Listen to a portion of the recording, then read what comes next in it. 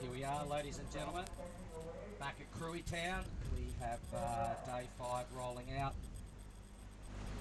I'd like to welcome into the booth this morning with me alongside Mark Cliff will be Billy Hangen. Good morning, Billy. Go, Mark. How are you? Pretty good. Pretty good. So, had a little bit of hooge this morning. Yeah, a little bit of rain. A little bit of rain, and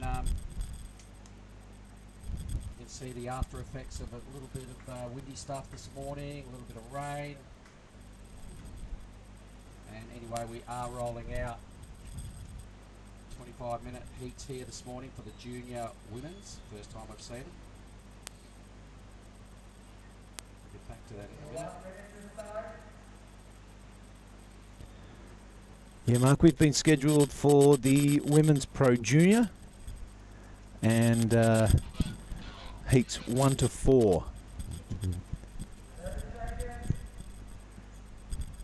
You can hear the countdown in the background.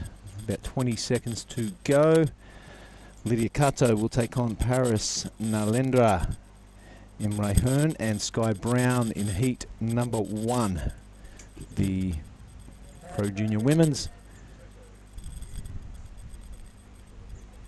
So, yeah, that's the first heat of the day. Yep, 25-minute matchups. Pro Juniors pretty much all morning, Billy. Totally surfable out there, as we're going to see the first heat featuring Lydia Kato out of Indonesia. Paris Nalendra, likewise, Indonesian. Imari Hearn from Great Britain, she'll surf in white. And Sky Brown, Great Britain, in the green.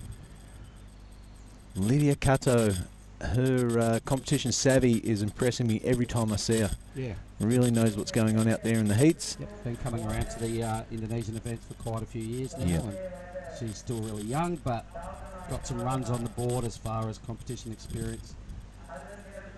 So the number 1 seed in the early round here for the women's.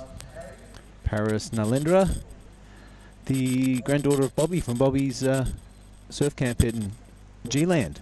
And here goes Ms. Hearn, Mari Hearn. So, watching the free surfing this morning, Billy, it looked contestable. The Japanese contingent were the first crew out there this morning, so kudos to you lot. It didn't look that inviting, but out they went, and straight away, bang, just started smashing it to pieces, all down the end of the reef here today. But from that first eyeballing of what they were doing, I'm like, oh, that's contestable. Yeah, 3 turns, you could see them whacking them off, and sitting in the athletes area with the grommets early this morning. They were going, oh, it's a little bit bumpy, but you know, our local board riders, we surf waves that are half this size. Yeah. We've just got to go. So no complaining, just get out there. The Groms are keen to put on a show. Well, they've been waiting that long. This is day 5, we've got to remember that. So that taken into account, and the waves, and it's like, Groms, you're on. They're like, woohoo, let us at it. And here we are with the first round of 24 for the young ladies. 4 of those heats will lead into 4 quarterfinals, but we will have quarterfinals on the boys right after our first 4 heats of the ladies. Here goes Lydia. Yeah, a bit of a set wave, Mark, a bit of speed through there, and 1 turn. There we go, contestable. Yep. And it will put us in good stead for the weekend too. You know, we had almost 50 heats, I think, remaining in the event. So Sky Brown there just throwing up a nice big move. Yeah, so it just sort of helps take the pressure off those last 2 days, and you know, the Grom's been Groms and hanging out all day yesterday watching, and the junior boys had a good rip at it yesterday afternoon, and time to see the girls. Bring it on.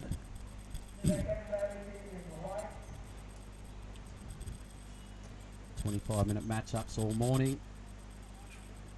I think QS are on standby potentially for this afternoon. It just depends how it looks through the tide. Localised sort of storm going on here, so it could clear up pretty quick smart. It might be sunny's on by lunchtime and could be steaming hot. You never know, stuff turns around pretty quick. You never know. We are on the southern corner of Sumatra. Luke Studer contacted me this morning. He says it's going to clean up by mid-morning. There you go. There you go. And he's in Bali. Clean up in Bali or clean up in South Sumatra? He's been watching. His daughter's surfing in this division, so taking a lot of interest in the Pro Junior Women's. I think his daughter coming up in Heat 4 this morning. Yep. Anyway, I'm sure we've got a couple of numbers to drop. Lydia, right there, the priority rotations have been set. I imagine all the Groms are down here watching this very first heat, mate. You would expect that. Just kind of getting a feel for what's going on and listening to some numbers and really trying to work out a lineup spot because it's way different. Forget what you've seen the last few days. It's a reset. Your lineup spot is going to change. Your tactics for what you're looking for is going to have to reassess what a good wave looks like today and throw all that into the mix and just adapt to what's on offer, and it's still there. Yeah, conditions are different from even when we woke up this morning, Mark. It was really windy. There was banners and the competition site looked like a bit of a war zone, but that wind has eased. Look out there and the trees aren't moving at all. Yeah. So we just hope for a little bit of a puffer wind the other way, a bit of offshore, and it'll clean it up nicely. Yeah.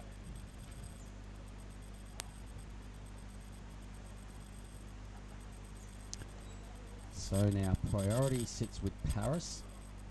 I'm sure Mum and Dad are watching eagerly this heat. They've both been down here the last couple of days. And Paris is a little ripper. She had a heat the other day up against, you know, in the opens, and it was like, wow. It was a tough one for her, but she did show some good skills. I'm sure she learnt from that. Now she's back fighting in her own weight division, being the juniors. So let's see what she's got to do, what got to offer. Lydia Cato, I think, may have a 7 off one single wave. No, she's got a 4 and a 3. 4.57 for Sky is the best wave of the heat.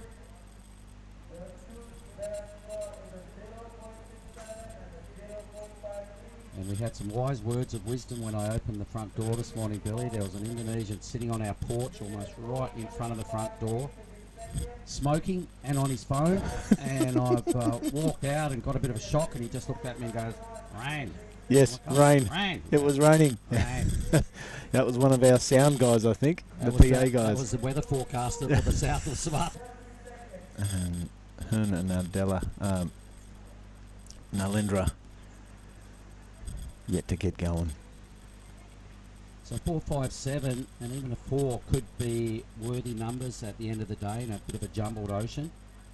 And I imagine, and look, you know, regardless of what the ocean's like. And smooth out the faces. No, you got to get wet every day, mate. I like to have a swim early, so trying to set you up. A couple of coffees, in we come. So we've had a big 4 days to get to this point, mate. 88 heats. Most of those were at 25. 8 of them were at 30. Yep. Huge days. Tysarati cracking the whip, but why not? It's a big event. There's a lot of people that contested this. Junior ladies, first time we've seen them. 25-minute matchups for them is a good opportunity. Yeah, a lot of people have travelled a long way to have a crack at the QE 5000 and the Pro Junior. Of course, the QS 5000 mark gets priority in the conditions. There's a lot of points on offer. You know, the Pro Junior is kind of like a bonus. It is, and a lot of the Pro Juniors doubled up into the Opens as well, just to make it a bit more worth doing. There's the point, Ujung Bocur, Billy. Looks a little different to the last couple of mornings, a bit of a roughly surface. But you can see those lines, they still kind of peel down the Ujung Bocur reef. Yep. It's, it even looks good now. The drone's incredible. There's how far out the little headland sticks. It's a definite point. So that's where we're at, everybody. This is South Sumatra. If you want to come here, you've got to get your act to Lampung Airport. So you can do that a number of ways. We did it via Denpasar, Jakarta. You've then got a bit of a ride up in a mobile over the ridge. 6, 7 or 8 hour drive depending on your driver. I think it can be done in under 6. Most of the time, if it depends on the traffic, can blow out to over 8, but Yeah. it's quite a scenic trip in. Get comfortable is my words if you're going to do that. Bring a pillow. Yeah, bring a pillow. Geez, we've got a good shot of the channel there where you paddle out, don't we? The That's where I was having a swim this morning. the green coloured water out into the lineup. Rip, Yep. really. Floundering on the shore break. So there's some of the surf camps along the point. There is quite a few options if you do decide to come out. Everything from budget to pretty Hollywood. So it's something for everyone's affordability. Waves up and down the coast, good times. As you can see how much jungle there still is. It's pretty old school Indo down here. It's got a real nice feel about it. It's not the concrete jungle you see in some other areas. It's still pretty cool. When you look back in, all you see really is coconut trees and the odd sort of house and bungalow. Yeah, and a couple of nice little villages. Speaking of villages, thanks to the crew at Tanjung, Setia. They're the crew that are hosting us down here. That's the name of the local village. Ujung Bocur is the piece of reef, the wave we are looking at. Pesisir Barat, thank you very much to the local regent, the government, big sponsor of the event. In fact, the biggest and pretty much one of the only sponsors of the event. Province of Lampung, South Sumatra, Indonesia. And we're right here on site at the homestay called Karang Nimbor.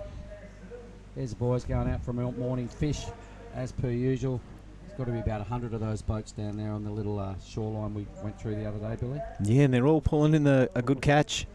Mahi around here. A lot of tuna. Yep.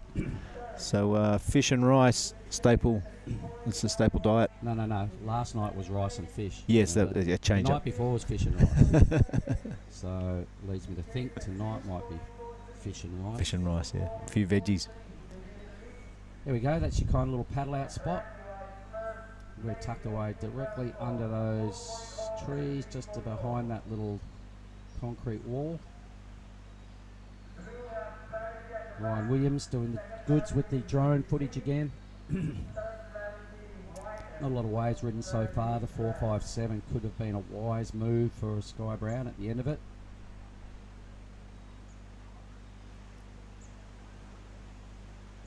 So I imagine there's not that bigger requirements for everybody to upgrade 2-wave totals. Scampering around now looking for something to add a second number is Sky Brown on the inside, but out wide, Billy. Yeah, Paris. First wave, a real quick one. Not many points on offer there. But still 12 and 20 remaining mark. Plenty of time. Half time. Get a couple of waves. There were a few sets came through this morning and looked really decent waves. 3 or 4 turns. Well, the Japanese crew that went out early are probably responsible for the event being called on at 8 o'clock because they were having a good crack at it. Yeah. And they made it look pretty respectable. I think they were sitting a little wider, the Japanese crew that were out there this morning. But an ever-changing ocean, mate. The wind's dropping off. The ocean's had a fair bit of wind on it overnight, so a little bit of scramble to deal with, a bit confused.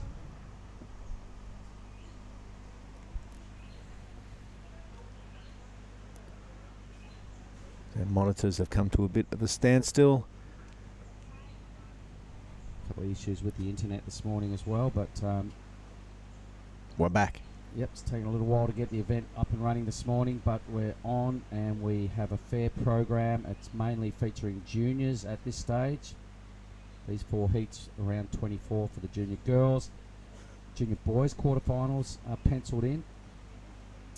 quarterfinals for the young ladies are penciled in, so that'll be 12 heats to confirm. Yep. Were they doing semis as well, Billy? You made the call this morning, didn't you? Did you? Yes, there were semi-finals. Semi-finals penciled in as well. So. Yep. All right, so 16 heats on the schedule. And potentially the QS this afternoon, they're on standby, yeah? The men Yeah. QS is on standby. Because we're still, at the round of 32 for them, yeah? That's right. Yeah. So a lot of action coming up. I hope this conditions improve.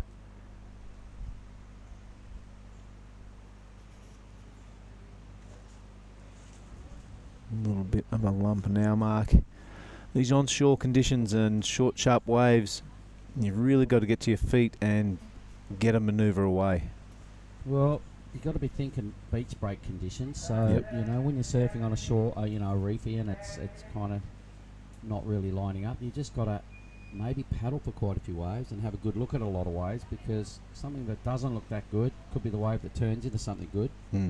And generally that's one of the reasons the old wave maximum went out the window. And just let you guys sort it out yourself, and if you've got to ride more than 10 to find 2 good ones, that's the way it goes. Let's have a look who's in the very next heat. Okay, Anri Matsuno from Japan will take on Hansuri Jabrik, Kaya Hoya, and Una Young Lee.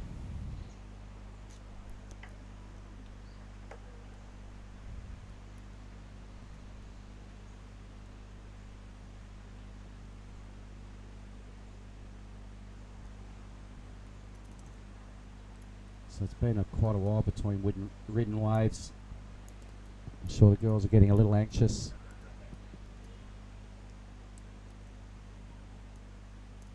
Four, 5, 7, the best wave from that lady on picture in green. Lydia's done a pretty good job to at least get 2 scores to have a pretty convincing first placing.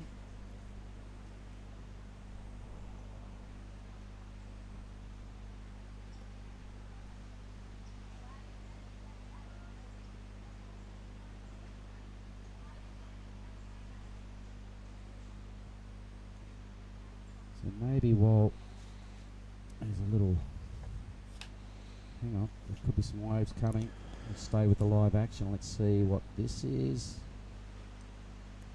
Yeah, super hard to read the ocean in these conditions. Don't know what's a swell and what's a bit of chop. Sometimes the little chops can turn into a good little wave. So stay active, stay busy and stay dynamic would be the brief from the coaches, I imagine. And yesterday afternoon, to round things off, Billy, those junior boys, some really good performances. None better than Yahagi Manojo. Wow. In Heat 4, remember that? He busted into the 9s. He got an 8.17 as well. Huge 2-wave total. It was almost 17.5 points. So there was some really strong surfing from those little pups yesterday. Tenchi Iwami was another one that stood out. Yeah, super impressive backhand style. Yep. That's really stuck in my mind. Ooh. Here's Sky Brown now, mate. No, Sorry, this is Paris. Yep. Second wave. Yeah, pretty good. And looks like a couple of turns away, so only that 0.57 for her first attempt. So who knows where that's going to take us. We missed a couple of turns maybe at the beginning of that wave. Danny Widianto was another one that won handsomely yesterday. Weston Hurst, another name I should mention. Put together a 7.50. Japanese surfer Shoshi Kato. A lot of the Japanese featuring highly yesterday. Ricky Sato, another one that won his heat. Made Ariana had a real touch of the Megatrons about him yesterday. Dead set ripping. So that's a good comparison right there. If you get compared to Mega Artana, you're kind of doing something right. Because real sharp, fast surfing out of Made Ariana, one to watch. And Bronson Mady dug himself out of a hole late in a heat. Yeah, how was for that? a very convincing win at the end of it. Here goes green now, Mark. Sky Brown on her second wave. Manages to get a little bit of a gouge and is going to drop down the second bonus section. She does. Finish this off. It's going to be a very handy wave. She can't, so one turn only for our surfer in green. Kind of got Didn't a need much. little rinse there as well. Here goes Lydia. So let me have a look at this. Oh, good section. Yeah. In these conditions, a little bit of size to the wave, a bit of bowl, a little bit of cleanness, a little inside track. Wow. Go, Lydia. Yeah, I'm liking this. I think this is the best wave of the heat. And a little bonus section. And still going down past the caddies. Still going, Billy, all the way down to Lani's. Yeah, rattling off those turns. That's enough for us at 5 minutes and 30 remaining. That's a super handy wave to have. Yeah. Already a 4 and a 3. You think that 3 is long gone? Well, that'll, for me, I think, wave off. I can't remember what Sky's 4.57 was, but it did have a nice bowly first section. She did a really strong turn. Yep.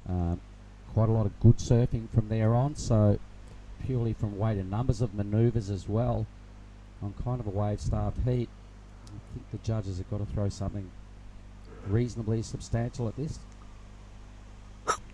Excuse me.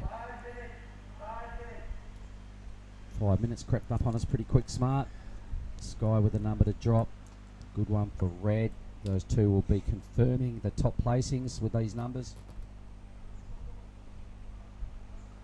A 2.93 locking in for Paris's effort. Amani now with priority. Murray Hearn. I haven't seen her before in action. You seen her around the traps, mate? No, that's a name I can't remember ever calling out. So probably having one of her first contest experiences at this level, maybe. Same with Paris. At this level, it's a big step up from board riders. When you step into a professional contest, everything changes. The judging is more brutal. The rules are there and will always be utilised. Sky Brown, a 3.73. Sure, Lydia's will take her back into the lead.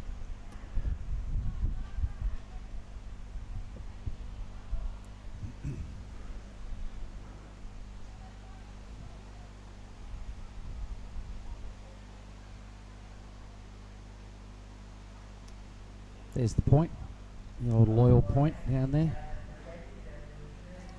Yeah, just feeling a little bit of breeze running through the commentary booth now, Mark.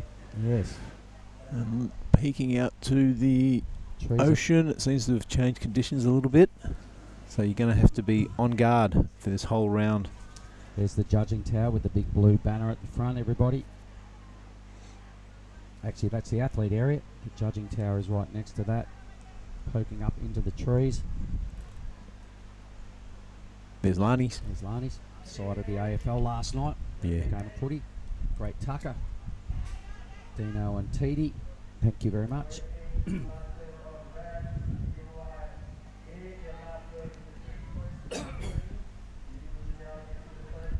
Judges must still be having a think about Lydia's. Yeah, it's probably the first decent score to drop today, Mark, so they want to get that right, and they'll probably set all the good rides or close to excellent rides off that one At least in this round. big scorer. Yeah. Yep, and they'll set that off for the for this division for sure. So they'll take their time, get it right, and that'll be our scale setter. There's the backdrop heading around towards Mandiri in the foreground over there. Krui Town up over that ridge. Good thing about this place, mate, there's lots of jungle and not many structures out there on that ridge. It looks pretty good. Yeah, it's beautiful. 6.17 for Lydia, wave of the heat. By just over 1.5 points over Sky Brown's best wave. Fair enough, it was a good ride. There was lots of it. Fair few good scoring sections for Lydia, so without getting too carried away, the 6.17 leaves plenty of room to go up. And it's now just given a little bit of separation between all that first exchange and what the judges are calling the best wave of the heat. Yeah, Lydia, a bit of a smiling assassin. Nice and quiet. Very polite young lady. Yeah, she's And just keeps racking up the wins. Yeah, she's very respectful, isn't she? And humble and a little quiet achiever there, chipping away and learning the ropes. She comes in with a heat win here, she'll be that stoked. 1 minute away from interviewing Lydia.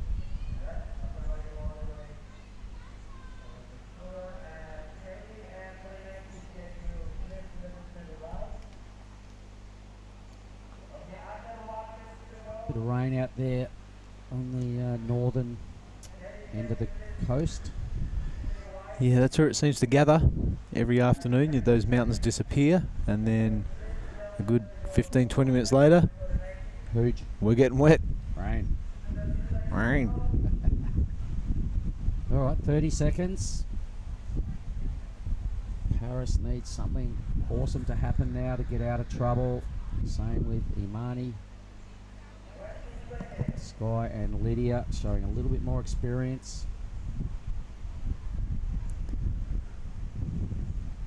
Alright, 10 seconds it's looking like, barring someone jumping on the back end of this swell line. That's looking like it's going to be the result, Billy. So, Well done, Lydia. yep, really well done. So, I might ramp out in a moment and go and have a chat with her. I think we're going to bring in Gia.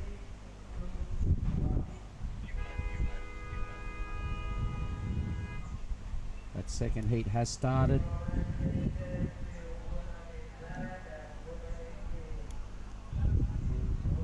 Yep, we're running through it. These conditions are challenging, but that is all part of being a pro surfer.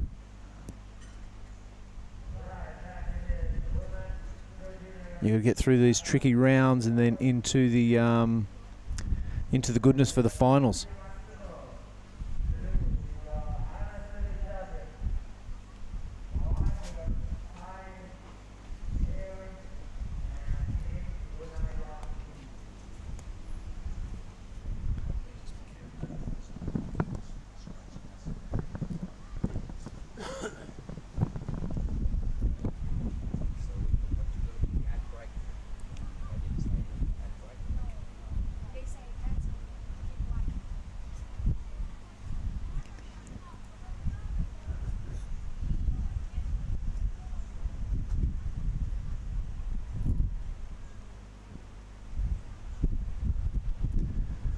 Right, welcome back into the booth. Jalagati, how are you?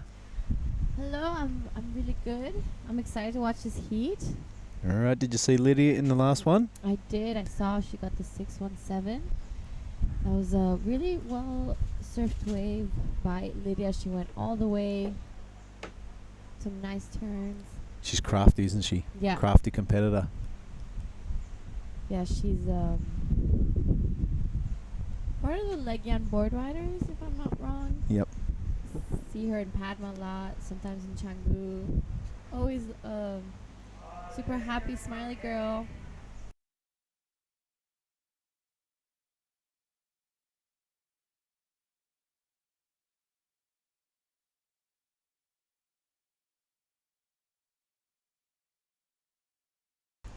Checking plugs, checking leads. Yeah, that was from the last heat. Sky Brown in second. That's right. Any highlights of that last heat that I missed out on? Lydia. She was the highlight for me.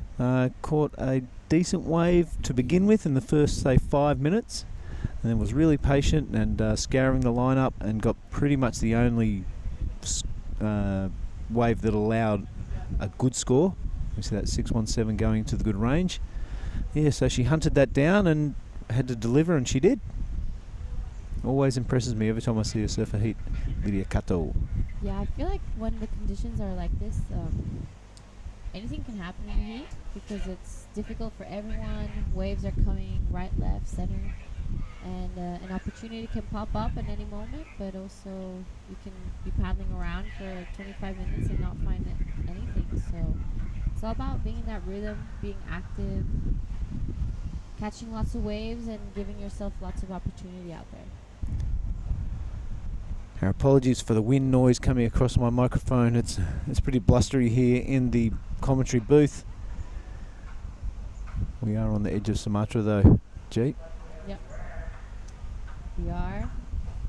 These conditions tend to come and go, but there you see all the flags waving pretty heavily.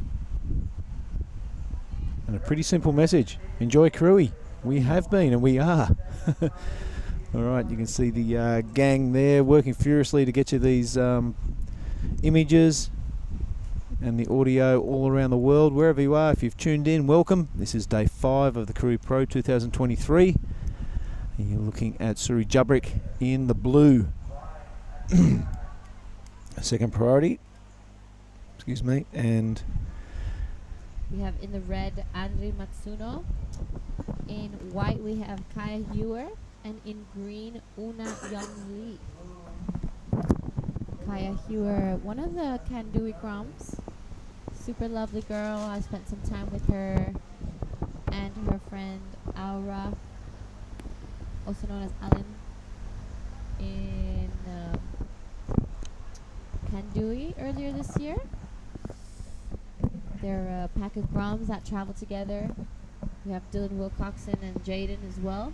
And their friend Ifran. Ifran did well yesterday, didn't he? Yep, he did well. He was surfing out here. It was great to watch them competing. I've seen them in their, at home and surfing, free surfing all the time. So it was good to see them put the jersey on and see how they react under pressure. Yeah, did really well. Here we have, that's where we were seeing those beautiful peeling lefts all the past few days. Now it's a little bit of a mess, isn't it? Yeah. So part of it though, you've got to get through these tricky rounds. Conditions are forecast to improve for the finals. Having said that, there are some semi-finals that are scheduled today. Conditions pending, of course, all the time. Yeah, we will be taking the juniors all the way to the semi-finals today. They have 25-minute heats. Lots of time to find some scores out there.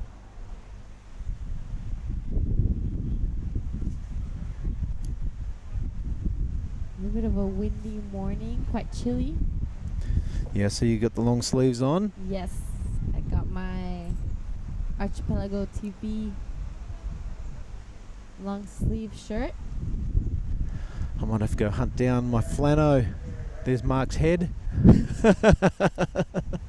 Actually, I think it might have been Andrew's head right in front of the camera. Yeah, there's it's pretty windy today.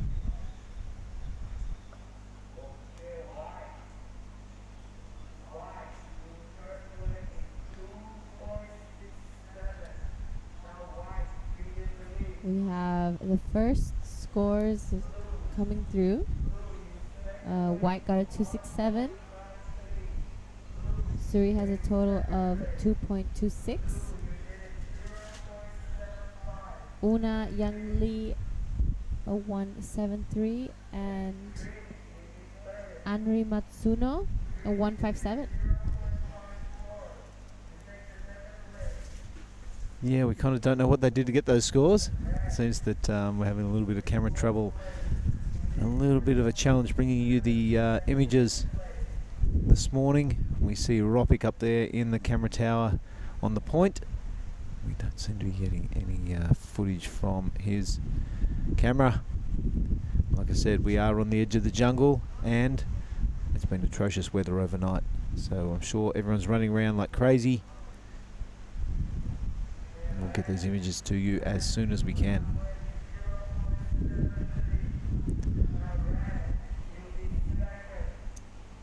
Still beautiful even with the rain and wind. The white sand beaches here of Krui. We are in Ujung Bocur.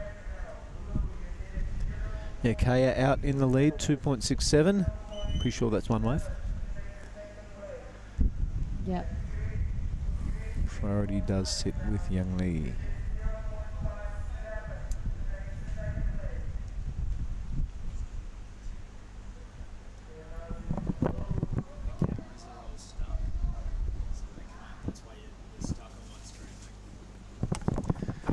Yeah, thanks very much, Chris Brins, just giving us a bit of info.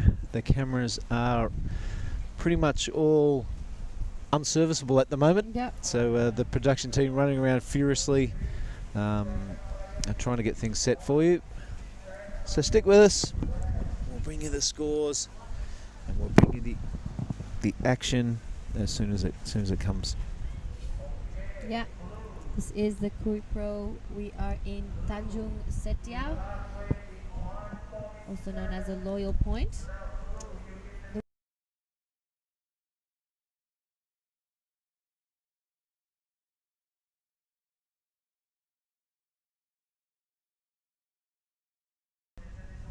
Kaya 267, our surfer in red. Anri Matsuno with a 230, and our surfer in green. Unayang Lee with a total of 173.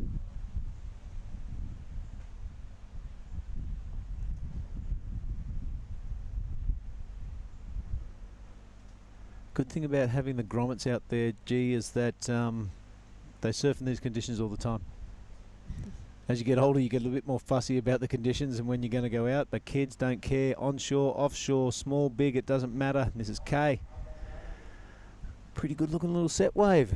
Gets to wiggle down into that next section, maybe. Nope, a bit of a belly flopper on top of the white water. So K. That was looking like it was going to be a really good wave. Unfortunately, did her first turn and got a little bit stuck behind.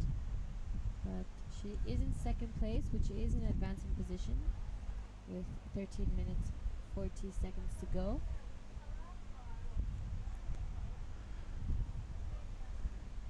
In the next heat, we will be seeing Rina Matsunaga in the red, Nala Rabik in blue, Arcelia Tuta Prajawasita in white, and Aura Zeflin in green. Well done. Very well done.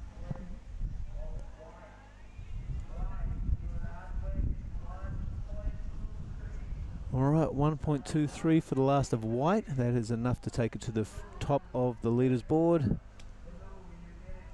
There's the extended scores. Thanks very much, lads. So 267 and 123 has seen white up to the top. Surya 193, her best. Matsuno, just a couple of minor scores, and same with Young Lee. So, as we say, fairly often, anyone's heat still. Yeah, the scores are very, very close. Only 1 or 2 point differences between all the girls.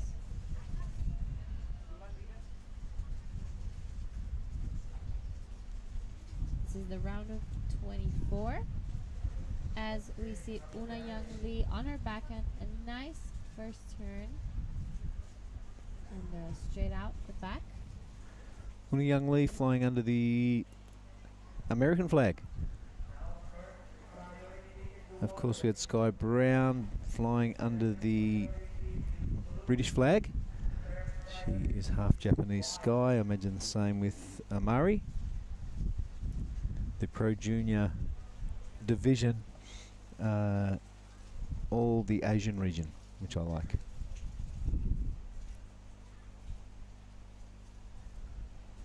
The exposure for these young kids at a QS 5000 is priceless. They get to see how the big players do it, and also have a little dabble up there as well. We've seen a lot of these Pro Juniors into the open division. Exposure and sometimes a bit of a reality check. Yep. Seeing what's coming up after. We will have the junior boys quarterfinals. Yeah, great. Bring it on. They're always a funny thing. If conditions letting, we will take the Pro Junior all the way to semifinals today and get that round done.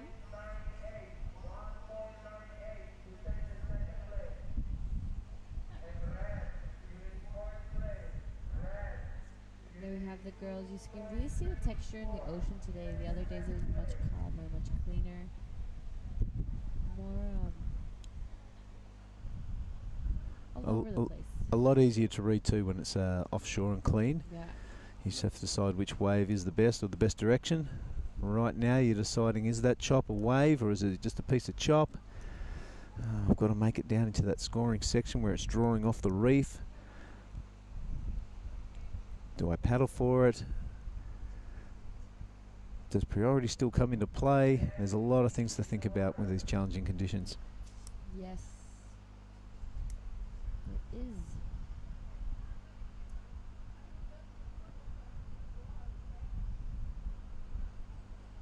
So into day 5, we've probably got about 48 heats left for the entire contest. We've been averaging 22 a day, which is a mighty effort.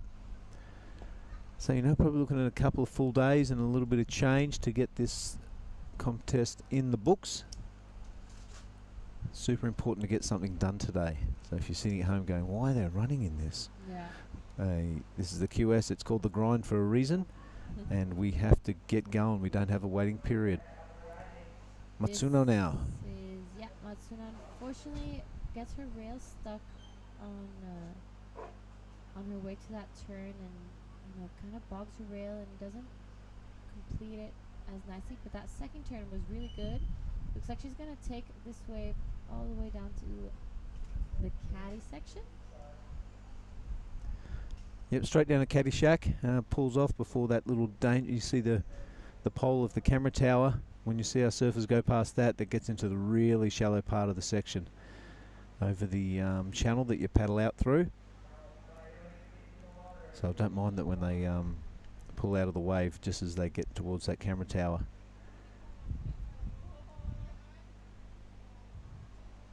Right, Yung Lee now, 2.37. She has gone to the top of the leaderboard.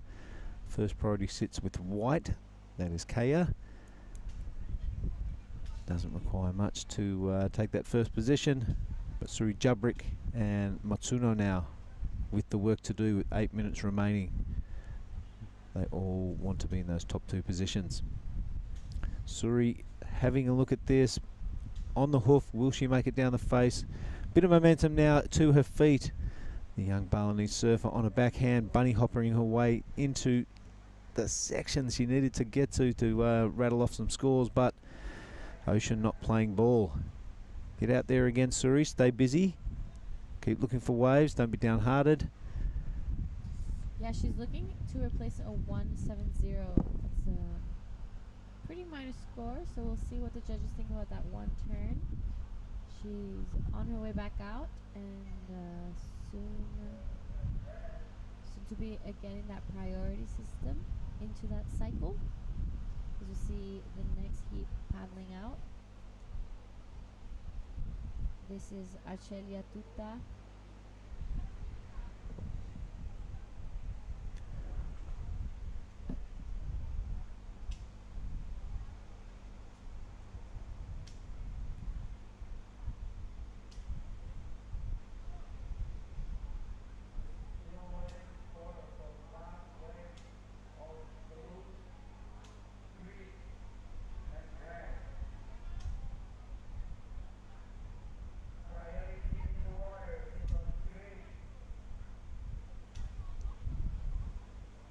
Ooh, that was a good looking one out the back.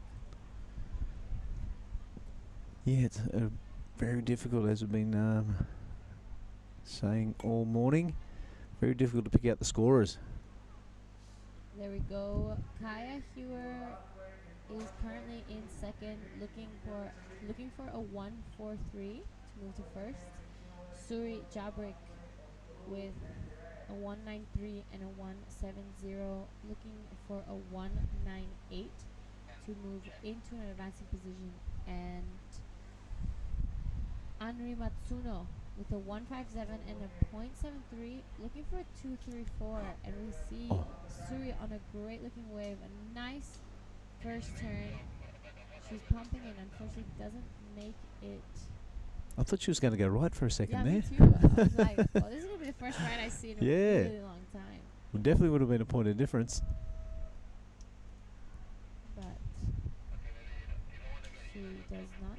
She still has 5 minutes remaining, so that's plenty of time to get back out there and catch another wave. Nala Rubik in the background. She will be featured in the next heat. Seen her down the south of Indonesia fairly often. Great little surfer.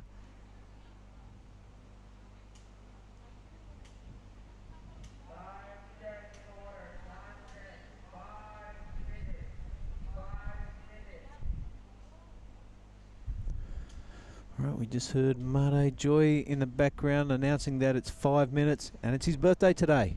Mate Yes. turns 19. 19. 19, that was the hot rumour. Oh, I thought he was already 20. Yeah. Hey. Wow, time goes by fast. There's definitely going to be a little bit of a celebration then tonight. He doesn't mind a little bit of a celebration. He's been super good though this this campaign. Going to bed nice and early. The two Matos doing a great job up there on the PA, the beach commentary. Here goes Suri Jubrik again, staying nice and busy. There's a section of hit. She does, floats it down. So a bit of a scorer for Blue. 2.18 is what she needs to progress. Oh, Anri Matsuno gets a 4.27. That pushes her straight to first. She is now in the lead with a 5.84 total. Now in second we have Una Young Lee looking for a 3.48. Kaya looking for a 1.43 to move to an advancing position, and Suri looking for a 2.18. They're not big scores, but in conditions like this, it can be quite difficult to find a wave. Yeah, for sure. So, it's pretty tough out there. The girls are doing the best they can and trying to keep busy.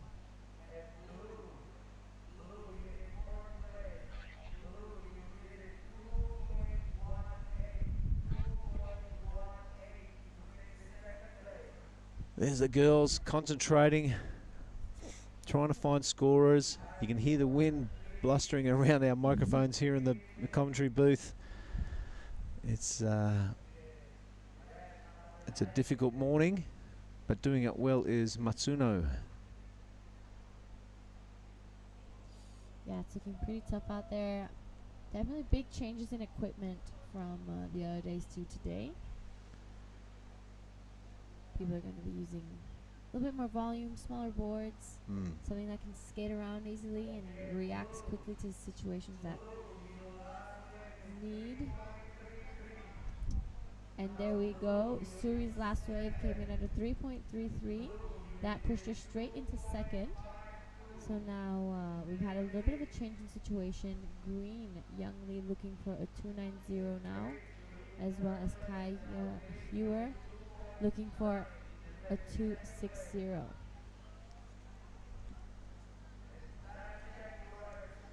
Two minutes remaining.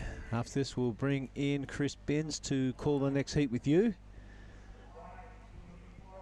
I'll go out there. It looks like I am going to have a chat with Henry.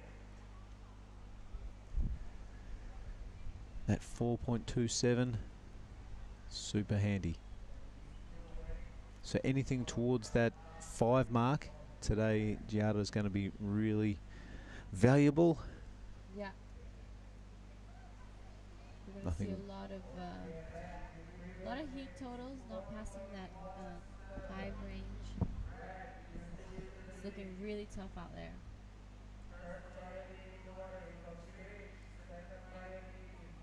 Right, 1.14. Priority does sit with green. Only needs a 2.90 to take that position off Blue.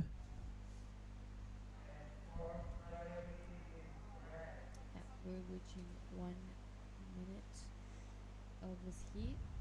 Last few seconds. Young Lee and Hewer are gonna be looking around. Oh, look at this. This is the current heat leader. That was definitely gonna be the best turn we've seen in this heat. Yeah, I'm saying all day today. I wonder if anything happened before that, but regardless, really good surfing in these conditions. You get to your feet and you rattle off a turn, because that's what's going to get you the points. There's no use relying on what's going to happen down the line, because you might not even get there with all the chop and bump on the face. First priority now sits with Young Lee. Here she is having a crack at it. You can see her kicking onto that wave. Great angle from the drone. There is the one scoring turn from her too. So good strategy with 5 seconds remaining. We're probably going to go on hold because there's a couple of waves ridden in the last 20.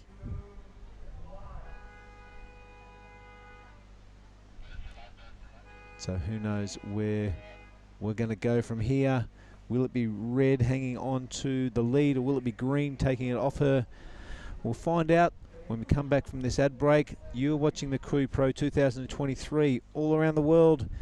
Challenging morning, but we're going to come back with more action after this break.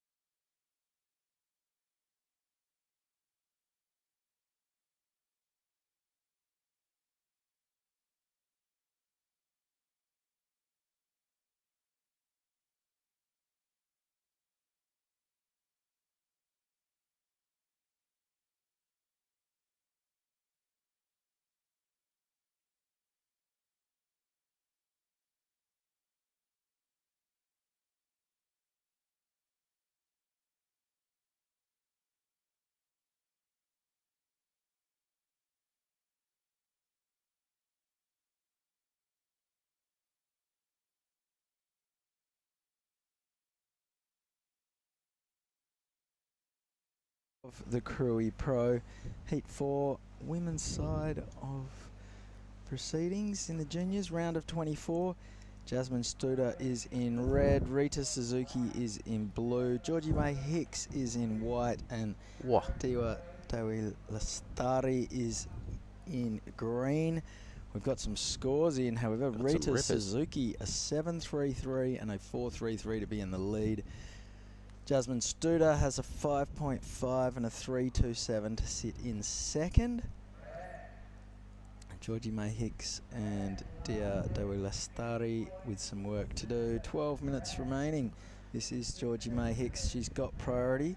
Looks like conditions have cleaned up a little bit. That's where I was going to go exactly when you finished up. But let's watch Georgie here, because markedly different surf to what I was watching just about 30 minutes ago. Hence the scores. Georgie unable to sort of finish that one off. But with the 7.33, haven't seen one of those today. The 5.5 would have been almost the second best score of the morning. So I was just watching earlier, half an hour ago with Rajo, and the surf was really kind of super tricky and lumpy and lots of white caps on the ocean. Right now, there's no trees moving outside. The breeze has backed off, Chris, hence the 7.33. Didn't see the ride, but I think the opportunities have improved. Yeah, that smell of cigarette smoke is now just lingering. It's not being blown away. Oh, you know, a bit of incense, mate. The Gudang Garam, the incense stick of choice around here. It's a pungent aroma, isn't it? There's some slow paddle outs. Look at that.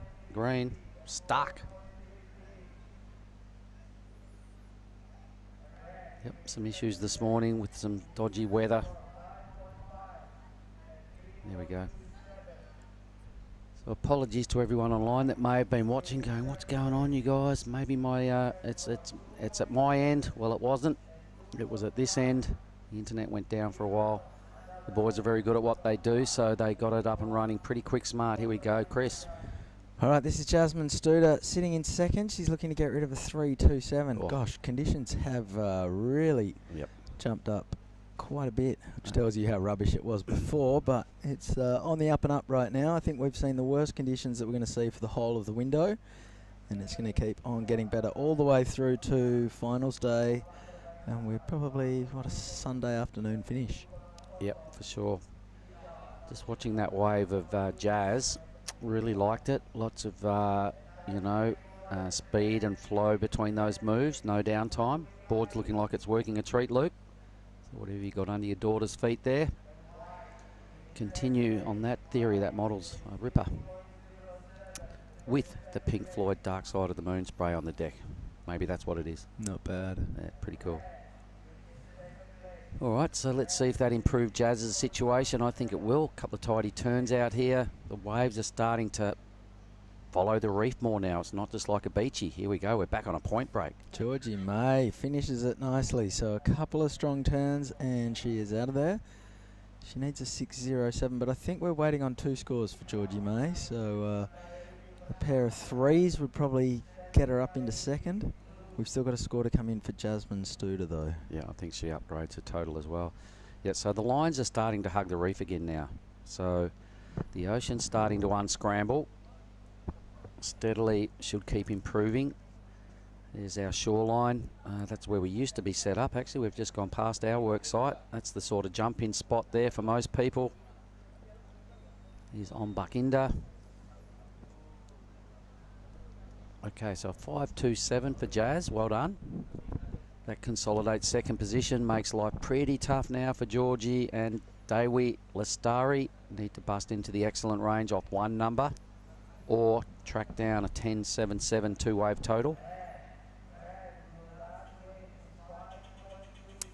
Indonesia, how good. Greenery everywhere. Ombak Indah. Yep. Ombak, of course, means wave in Bahasa Indonesia. You see it written at all kinds of surf camps all over the country. So, Mark, we were just trying to debate these kids who've come down from the Mentawais. Would they get to Padang and then drive? Or would they... Yeah, that's a good question. Depends on their budget. I know Harry came down with a few of them, so it might be easier just to do the drive than to fly and then still and do the then nightmare still do drive. a 6-hour. So potentially they have taken the Jalan and not the Pesawat. Here we go. Let's have a look at Suzuki now. Ooh, I think she was very wary because I think Red had priority over her, so she didn't want to get too close. So just having a good second look right there and aborting the mission.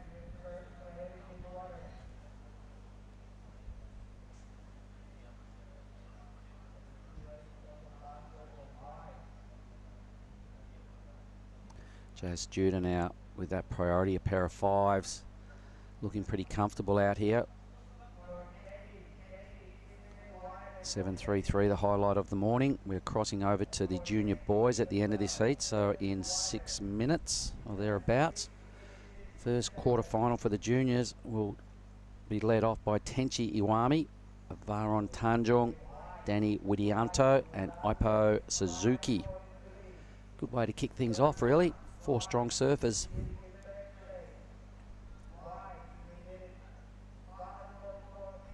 Yep. We're starting to see less and less white caps out the back. More and more lines, all good.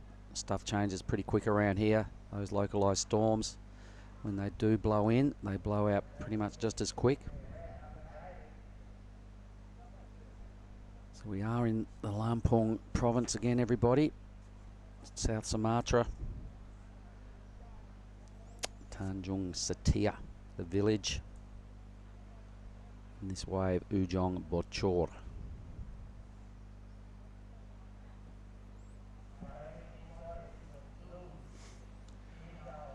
All right, 6 minutes remaining. In the format, junior men's quarters, we know they're on in 5 minutes. Back to the junior women's quarters at the end of that, so that will be 12 heats. I'm pretty sure Billy said their semis are scheduled on as well on both sides of the junior draw. I would add another 4 heats, that'll give us 16. From there, the men's round of 32 for the QS is on standby. There would be 8 heats in there, in that. So Ty and the head judge, Todd Rosewell, will be looking at this and seeing how things shape up after lunchtime and is it worth calling the men on. If we get these 16 heats done, it puts us in a pretty good position. I think we'll then have about just over 30 heats to finish off the event with 2 days on the waiting period. We could probably get that done in 1 day, I reckon. The way we've been going. Start at 4, finish at 8. Yeah, easy. Turn the light around, get the our big spotlight in here, turn that around and off we go. Start in the dark. All right, so Georgie's put together a 5-3, so that's playing catch up pretty well. Now needs only a mid-range 5. Yeah, Jasmine Studer, she's got that pair of 5s, a 5-5 and a 5-2-7. Rita Suzuki with a 7-3-3 is in the box seat. She'd love to dislodge that 4-3-3 and really put herself out in some clear air in first. Yep, so no second priority. Georgie's just picked it up. So I think Jazz has got to be a little careful here. Georgie is a good surfer. Jazz is somewhere. Maybe she's ridden a wave and just gone out of picture. But Georgie chasing a 5-4-8 would be anxious moments if Jazz can hear that.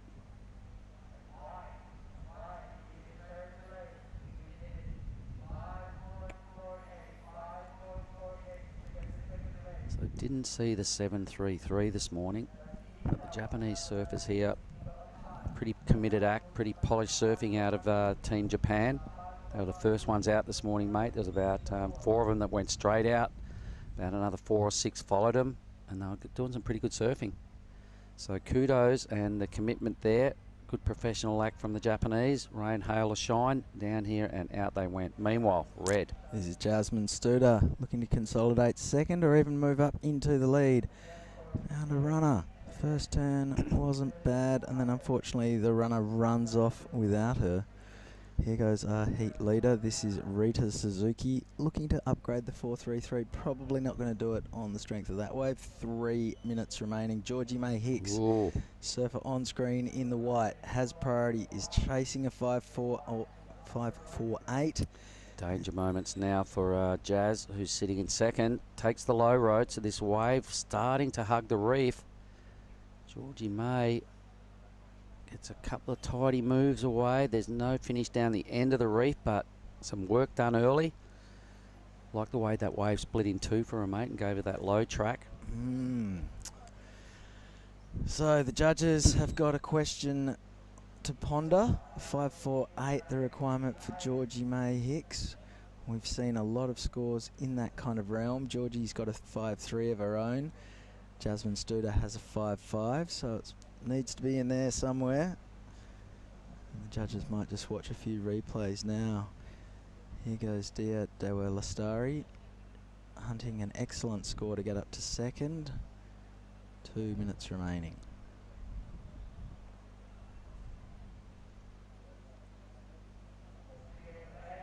All right, out wide, Georgie having another look. Things just a little too flat. The judges having a think about her last performance. Was it enough to get through? That was a bit of a panicky paddle, that one. I don't think she needed to consider that kind of a wave. Hang on. Is this another panicky paddle? She's kind of freaking out a bit here. She's Yeah, right down in the channel. A high 5 or a mid 5. You need a probably going to decent wave. struggle to do that down the bottom of a point break. I can see what she's thinking, but I would imagine she needs to keep pushing, you know, just keep paddling. If something pops up, great, you can spin. Well, have a look at that. She'll be thinking about this one. Have a look at that next heat. They're right in the lineup. Frothing grommets. 90 seconds to go, and they couldn't help themselves and wait in the channel. Yeah, it's a bit of a visual conundrum there for Georgie as well, because she's trying to figure out who she's up against. And it's also a bit of a nightmare for the priority judge. When you have 8 colours out there, mate, they're trying to figure out, you know, did that person paddle? Is that our red or the next red? So it is. Normally, the beach announcer would tell those guys to beat it. But these grommets, the juniors, barely do they listen anyway, so they're just doing what they want. They're in the lineup. You've got to love the enthusiasm. 45 seconds to go. Here we go. So this is Georgie. Okay, so she's given herself an opportunity right now. Drone angle won't do us any favours. So gets around the first section. This looks like a bit of a burger, and it Green's dissipates. on out the back as well. Daewoo Lastari, that little sinking feeling there, kind of wave let her down. 20 seconds. There's still no wave for Georgie a couple of rides ago. And she's on again. That's probably not going to cut it, but just a little lap to get her into the beach. Staying busy. I had a chat with her before she went out, and that was the theme she tried to stick to, was stay busy. Couple little moves. Quite deep right there, so the wave fattens off. Still not sure whether her score is in, but Suzuki, congratulations, will go straight into first. I'll go and have a Into chat the with next her. round. Yeah, why don't you? And we'll throw to a break, and we'll be right back shortly with the boys' quarterfinals.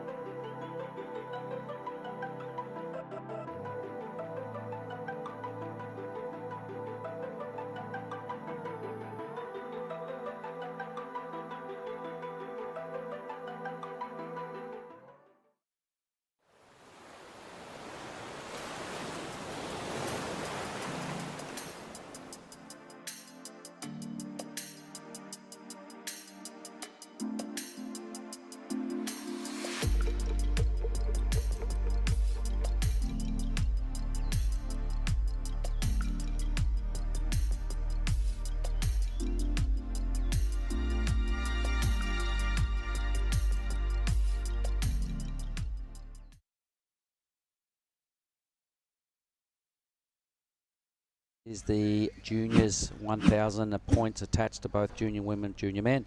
Got a sheet here, Billy. All right, I'm looking forward to it. This is our quarterfinals. In the red, number 1 seed, this is Tenchi Iwami. Super impressed with this guy yesterday. I keep talking about that knock knee style that he's got, but it allows that backhand bottom turn to go right up vertical and really tight into the pocket. Super impressive surfer. Pretty big fella too. I did the post-heat interview and he was standing next to me and I'm like, oh, first question, how old are you? 28. Yeah, got a beard and off to the pub. No, he was a big unit and spoke really well and knows how to use his frame, and he did have a real strong top-to-bottom approach yesterday, and there it is, exactly what I'm talking about. Posted a 6.5 yesterday to win his first quarterfinal ahead of Ra. We have Varun Tanjung there in the blue. Danny Widianto is in white, and Ipo Suzuki is right here on your screen. Yeah, that's a strong field, mate, right there. Lots of Japanese got through yesterday, mate, so you can expect these quarters to mainly be filled with Japanese surfers, realistically. This boys round of the juniors has been restricted to the Asian region. So Japanese, Indonesians, Philippines, if any of them are here, which they're not. Yeah, a lack of the Filipino team. Maybe they just came straight from El Salvador and couldn't quite get here in time. I'm not too sure, but we miss him. Johnny, where are you? There was a lot of them that came to last weekend's longboard event, the Padrol Longboard Classic down there at Kuta, and they did really well. JR Esquivel made it through to the championship tour. Oh, nice. Yep, via a victory down there. Daisy did quite well, got a third. Some other surfers from the Philippines all featured pretty highly. Meanwhile, a quick up and down for Suzuki, and then they stayed on for about a week after it. So the Filipinos, you know, they just had a huge holiday down in Bali town. Gotcha. Yeah, had a I good saw time. him hanging out in the hood. Yep, there's a lot of them. All right, none of them here for this side of the draw. So there's our 4 that are making up our first quarter-final. Numbers are in, Billy. What do you got for me? Yeah, Tenchi 483 for that first wave. We saw him bang a couple of big turns from. So the big natural footer continuing along in the same vein as yesterday. Every wave he stands up on, it's dangerous. He's going to get a score. Varun 3.83 for his first effort, and just a handful of very minor scores below that. Priority sits with the Indonesian surfer in Tanjung. 21 minutes to go. Quarterfinals. Yep, there's makes for pretty good reading too. Our next one, we have Westernhurst, Rajo Saputra, so the Lakey boys taking on the Japanese surfers in Yahagi. Monojo Yahagi, remember the heat he had yesterday? Yeah, oh wow. My God. And Taki Kanazawa. So that's our next quarter. Looking ahead into quarter 3, 3 Japanese surfers and Made Dera. And the final one, I can see Bronson lurking around in that. That's 3 Indonesian surfers up against 1 lone Japanese surfer. When we get to that, we'll let you know who they are, but we'll stay with the action and the current heat in the water. Quarterfinal 1 for the juniors. That last heat, mate, did we have results for that? Do you know who? Geez, I didn't see the official second. Maybe we can have a look, but Suzuki won it. Hands down, Rita Suzuki. I'll just... I think Jazz probably held on for second because Georgie needed a number, and I'm not sure the turn she did on the wave in question was quite brutal enough. Let's have a little look.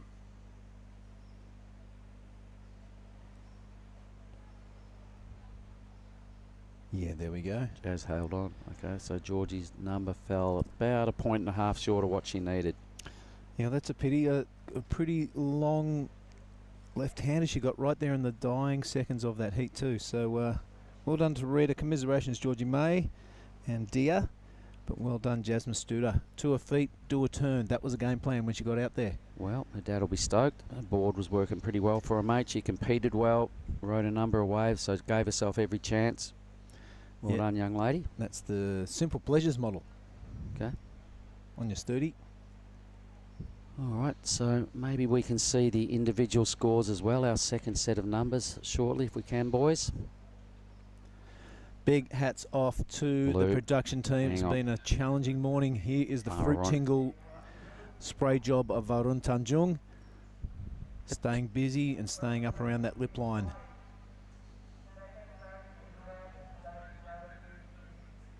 The Fruit Tingle. Yeah. I see where you're coming from. The deck spray. The deck spray. Quite of eye-catching. There we go, Iwami with the wave of the heat, 483, so everybody's got plenty of room to upgrade here. Danny Widianto and Suzuki, at the bottom of the pile. This fella here, impressive yesterday, boom. Give him some speed and an open face, and the top to bottom approach is undeniable. Trying to get around this bit of fluff. Takes the low road, he's still just pumping for all he's worth. Thing stands up. Tagged it nicely, so it kind of was worth hanging in there and milking that thing. Varun to the lead via, what is it, a 283? Or was it the 383? Not sure. Boom. Geez, Red did open with a good turn first. There was a lot of downtime here. Probably about 100 pumps to get to the end section. Yep, still. There's 90, 95. It was worth it though. That was a nice high stab, wasn't it? Good start, good finish. Nothing in between. Yeah, that will probably affect the scoreline, mate. The judges love to see a strong start and a strong finish, but if you can fill that full of some goodness in between. Well, he'll overtake. He'll go back to first quite comfortably. Yeah, lots of work rate right there. The Japanese hard workers. And good styles. They're well disciplined, mate. So just ticking all the boxes there, Iwami, and making that wave the most of what limited opportunities he had. I kind of liked it. Priority now with Widianto in the white, ducking onto the inside. Varun Tanjung down the line. Yeah, again, but he's going to have to give way to Widianto.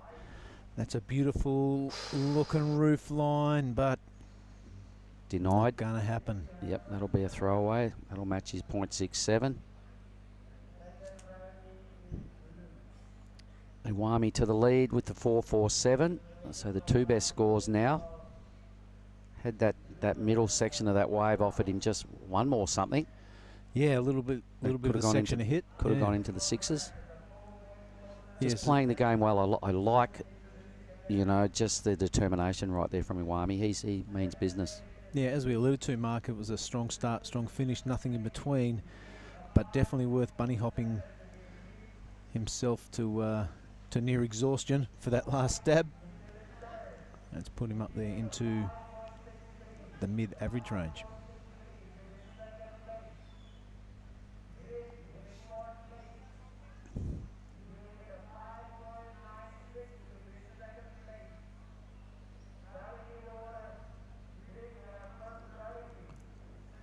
$15 minutes, 25-minute matchups all throughout our junior rounds. Varun again, probably wave number 3 or 4 now. Throwing it up there, a second hit. Yep, got the board above the lip line. That's a cue for the judges. Tiny mini-me sort of wave, so that might affect the number.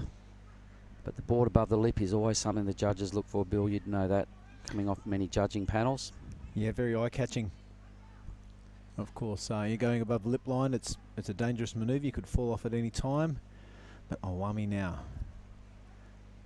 Will this thing speed down the line? It does. It's only going to allow him one big hit. And it goes down the drain hole on the bottom of that thing. But Tenchi going to go so far as saying my favourite Japanese surfer. Well, I would have to disagree. I'm going to say the surfer in the next heat, Manojo Yahagi. Yeah, Yahagi had the big numbers yesterday. Out of anyone, the biggest of the whole event. All right, well, let's put a coconut on it. I'm going to go, whoever finishes higher, I'm going to go Tenchi, and you go Yahagi. All right, there's a coconut. Yep. On that. Gamble responsibly.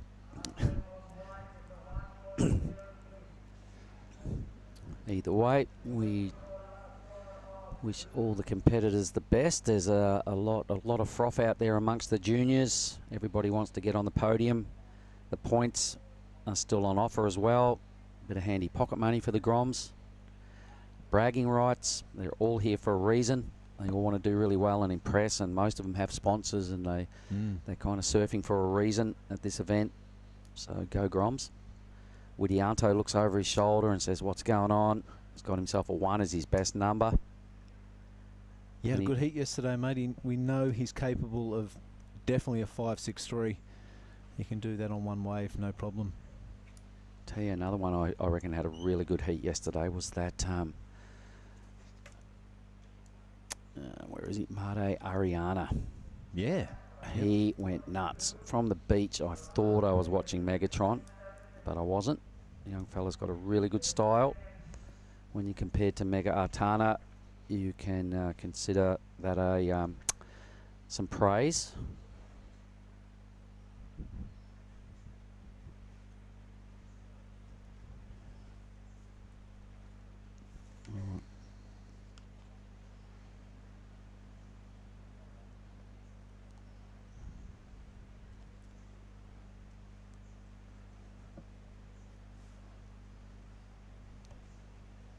All right, 12:45 left in Heat 1, quarter-final one, if you don't mind, of the Pro Junior Men.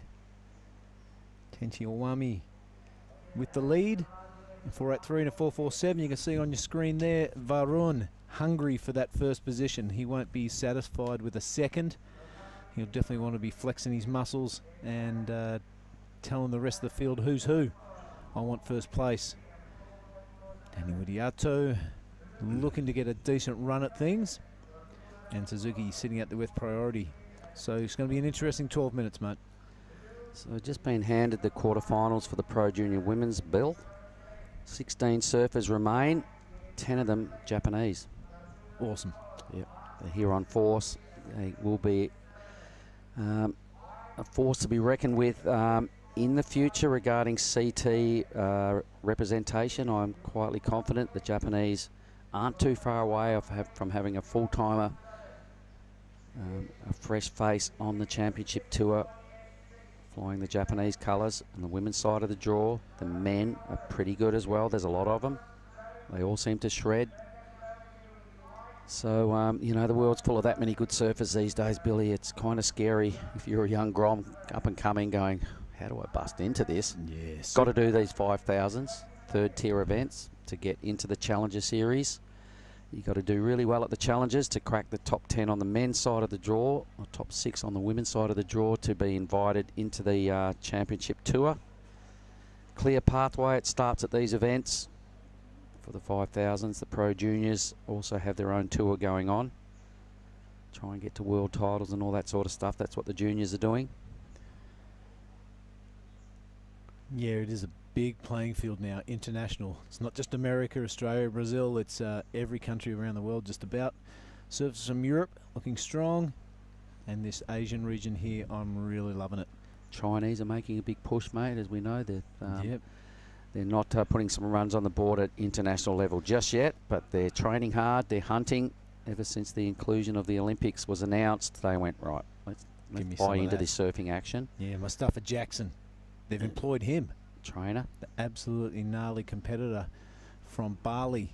He's lending his knowledge to the Chinese Surfing Federation. We wish them well. Yep, Moosey's a ripper. All right, so the ocean might be getting smoother. There's been a limited amount of waves, though, in this heat. 15 off the clock. We've had only one wave for Suzuki, only a couple for Widianto. The other two are sort of making some sense of the ocean. None better than Tenchi Iwami. He won our first heat of the Groms yesterday afternoon. That's him in the red. Suzuki in the green. He got through a really high-powered heat yesterday in mighty fine fashion. Him and Yahagi were in the same heat. He got second to Yahagi, but had a big enough total to probably win any other heat he was in yesterday. Oh, wow. Yeah, that was a massive, massive total. Looking at Varun skipping his way through the inside here. Not much happening. Don't know if he squeezed out a turn before that. Don't think so. No, it kind of looked like he was just Iwami looking for something to hit. Iwami poking his nose over there. Third priority, so why not? He's not going to lose anything.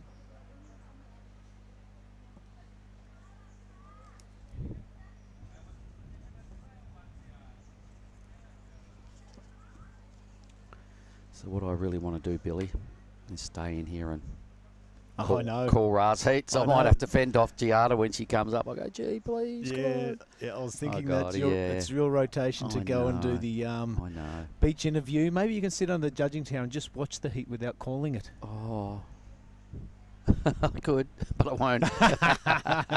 I want to watch my little fella, and I know that Lakey clan down there will be watching quite closely. So I'd love to have a little bit of input.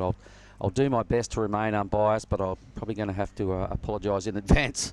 Well, we did get a message and a big hello to our good mate Mick Wilson watching there in Margaret River. We did get a couple of messages off him regarding Yep. Are there 3 other surfers in this heat? Well, allegedly there was. One of them won. My boy got second, so I'm not sure what's happened to our screen. We've got the white water on the shore, and now we have full picture. I'll be here, mate, to restrain you and talk about the other 3 surfers. Okay, thanks, mate. Thank you. Here goes white. This could turn into a good little inside track for Widianto. So let's see how Danny goes. All right, got some good speed out of that move. Foam climb, good projection. Another little foam whip. It doesn't amount to a third manoeuvre. So red out the back section. There goes the boys in the next heat. Yeah. Ra in the blue. Green would be Taki Kanazawa. Cleanish conditions, mate, given what we woke up to and looked at. This is Suzuki. Yeah, the goofy footer. Whoops. Not having much fun there. Little half pike. Triple Lindy on the way down. Red's on the sniff. Yeah, here's the heat leader. He's going to get into this. Yes, no. Yep. Here he goes. The beautiful style of Tenchi Awami. My boy. Yep. Check him out. He's found a good-looking wave too. Stabs it really high. Can he get down? Nope. So it's going to be one manoeuvre only. You could see he was bummed he let himself down there. Threw it up really high. Lost a lot of his momentum out the back. White's got his something in his mouth. What is it? His leg rope? I think it's his leggy, yeah. Danny Widianto. He's got a big back scratch too. He hit the reef yesterday. I'm sure he's not the only one, mate. I've seen quite a few of the competitors making a donation over the week. The leg rope. How does your leg rope come off in 1 to 2 foot surf? Well, I don't know. But it's these little things that can make a big difference, mate, like your leg rope, your wax, not waxing your tail pad. Not waxing the top of your feet. Not waxing the top of your feet. Big shout out to man. Jai Cofton for that piece of info. But it's these little things that the coaches can help out with. And it doesn't seem much, but if you can just concentrate on getting out there and sticking to your game plan and not have to worry about your leg rope coming off. If you got your right leggy on, you know what I mean, or if your equipment is in top working order. You know, that's pretty much the role of a coach who has a surfer who's already an absolute ripper. You just got to make sure all the details are in a row. Danny hasn't done that. Something happened with his leggy. That was a bit weird. All right. So maybe we can get some scores and our timer back up, please, gentlemen, and just find out exactly where we're positioned here. Who needs what would be handy to know. Something to talk about. I'll try and get it up on the old lappy here, mate. Let's have a look at Tenchi 483 and a 447. All right. That is amassing that Thank you, total. son. Not much has changed on the leaderboard numbers-wise. There's the requirements. Anyone can still get into that second, even into the lead. A pair of fours there. Iwami would be feeling a little nervous with 5 on the clock and 4th priority. The other guys that are breathing down his neck all have a better priority rotation. Their numbers, most doable.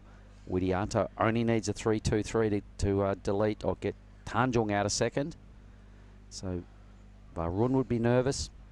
Danny would be confident he can see a second position just not too far away. Suzuki has done not much, so his best work is yet to come, and he's paddling for this wave. Bill. We're on here. This is the priority holder. He's got to deliver now. It's time for a bit of professionalism from Tanjung. This inside section looks nice and meaty. He stabs it above the lip and lands it. He's got to stick with it. Maybe there is a bit of bonus section on the inside. Can't quite get around to that open face just yet. Padding a couple of dogs on the way, but that wave is filling up full of water, and maybe he'll get a couple of points for that. Kelly Slater nose wipe. He will for that good looking direction change. This thing turning into a right-hander now. All the natural footers on the judging panel will be absolutely smiling like a Cheshire cat. Well, sticking with that thing, that was a good theory, mate. It was worth it, yeah. Varun Tanjung looking to get rid of a 373. I'm going to go out on a limb and say he did. Yep, I reckon he did too. That second turn itself was probably worth most of those points that he needed. Let's have a look again. Bit of a sleepy start right there. Then he got the opportunity to get up there and stab. Well, coming up now. Here we go. So, boom. Nice. That was huge. In these conditions, then he looked like he thought it was all over, and he's gone, oh, hang on. What's pump, going pump, on here? Pump, pat, pump. Gets back onto the face. Added another little cut back in here on the right-hander, which kind of looked like there were some points attached to it, that turn there. Nice. And still keeping the theory alive. The hope alive. Nice little tag on the end, so a good little addition. This is Ipo. This is Suzuki. He's the surfer that was in 4th.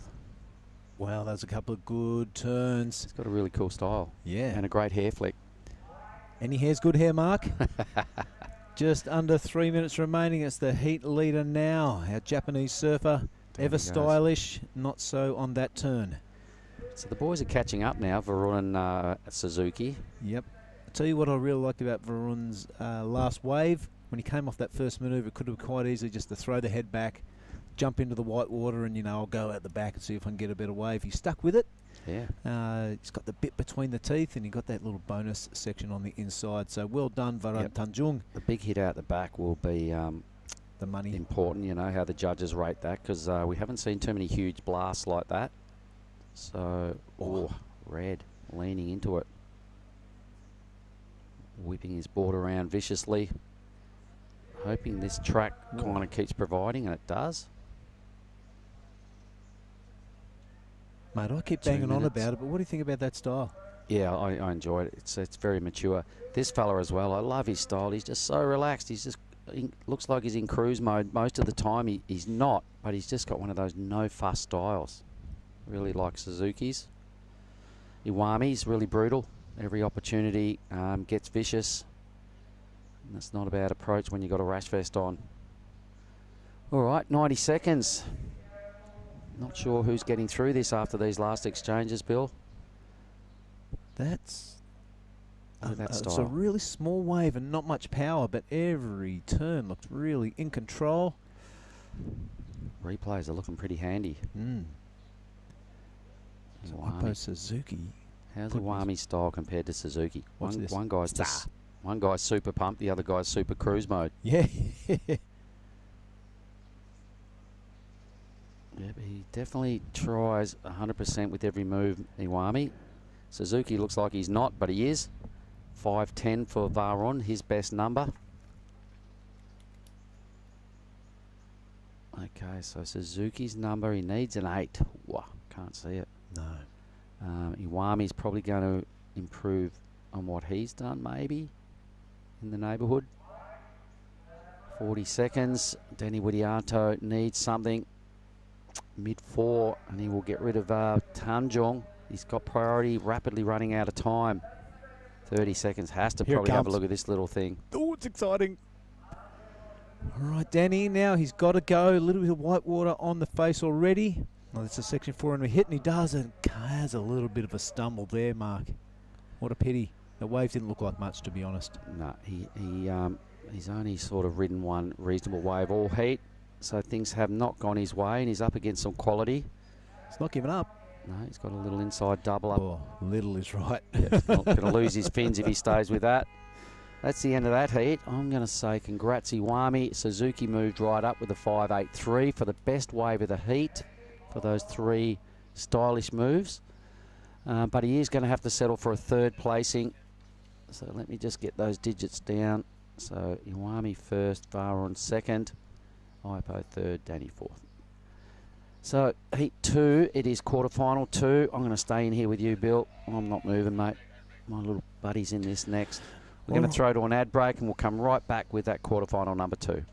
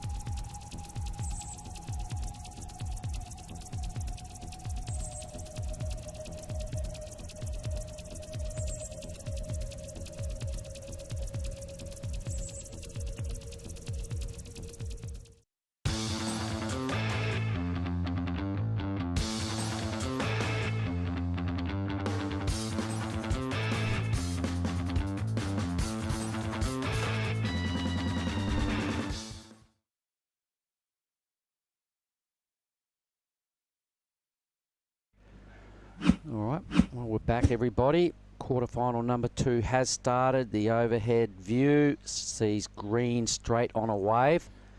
The Taki Kanazawa. Yep, Taki Kanazawa. It is also Westernhurst in the red, Rajo Saputra in the blue. Monojo Yahagi is a real threat as we watch Westernhurst now screaming down the line. from the bird's eye view. Oh, yeah. Nice little finner. All right, quarterfinal 2, ladies and gentlemen. Congratulations to Tenji Iwami taking out that last heat. Here's Ra. He threw one of them down yesterday, made it handsomely to get himself through to this round. I So bet there's there our is a lineup. big cheeky smile on that face, even though he fell off that air attempt. Now, I'll tell you something quite funny. He was just in my room, we're having a chat, and he was singing this song, I Believe I Can Fly. And I said, Ra, I said, keep thinking that. I said, that's a really good positive thing to have in your head. He kept on singing it over and over. And I said, just sing that on your way out. Classic. Well, He's such a grom. Yahagi is the BOG of yesterday. He's in white, a 9 and an 8. 1744, I think it was by memory. Taki Tanazawa, Westernhurst. Solid matchup. 2 spots up for grabs in the semi-finals. I'm sure Joey Barrel and the clan are watching there in Lakey Peak. G'day, gang. Down there at Circle J. Circle J. He did. He started a shop, called it Circle J. That's classic. Yeah, pretty I'm well. sure everyone is watching in Japan too. Mr. Yahagi and Mr. Kanazawa. And Western. They'll Old have man. Troy will be watching. Troy and Uni will be watching in Bali. Morning, guys. Yeah, a big hello to our Japanese viewers, all the family and friends watching there, and they're doing a great job at the moment, these Japanese surfers. Well, they're everywhere. As we were saying, there's 10 of the 16 women's in the juniors are Japanese. A lot of junior guys are the Japanese surfers. The big league, the 5000s, have a good representation on both sides of the draw as well. This Asian region has got a lot of talent attached to it, Bill. Paddling now down the line. Green on the inside, slaps it. Oh,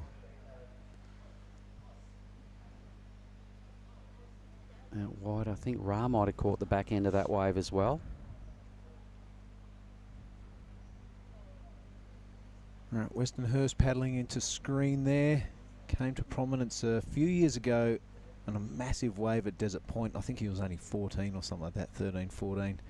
But it was a huge wave, and anyone who hadn't heard of Westernhurst definitely did after that day. Oh man, you don't have to convince me on that guy's Barani, his braveness.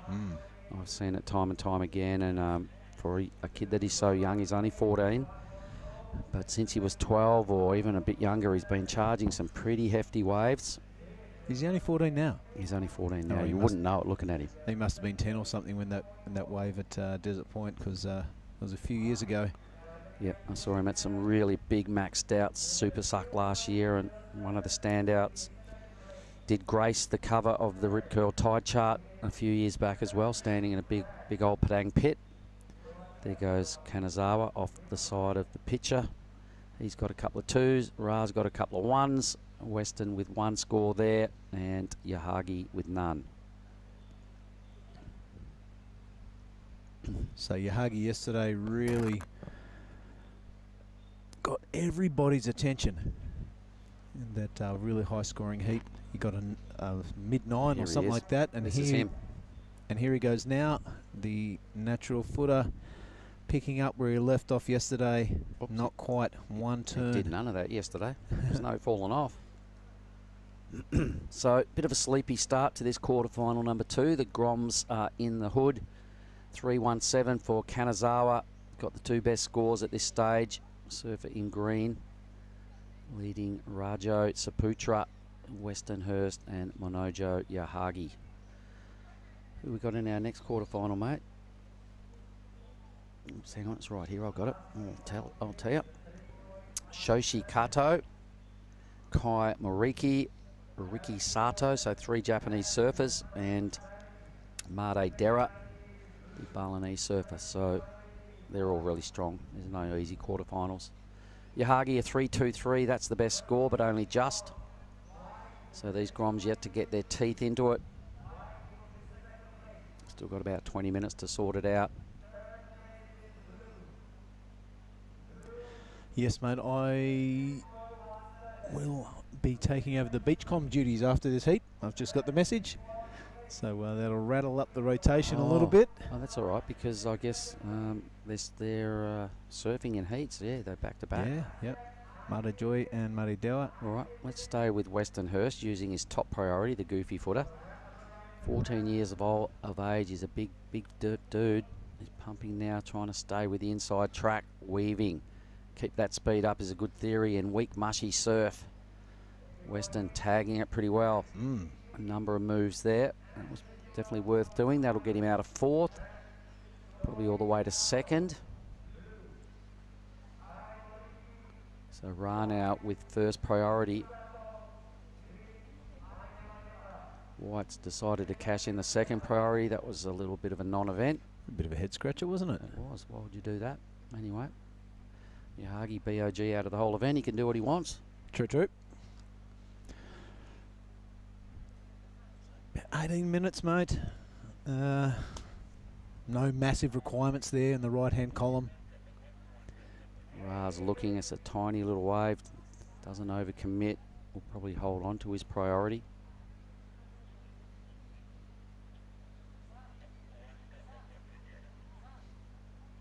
Oh, he's lost his priority. Oh. So they must have had to think about that, and they've gone, okay. So it's good to see him paying attention, though. He's looking at the priority board. Gains second priority. Regains second priority. Yes, you'll see that he's number 2. Well, bit of a trigger finger there from the priority judge, but it is what it is. Western Hurst has gone to second. 4 points. Mark Clift will be storming the judges tower after this. I'm feeling a little more relaxed than I was yesterday, mate. Anyway, so on the granddad duties. All the people that are watching around the world, good morning. Mark Clift and Billy Hangen here. Hola. Both spent a fair bit of time in Indonesia. Billy's down Timor way a fair bit, down in Roti. And I live with Rajo and his dad, the Barrel family, in Lakey Peak when I'm in Indonesia. But we're both West Aussies, but we really enjoy a good half a season or half our lives in Indonesia. It's a pretty good spot. Yeah, well, wouldn't you? It's a bit dangerous. Indonesia gets in your blood, and it's hard to get out. In the jungle. Some of the best times of my life spent in Indonesia, and the people right on this event site, the staff and the people who work at the ASC, super cool people, put in a lot of effort for not much return.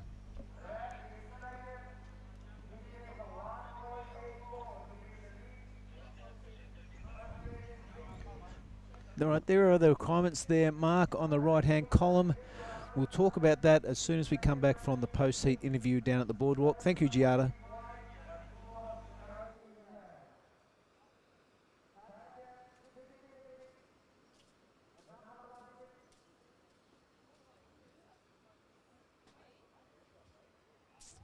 So we're live with the winner of the last heat.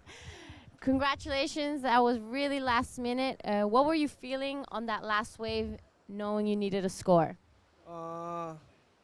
Feeling so, yeah. 最後の波は、ちょっと微妙だったんですけど、まあちょっと点数は出るかなって感じでした。The conditions are really tough out there.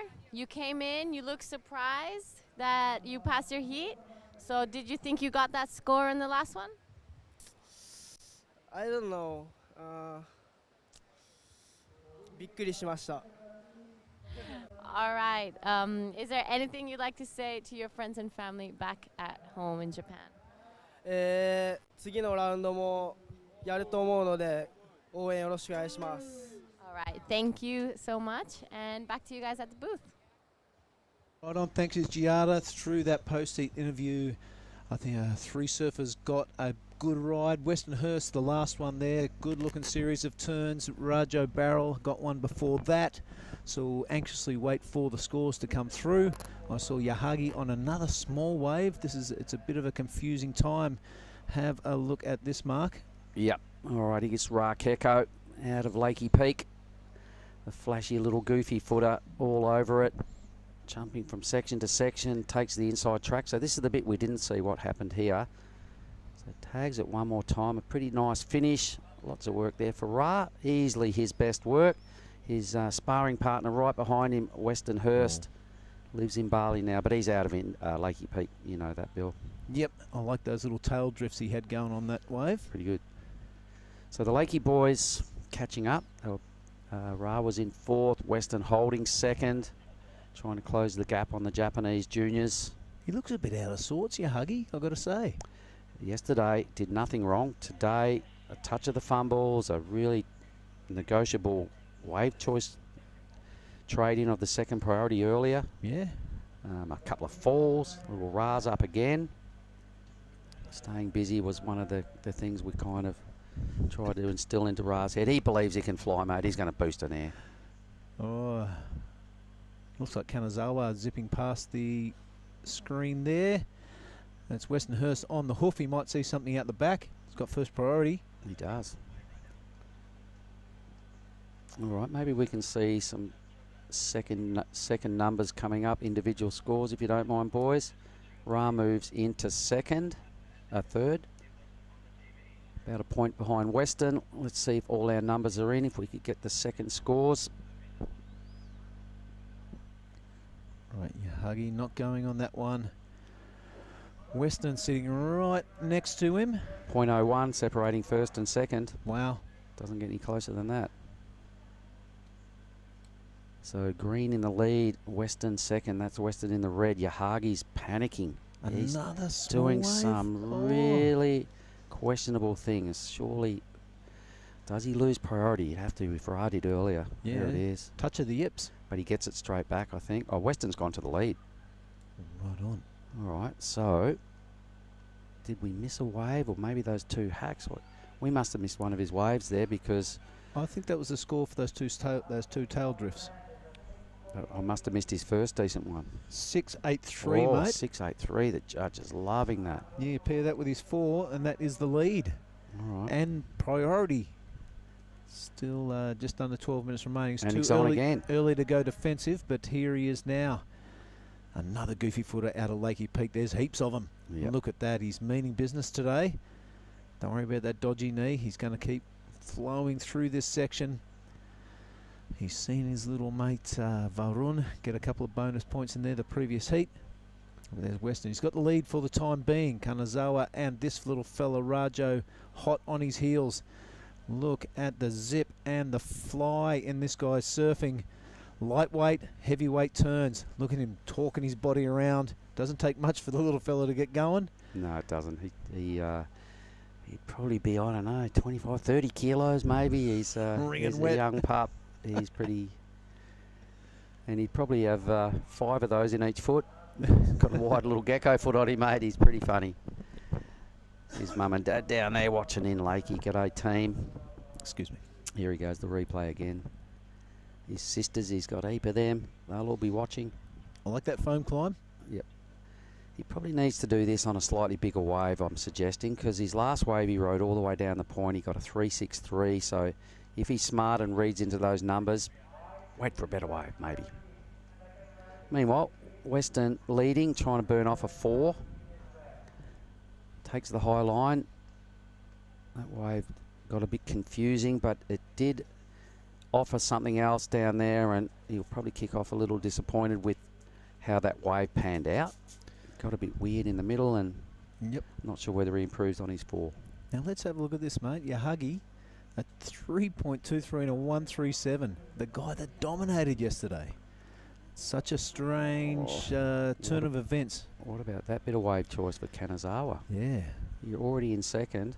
He caught an absolute, well, it's his choice, but to me it looked like a bit of a closeout. Leaving the door open for Ra and Yahagi to answer back.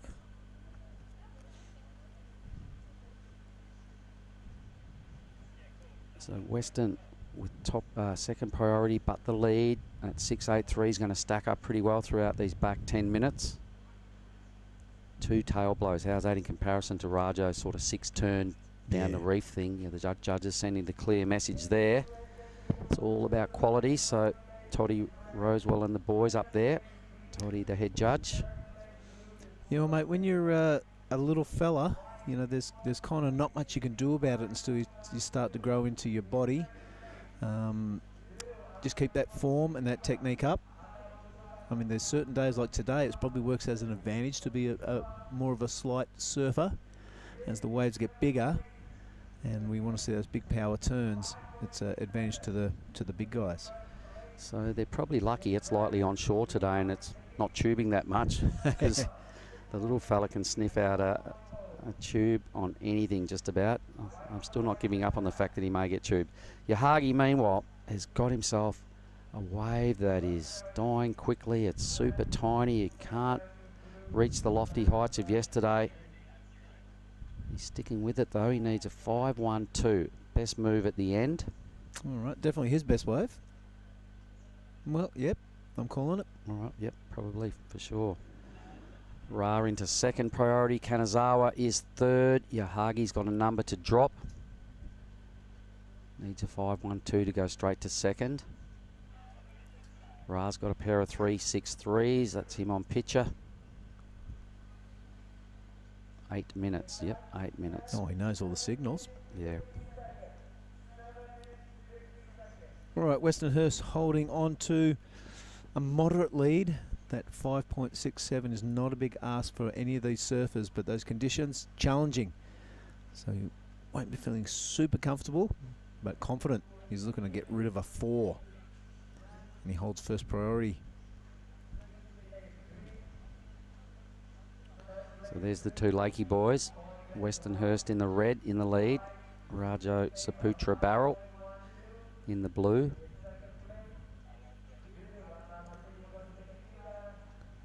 Ra likes what he sees down the line here. He's going to throw the dice and cash in his second priority. All right, he likes to Spins go to the wheels. air. Yep. Well, he believes he can fly. That's what he was telling me all morning, and he can. Unfortunately, he doesn't get a second move in. Fumbling around on the reef. Get back out there, Ra.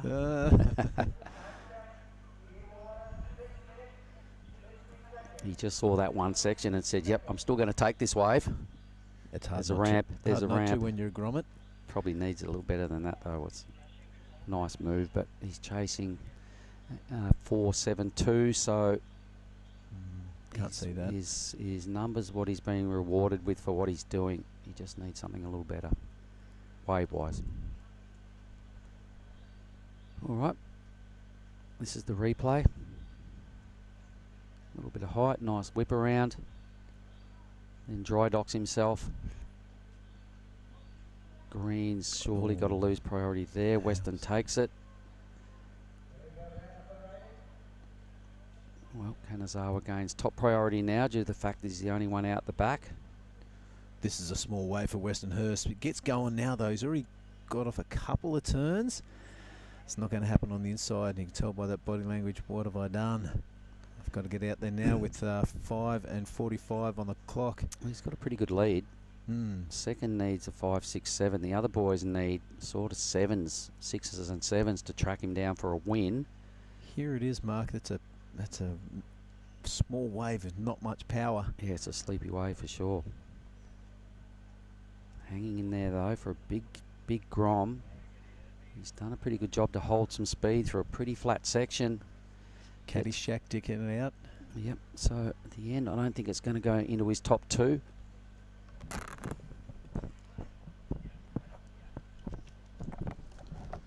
Yeah, there's the requirements there, mate. Yep. 5.12 to get second. So for Yahagi. I wonder if Yahagi's last number is in. That might be it.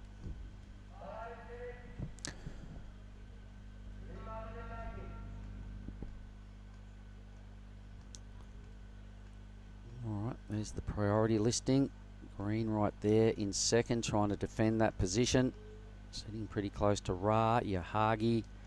The two Japanese have the top 2 priority rotations. One of them's in a bit of trouble, but now he needs only a 3.92, Yahagi. Just put the mid-range 4 together. So that score did just drop. Narrows the gap. He's now 0.2 behind Rajo and a 3.92 off a qualifying second position. Rajo got a 4.23 for his air rev. There goes Yahagi now. Staying busy, hoping to repeat the rail work he threw down yesterday. Nice big stab. Inside track is a bonus. Hang on. Boom. Quality moves on a mini wave. Still good surfing. It's going to shake it up, I think. 392 definitely goes to second. Geez, the surfing you can do on a crappy little wave that no one else wanted, realistically. It wasn't a good wave. Got the bonus split that offered 2 more hits. Yep. That's the danger of having a surfer like that in your heat. They can do nothing for, what, we're looking at 20 minutes. And then catch a B-grade wave and do some A-grade surfing. All right. In and out for Hursty. Yep, didn't see what happened at the start of that. For sure, Yahagi into second. What would he need to go to first? About just over 6 points. Oh, a bit of action there from Blue. Yep, missed that wave of Raz. First time around, 3 minutes. What's Weston's heritage, mate? He's a big guy. Yeah. Well, his mum is a dead set 100% Lakey Beach local. His dad is a Kiwi, Troy. So that's the blend, and he's got a bit of both from his folks, and just a big strapping lad. Good bloke, Troy. Hello. If he's watching, I'm sure he is. Here goes Raja. I'm not sure if this is a replay or this is live action. I'd say it's live. Boom, that's a big tail drift, and just goes over the handlebars on the bottom of it. So you can see what's happening here. Because he's down in the list of positions, he's sort of trying extra hard now, and just the errors are sort of coming. Big learning curve. He turns 14 next month. There's another 14-year-old in Westernhurst in the red. I'm not sure how old the Japanese campaigners are, but Yahagi into second. As predicted, 5.43. Yeah, wow. Went pretty close to a shot at the lead. 1 point short. Look at him just screaming up the point. Confident now. Wants to get himself another wave. He's just breaking away from the other guys. Yeah, that's all he has to do is get the same wave, do the same thing, and he takes the heat. Yeah, true. Could he just paddle out at the 5 minute mark? Nice come from behind effort here. That's the mark of a true champion. He was having a bit of a shocker. Hold on. And then he clicked into gear. Is this thing going to stand up for him? He thinks it is. Nope. Down the line, though. Priority, his teammate takes it off him. So Kanazawa in the green. Let's see if this wave was worth it. He's a big lad too. Look at the size of him. Yeah. All right, there's a lip to hit. He does it. He's landed it totally. I like the way he came down with that lip. Wow, that was a bizarre finish. Didn't really get a good connection with the lip, but somehow stuck it. All right, that's what third place looks like right there, that man in green. 1 minute. So Rajo needs a 5.63, Kanazawa a 4.7, Yahagi a 5.41. Westernhurst, job well done, the 6.83, 2 big fin bus. Yep, that's a beauty. Look at this. He jumps into this inside section. The barrel come towards him. Wow. He could have quite easily gone guts up there. He was sort of falling off, and the foam picked him up and pushed him back on. That's how it looked. All right, 20 seconds, Mark. Look at this. Bit of a paddle on. Yahagi's off and racing again. Looking at a 5.41 to win and steal this thing from Westernhurst. 9 seconds. I tell you what, I haven't seen the first half of that wave, but might have done it. If it's anything like the second half, he could have snatched it. Here goes Western now. Yep. Up before the buzzer. This thing could line up on the inside. A bit of speed now. Looks like over that foamy section. Not much going on so far. This wave not standing up like Yahagi's did. The inside, what can he do with this? A little bit of a tail release. A little bit of a foam climb. A 2 for 1 at the end. We'll well see finished. If that gets rid of his 4. All right, totals to come. I am going to go into the judging tower and take over the beach commentary duties, mate, for a few heats while the boys get out there. All right, well, I think Western is still going to win the heat, because that last score will probably improve on his 4, I think. wasn't a bad finish. Well, mate, we'll find out all about that once we come back from an ad break. Let's throw to that. This is the Krui Pro 2023. The junior men are out there plying their trade. Don't go anywhere. We'll be back straight after this break.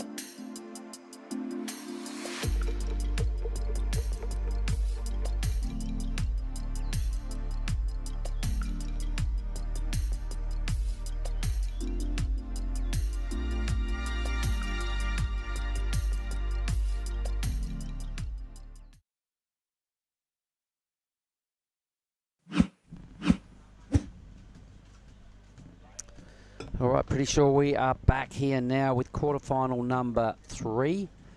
Maybe we can bring up those official results from the last heat, but I'm pretty sure Westernhurst took it out.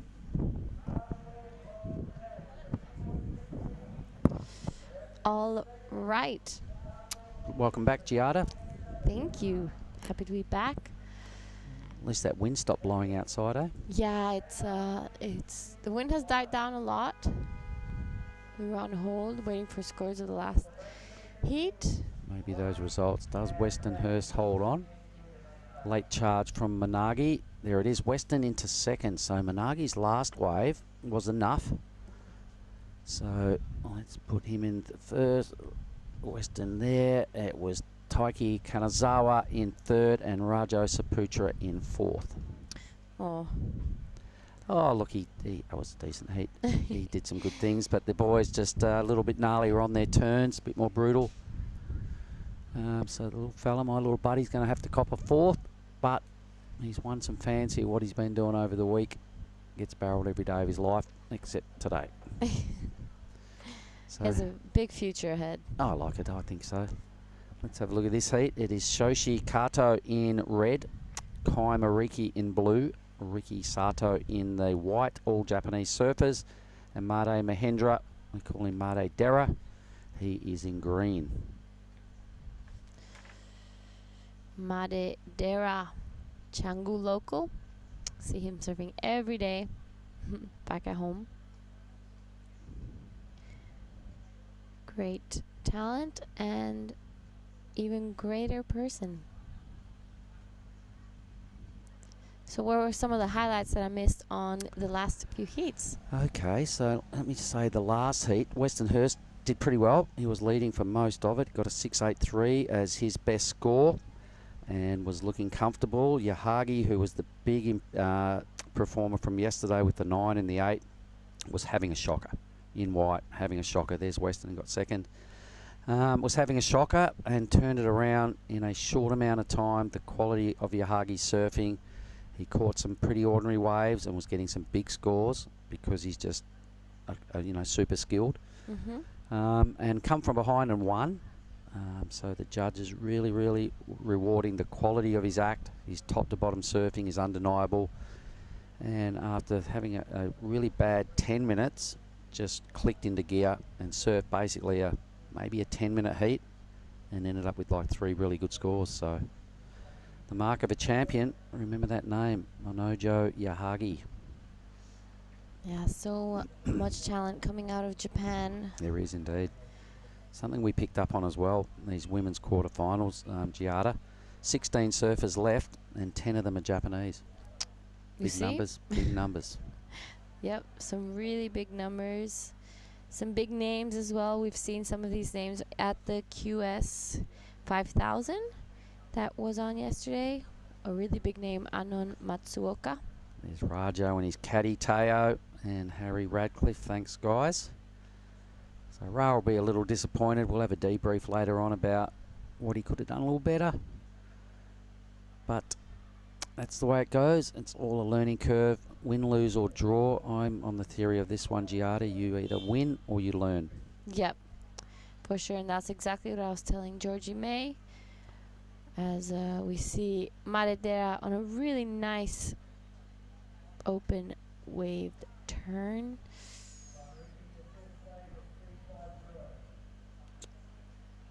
Kai Moriki first wave of 3.5. Yeah, as I was saying, we've seen some of the quarterfinalists from the Pro Junior Women in the QS 5000. Anna Matsuoka yesterday absolutely tearing it apart. 2 heat wins. She was killing it. Yep, she's rock solid. All right, let's have a look at Sato. Here he goes in the white. Nice bit of spice about his takeoff and first manoeuvre. Plenty of foamy stuff in front of him, and he realises that, so over and out.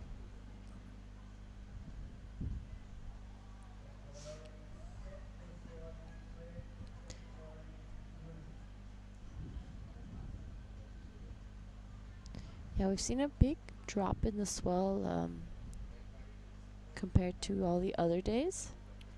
So at the start of the week it was forecast to be Thursday, the smaller day, but I think that got pushed back a little later, and it's rolling into today. And that little funky storm we had roll through this morning, things got a little weird. At least the ocean's cleaned up. Yeah. It got really junky there around second heat this morning for the ladies. Yeah, it's cleared up. Sun hasn't come out, but it's overcast, so it'll probably keep the wind down. We've been seeing some great scores anyway, even if the conditions are difficult.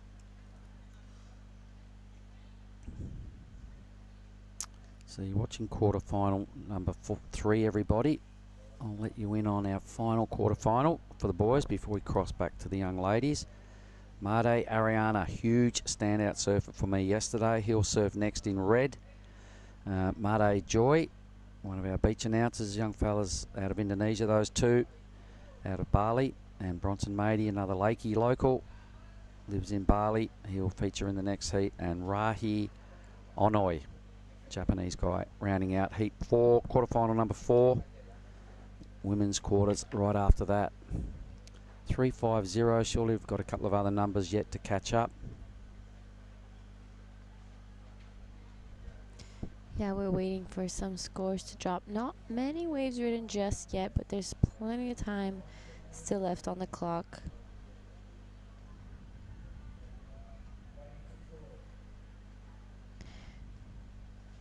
Maredera also coaches with Ivan from Bali. Ivan's on the beach helping out. And there we have the first score for Maredera of 4.53. Pushes him straight in the lead as we see our surfer in white. Yep, just pumping over that dead bit onto the inside track. So this is Ricky Sato. Got a nice bit of speed about what he does and whipping through his manoeuvres. These Japanese surfers, very flashy and rock solid, reliable. There's lots of things to like about what they bring to the contest Rash Fest.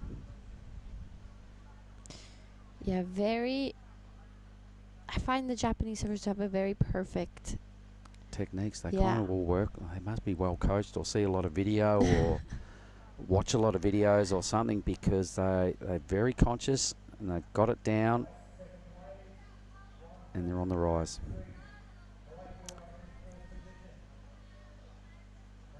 Right. Here is some replays. This is a replay of Ricky Sato. A nice first turn and a little bit of a check turn. He's trying to see if this wave gives him anything. A few wiggles, nothing major.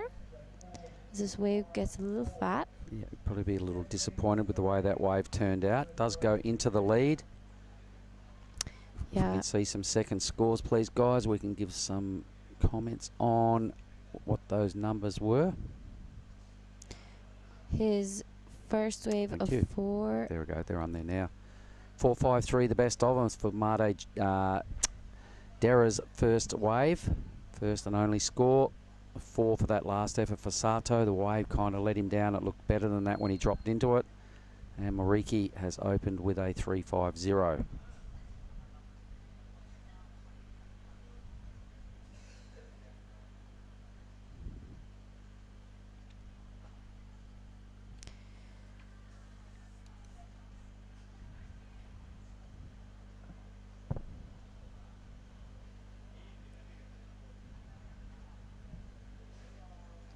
All right, so some input from the hierarchy.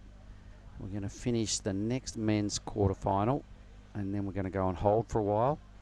Low tide is making things a little tricky. The judges are saying we've got a bit of time on our side here, so we're going to look at restart again around about 1:45 with the women's pro junior quarterfinals. Meanwhile, white. Yeah, this is Riki Sato, our current heat leader. Some really nice looking turns. This is looking much better than that first one. The wave giving him a little bit more wall to work with.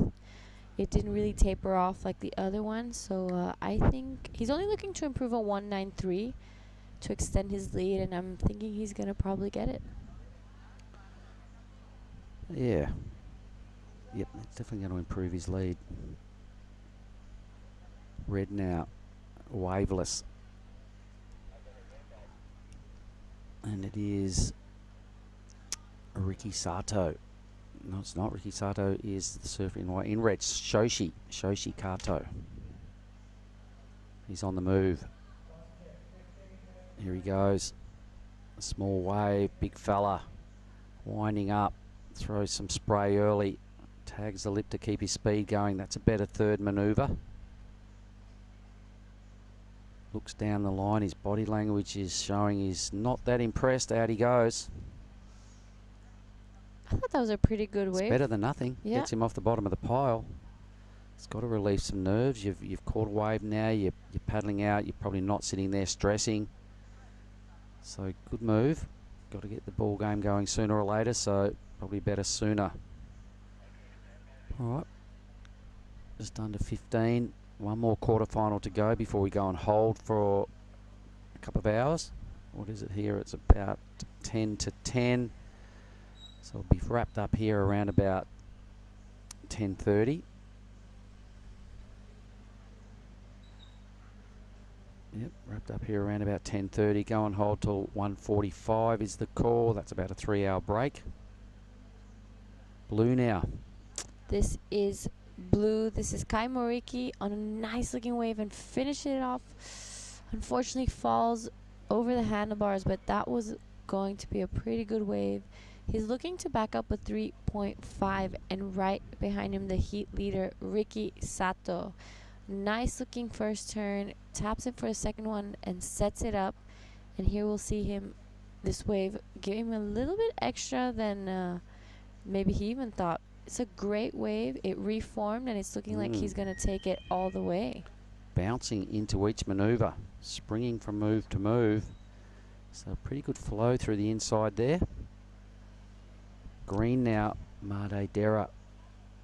Boom, that's a big crunch. Good section. It's got another one. Goes above the lip, bit of the frothy stuff there. It's just got the timing a little wrong. That was some really good stuff from there. Unfortunately, it falls out on that last turn. Even better stuff though for white. Non-stop motion. Yeah, that was a really great wave. It was a wave that kept on giving. Certainly did. So I think we're owed a couple of numbers now for Riki Sato in the white. Will extend his lead. I think he's got two better numbers potentially to take over in the white slot. Half time, heat quarterfinal 3.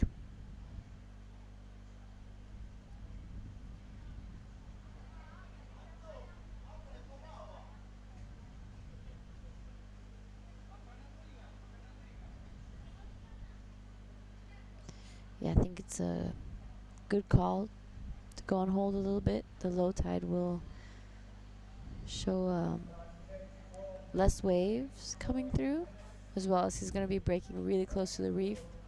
Righto, so yesterday it was 11:30, you were telling me, wasn't it? Was that about right for the low tide? Do you wanna Yes, yesterday was. Must be around 12:30 or so today. Today, the low tide will be at 12:30. Yeah, 12:22.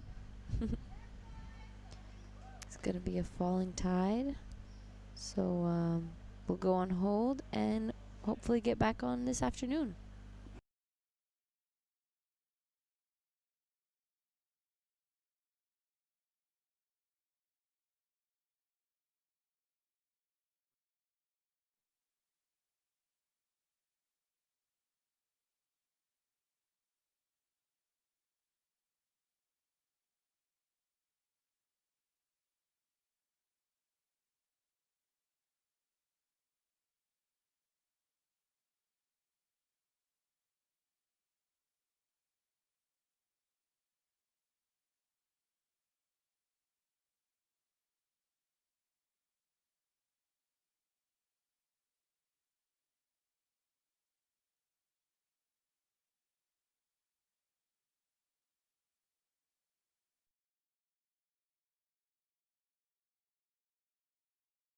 Been here, I've seen my room, and that's not a whole lot more. It's all right. It's a work week. Yep, not a bad one too. Yeah, brought some boards along. Haven't really seen the inside of my board bag too much. 617 for Sato for that wave down the line. I think he may still have another number to come, but either way, that is the state of play. Moriki into second. His best score only a 3.5. I think we still have another score to come from Mardo Dera. Here it comes now. Moves him into second.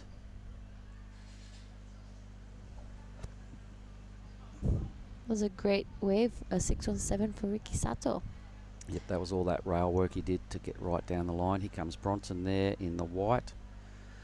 Blue right there would be, that's our other announcer, that's Mardo Joy. And Mardo Ariana will come in red shortly, and Rahi Onoi in green. Meanwhile, speaking of green, Mardo Dera chipping away again.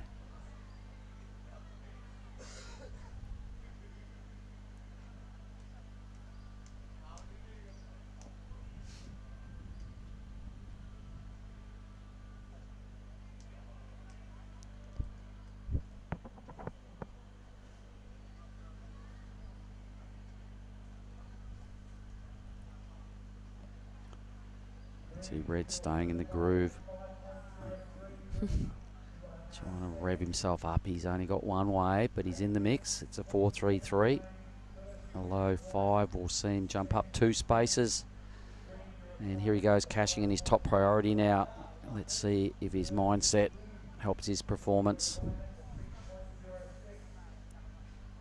That's a great wave to cash in your priority. Looking like it's going to form up in the inside, or at least he's hoping to. Stay with this thing, young man. He does, and it does form in the inside. Looking for a 5-2-3. Unfortunately, we don't get to see what he does at the end, but we saw some kid clicking his fingers. Yeah. Looking like it's going to be a good score. Green maybe in the next heat, paddling out. Either way, Kato to move out of fourth. I think he might even get to second. There was some decent work done on that wave. It depends how it finishes. A low 5 needed. A lot of manoeuvres thrown down. Based on what we saw from the last heat, the judges are really hanging the bigger numbers on quality moves, a la Western Hearse's fin blows. Yep. So he'll definitely move into at least third. He probably might creep into second.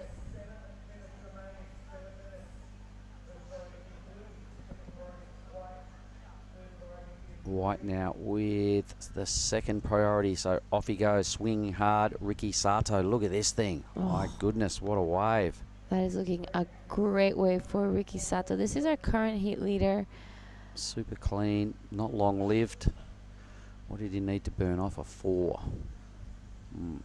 Okay, so Sato goes into second. That's once again a lot of surfing for not a big number. No real major hits.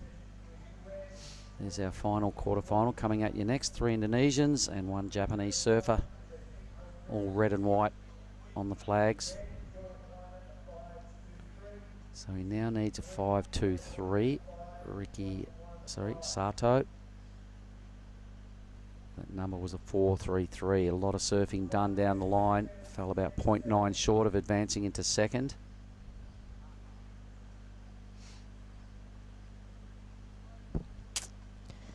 Yeah, you're right. That was a lot of surfing, and he went all the way down. But because today the conditions are quite small and different, the paddle back out is not as long as the other days. Yep, you're not getting cleaned up continually as well by Yeah. those big wide burgers. They push a lot of water and drag you back a long way when they hit you. That's what's happened a lot over the last sort of 6 days since we've been here. There we see Sato already out the back. Riki Sato leading. Shoshi Kato is that surfer there in the red.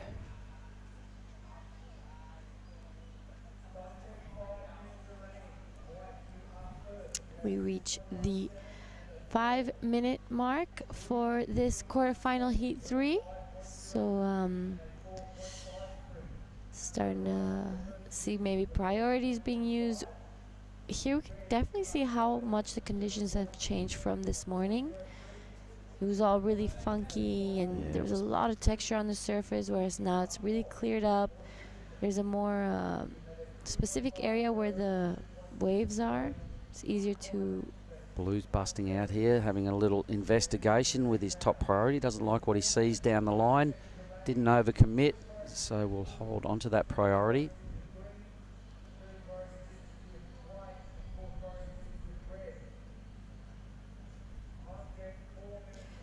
There's last wave came in at 5:03, extending his lead. Well, extending his second placing. Oh, yeah, second placing, sorry. So a little bit of catch up now to be done. Mariki now chasing a 6:06. Kato needs the low 5. A bit of movement in the station. Blue with priority. Looking like it's a pretty clean wave. The drone footage following him closely. A couple of spicy hits. Does he get around this foamy section? He does. All right, Kai Mariki will be anxious and really keen for another scoring section here. So far, just some fatness and some mini moves. Yeah, you could see his body language. He was looking for more out of that, but he hasn't had the best of heats. It's probably going to turn into his better score, but it's not going to be the lofty 6:06 needed.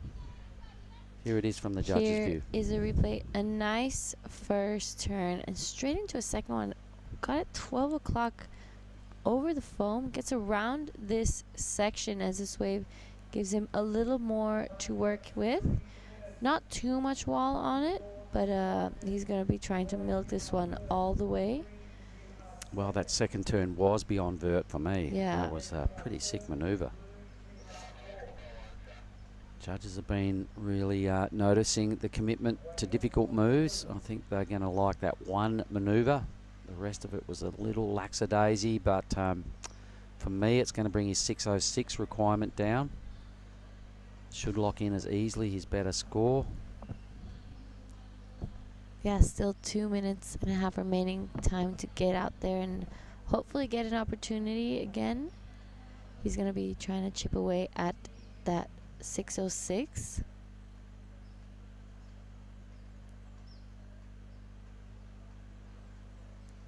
Priority is with green, second priority red, second priority white, third priority red. So you can see Mate Dera just opting to sit wide for some reason. He's got priority. The other two are hassling each other fairly viciously up the point, because red with third priority and chasing a score, his countryman in Riki Sato is not giving him an inch. Riki has second priority, so he's looking at taking it off red, and he does. So some gnarly defense work here from Riki. A spicy first hit, throws it up again, and then the face plant, but How was that? He chased his buddy up the point Yep. and took a wave off him. He was not letting that one go, as No. we see there on the back on a good looking set. He Whoops. unfortunately falls off. Up and down. Yep. All right, so a gnarly moment there from Sato on Kato. Leaves Red chasing a number, a low 5, and he's gone, damn. Wish he hadn't been so close to me. Good news is Red has priority. He's only got 1 minute though, and he knows it. Keeps looking at his watch. Stressing a little. Green still holding on to second. We're reaching. Mariki only put together a 3.87 for that wave of his, so his requirement came down by 0.4-ish. Any point counts. Yeah, but the clock is looking a little bit negative Yep. for those two.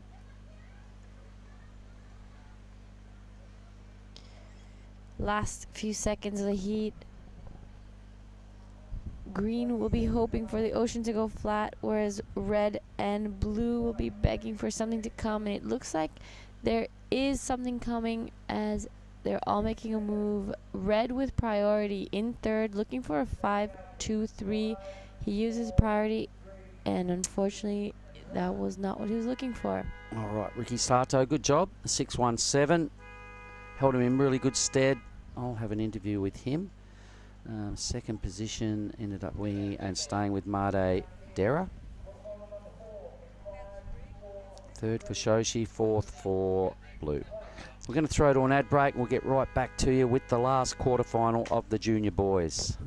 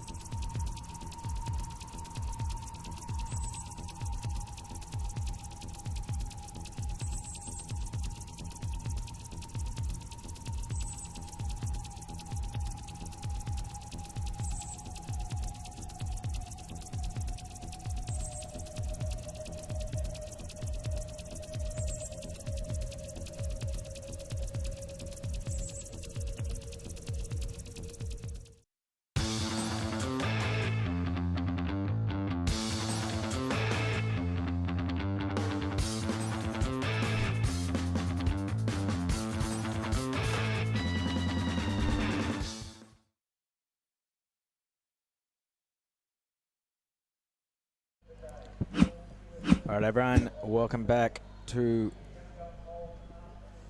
Ujung Bocur, the leaking edge. That's the name of the point break we're at here. This is the Krui Pro WQS 5000 event, but also a Pro Junior. This is the last of the men's quarterfinals. And we are looking at Made Ariana is the surfer in red, the Indonesian top seed. Made Joey Satriawan is in blue. Bronson Mady is in white. So 3 Indonesians coming up against Raya Onu, who is from Japan. And then we are going to go on hold briefly just while the low tide sucks a little bit of the juice out of today's diminished conditions. We're going to come back in the afternoon with the women's quarterfinals and then semis, I believe. What happened in the last heat? Well, quickly, here goes Made Ariana working his way down the line, releases the tail. Conditions are definitely getting better, that's for sure. Yeah, we've definitely seen a massive improvement, as we see right behind him Bronson Mady. Beautiful first turn, straight vert into second one, unfortunately falls off. Bronson's already holding on to a 7, so he got out of the gates very, very quickly. 3 minutes off the clock. That was his second wave. Hopefully we can catch up on a replay and see how he put together that 7. Waiting on score to come in for, whoa, Made Ariana, an 817. Was that for 1 wave or 2? I'm pretty sure that was for one wave. Wow, okay. As we see Mate Joey on the move. This is a replay of Made Ariana's last wave. He must have done a little bit more up the top before that shot. Here goes Mate Joey, set 301. And what happened in the last heat? Jada? In the last heat, we had Riki Sato taking first place with a 617, and Made Mahendra, also known as Dera, came into second. The other two, it was a slow heat, but the boys managed to get a few waves. We saw some priority exchanges and, you know, two friends fighting for priority, getting a little bit sneaky here and there, but it was a great heat to watch, and congratulations to Riki Sato and Dera for passing that last heat. Wow, okay. Second score has come in for Made Ariana. He now has a 15-point total. There we go, both scores on the screen now. So Made got an 817 for his opener, a 6.83 for the wave we just saw him catch in real time. Bronson Mady, a 7 for his opener. Not sure if we have vision of that. No, this is Made Ariana's, I'm guessing, last wave. God, he's throwing heaps of spray. And he's done a bit of a number on that one. 15.2 wave total. He is looking very comfortable. Bronson Mady, a 7. He is hot on Made Ariana's heels. Made Joey and Rao Onu still yet to really fire a shot. Here goes the Japanese surfer in green on his backhand. Building up some speed, big section here. That was a nice turn, perhaps a little bit flat, vertically and dynamic up into the lip. Wave's not really cooperating with him, and he is out of there. Here goes Bronson Mady, staying very busy. This is his third wave. He won't want to watch that turn again. Got a little bit upside down, went over the hangers coming out of that backhand, little glancing blow at the lip. All right, judges have got some numbers to add up, and we are going to cross over quickly to Mark Clift, who's having a chat with Riki Sato, winner of the last heat. Okay, here I am with the winner of the last heat, Riki Sato. Can you please tell me how old and where do you live? I'm 18 years old. Chiba. I live in Chiba. And what is your favourite surf spot, Riki?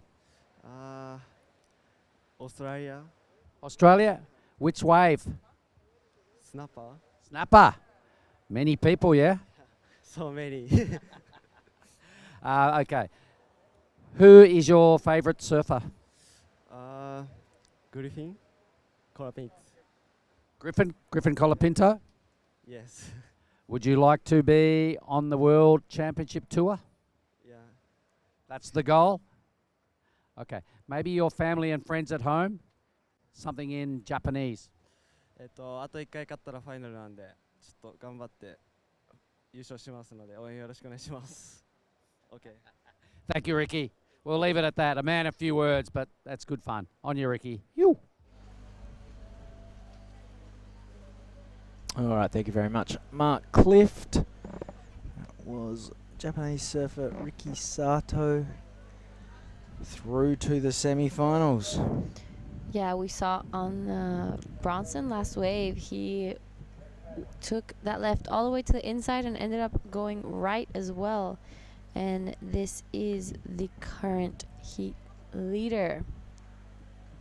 On a good looking section, he takes to the air and unfortunately just falls off. We've seen him land a few of those yesterday, so hopefully he'll get a few more today. Yeah, landed very flat coming out of that one. So yeah, didn't really give himself much of an opportunity. This is Bronson Mady. Starting to lose track of, okay, that was his third attempt. We won't need to watch that one again. And this is Made Joey Satriawan. That was a strong turn. Beautiful style from Made Joey. Made Joy, one of the Legian board riders, on a recent last swell, while everyone was in Perang Perang, he decided to go to his home break in Padma and caught a crazy tube. Here is a replay, a nice first turn. A little bit of a tap, gets around this section, and a beautiful cut back here.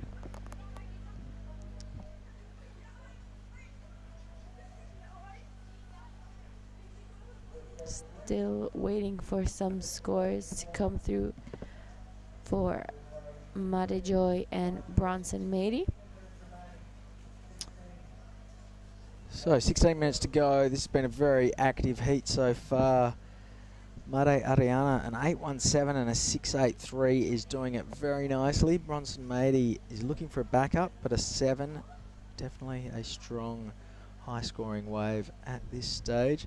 Made Joey and Onu still have a couple of scores to come in. Raya Onu has priority. Needs to get his campaign going if he's to make it through to the semi-finals, but tons of time still sitting on the clock. All right, there it is. A 4.27 for his last wave, a 4.83 for Made Joey's last wave. 15 minutes remaining. Everything just tightens up a little bit after that last exchange drops in, but it's still our leaders, Made Ariana and Bronson Mady, very much in the box seat at the 2/5 mark of this heat.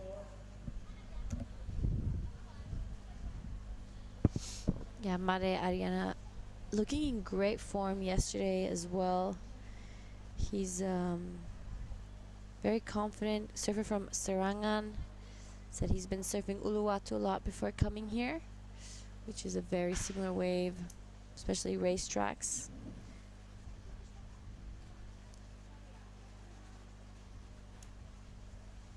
Just without the crowd.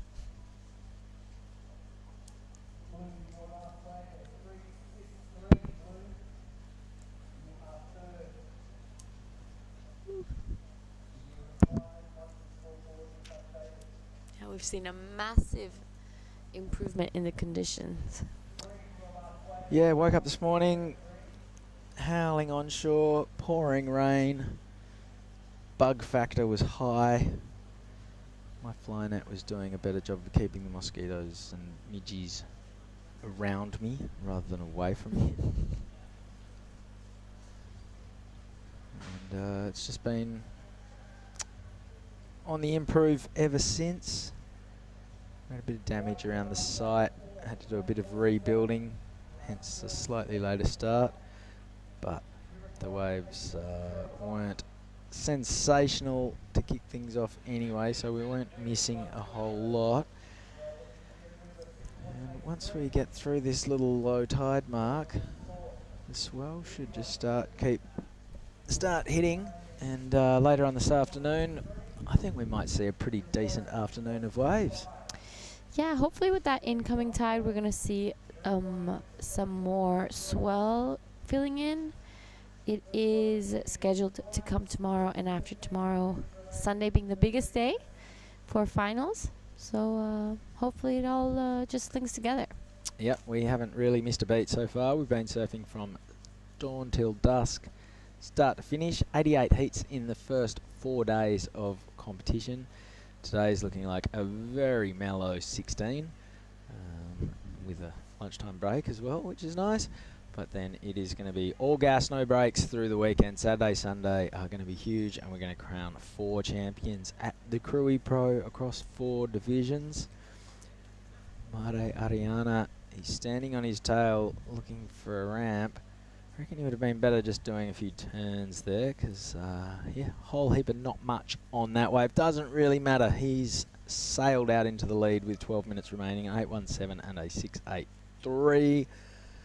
Bronson Mady needs an excellent score, an 8.01 would see him move into the lead. Here goes Made Joey Satriawan, currently chasing a 6.65.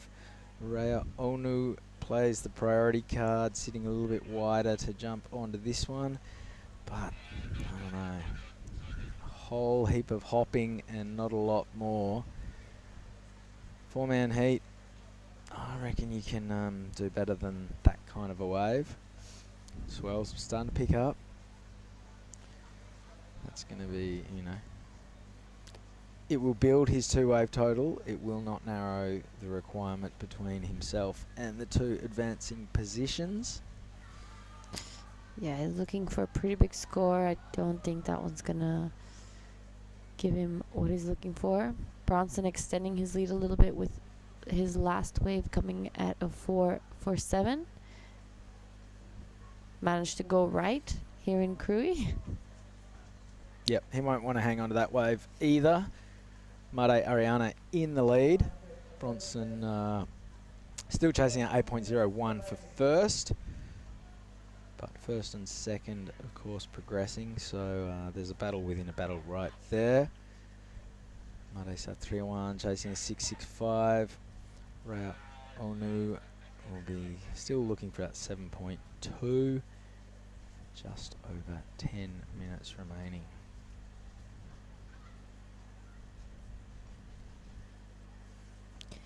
Bronson with Pryor at the back. Seen him hunting around a little bit, trying to find a wave to improve his score.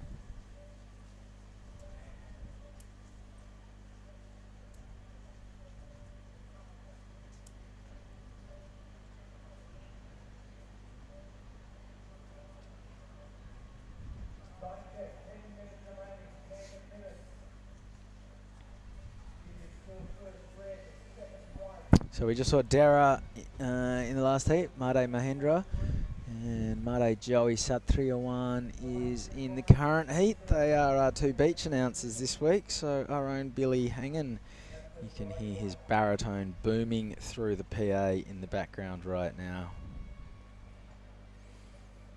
Billy also loves jumping on the PA and clearing the free surfers in the morning. It is also Made Joy's birthday today. Oh, there you go. Yep. We saw a few crates of beers arrive outside his door. There's definitely going to be a little bit of a celebration tonight. 19 years old, I think.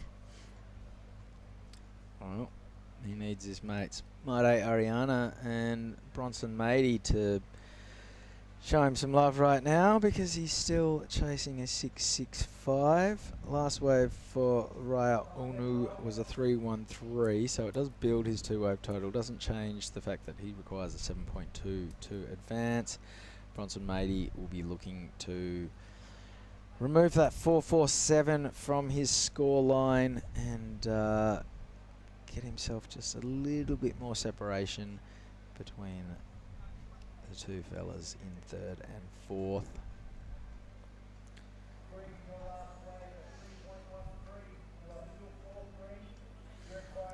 So when we come back, it's quarterfinal time for the ladies. Here goes Made Ariana flying down the line, releases the tail. That was almost too easy, except he got a little bit hung up backwards, tail dived and went down. 8 minutes remaining.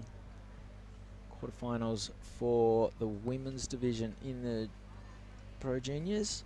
The first one's a doozy, and on Matsuoka, Sumomo Sato, Lydia Kato and Suri Jabrik.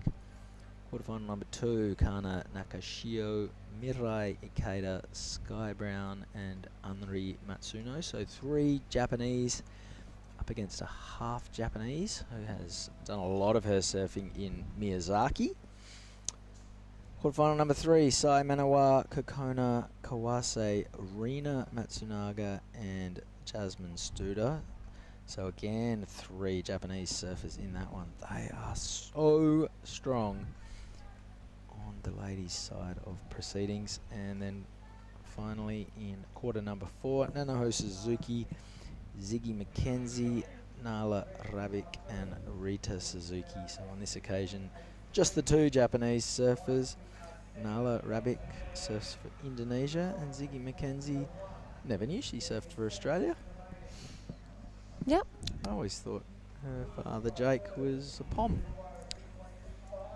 Oh, I think her mom is Australian. There you go.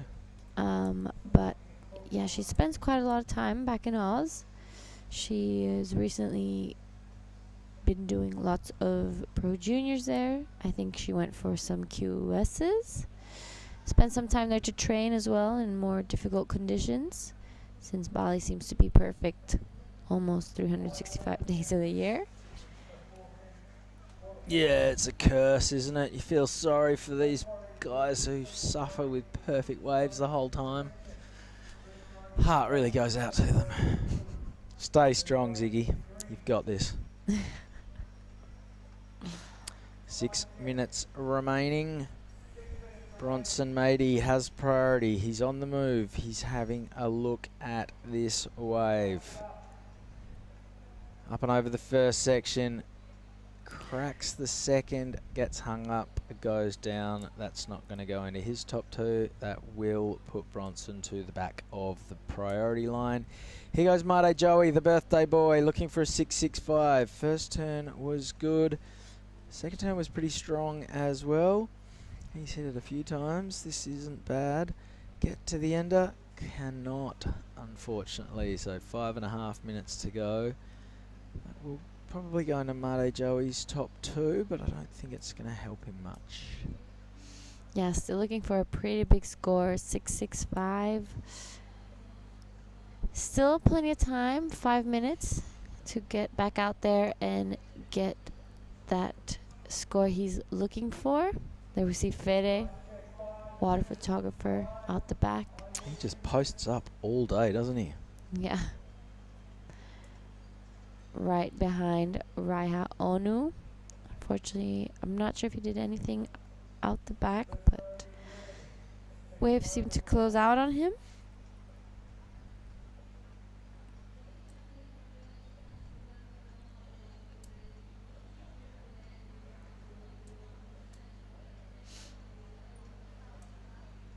Yeah, there's some good pro junior women coming up later in the quarterfinals. We've seen some of them in the QS 5000. Yesterday, Anon Matsuoka getting 2 heat wins, posting up some massive scores. We've seen Nanaho Suzuki take out Taiwan last year at the 5000.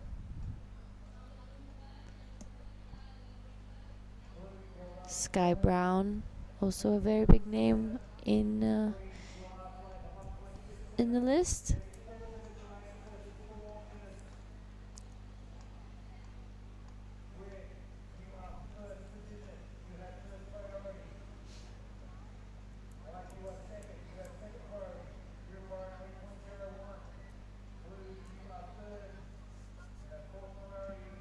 Yeah, we have our heat leader sitting with priority at the top, looking very comfortable with an 8.17 and a 6.83 under his belt. Right behind him, Bronson Matey with a 7 and a 4.47, looking for an excellent score of an 8.01 to go to first. Mate Joy, the birthday boy, looking for a 6.65. He does have fourth priority, so the situation is not looking great for him. And right down at the bottom, we see Raiha Onu a little bit separated from the crowd. Hopefully, he'll be looking to catch something a little down the line, because both Maria Ariana and Bronson Matey with first and second priority will not make it easy for him to catch a set wave if it comes. So, situation is looking pretty good for both Matey and Ariana.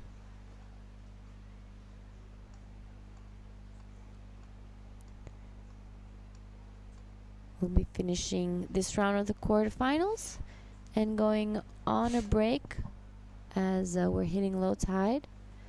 We'll be back in a few hours. I think the next call will be at 1:45. And we'll go straight to the women's quarterfinals and hopefully finish off with the men's and women's semifinals as well.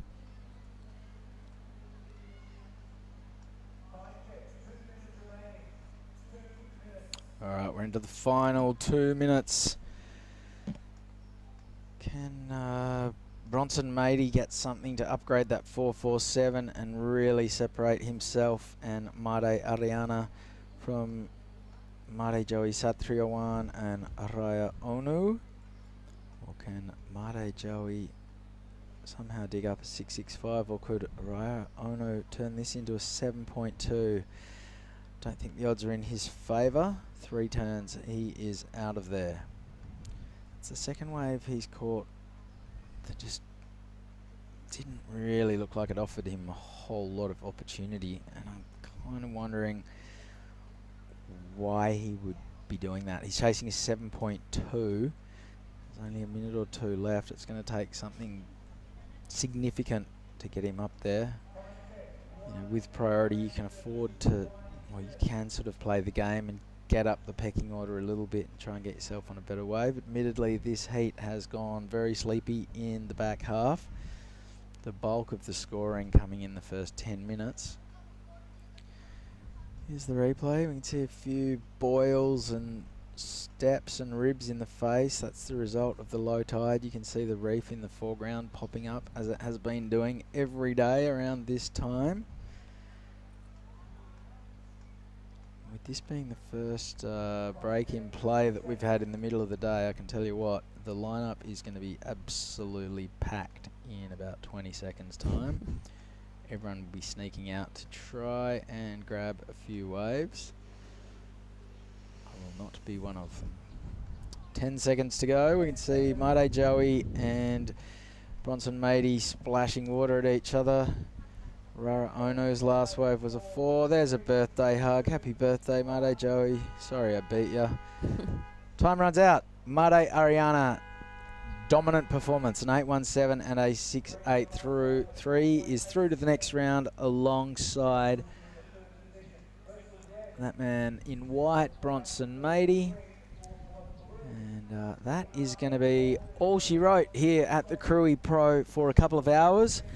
We're going to go on hold through the low tide. When we come back, expect conditions to be significantly improved. The incoming tide, the continuing push of the swell, and we're going to be in for a good afternoon of quarters and semi-finals, Pro Junior side of the draw. Don't go anywhere. This is the Krui Pro.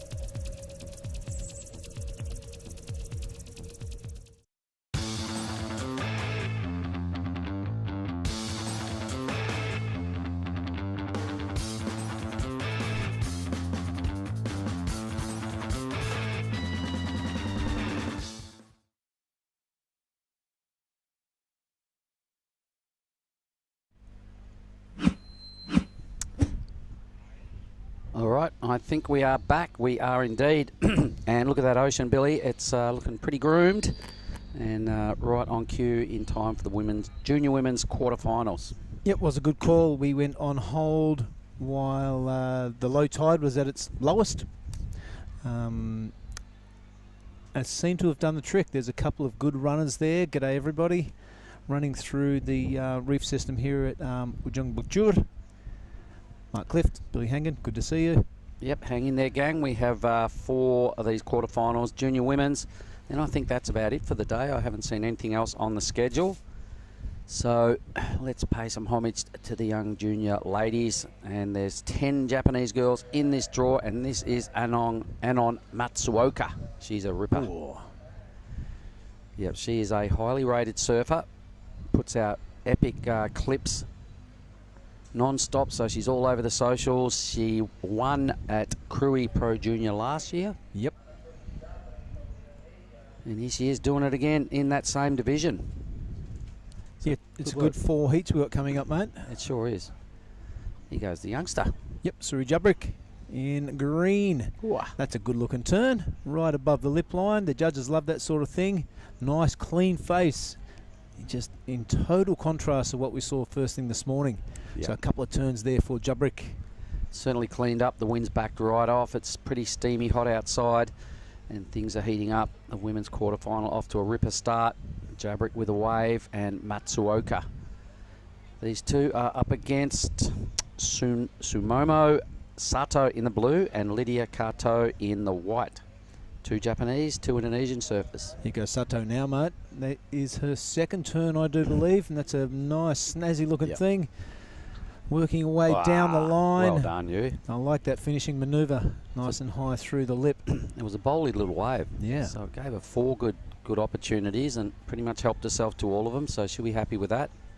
I'd like to see Anon's opening wave from red from the front on view. I know how good she is. This is a tough matchup. Lydia won her heat this morning to be in this position. Hanasuri Jabrik is out of Bali. She's a great surfer. She already has a wave under her belt as well. All right, there's the beachfront. Everybody's clocked back on. We had about a 2 and a bit hour hiatus. It's pretty good fun. Rented a motorbike, went for a burn around to the beachy. Yeah, saw the New South Wales gang there going for a surf. Gave the kids some waves because it was so nice. Well, we went down the beach and let them have the better peak. Yeah. Saw Jarvis Earl down there. He's been enjoying the afternoon. Here's that replay. I'm pretty sure this is just the second turn. A bowly little wave. Bowly wave and a lot of flow. Good speed. I really like this one. Yep. Right above the lip line. Good finishing manoeuvre. This is Suri. Suri Jabrik. Really shoving it all into that turn. I like the way she finished off here too. Yep, that was a nice turn, as you said, above the lip, and then another cutback, I think, down the line here. So strung together a series of moves on a pretty good-looking wave, a little bigger than Blue's. Maybe not quite as well paced, that wave, as Blue got 4 pretty good moves right in a pocket. Suri will be happy with that. That'll relieve some nerves from the youngster. And Anon anxiously waiting her score. Lydia Kato out the back. Yeah, they're in the white. So 21 minutes. These are all 25-minute matchups. Our next heat as well, they're all pretty strong. It is Kana Nakashio in red, Mirai Ikeda in blue, Sky Brown in white, and Unri Matsuona in green. So 3 Japanese ladies and a Great Britain surfer. Another ripper. Yeah, good way to finish off day 5 of the Krui Pro. All the way down to the semis for the Women's Pro Junior. Looking at the website is Anon Matsuoka with a massive 76% of the fan picks. So she's full on the favourite. Well, we don't have only 4 heats today, Billy. We have 8. We're doing a pair of semi-finals after these quarters for the ladies. Oh, really? Yes, so men's and women's semi-finals will roll out after the 4th heat of this round we're watching right now. So, in fact, 8 heats on a Friday afternoon should take us right up to about 40 o'clock. Yes. Thanks very much to Ty Sarati just coming in the booth there and filling us in on the late changes. More surfing, the better. Let's get it going while the conditions Nice are conditions. Way user better. Yeah, way better than this morning. user-friendly. Yes. Yeah, there you go. All right, so Anon open with a 6.33. Sato's that little spicy inside wave, a 6.17. Suri Jabrik, a 4.67. So 3 good starts. Lydia Cato will be sitting pretty with top priority, plenty of time on the clock. But a good start to those other 3.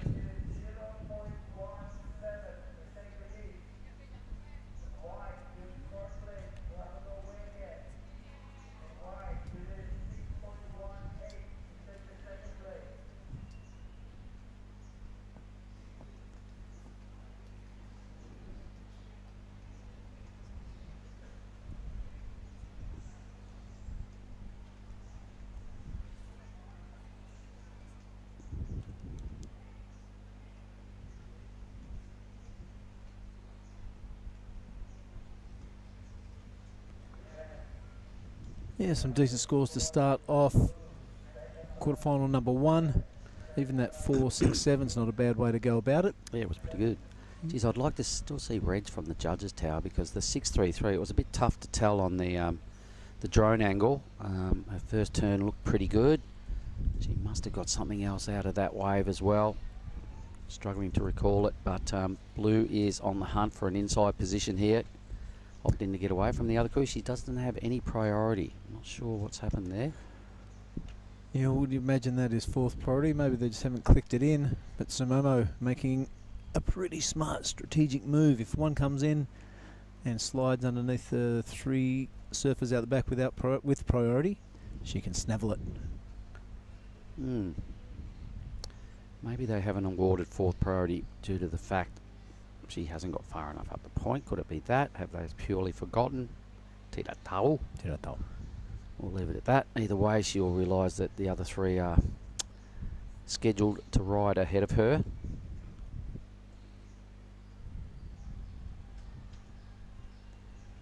That was nice to get wet, wasn't it, Bill? It's been a few days. A little wiggle down the beach. Always good to get in the water. It's a good ride too. Well, Really it's pretty not- scenic. Yeah, it's beautiful. Nice villages along the way. Everyone gives you a wave. Yeah. Hello, mister. Hey, mister. Yep, and I notice the streets were clean. You know, little villages out the front of their houses, the side of the road. They're definitely looking after their villages there, and it was quite impressive to see. You know, no heap trash anywhere, no plastic cups on the side. It was really cool. Well done.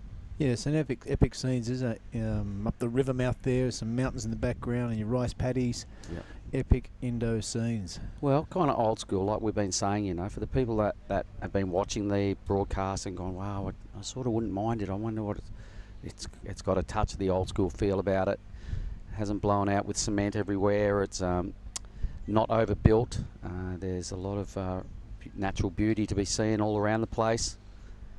And the waves are pretty good. And like you said, Bill, everywhere we went, everybody's just giving you a hello, mister, and a big wave. We're all pretty stoked to see you.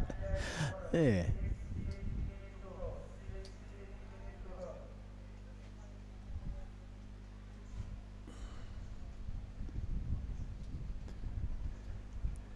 All right, Lydia Kato yet to kick off. She does have first priority, making a little move there. You can see her on the top of your screen.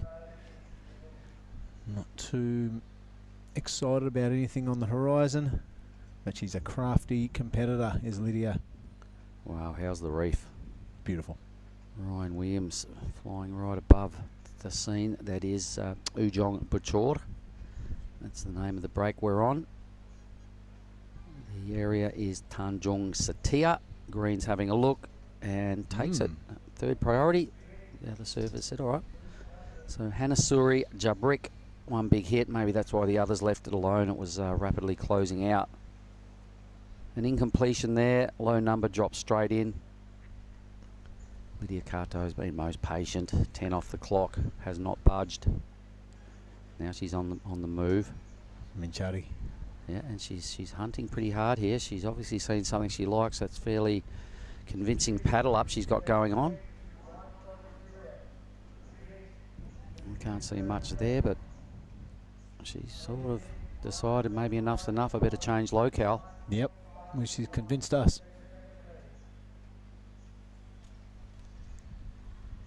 Well, that's good news, mate. A bit more surfing this afternoon. Scrub off a few more heats. Yep, so what will that give us? A total of 16 done today of the 48 total, which is pretty well positioned with 32 heats remaining. And 2 of those will comprise of the junior boys and girls final only, and everything else is open men's starting from the round of 32. The women's is at the round of 16. There's some man-on-man stuff thrown in there as well, so that's kind of what adds a few extra heats.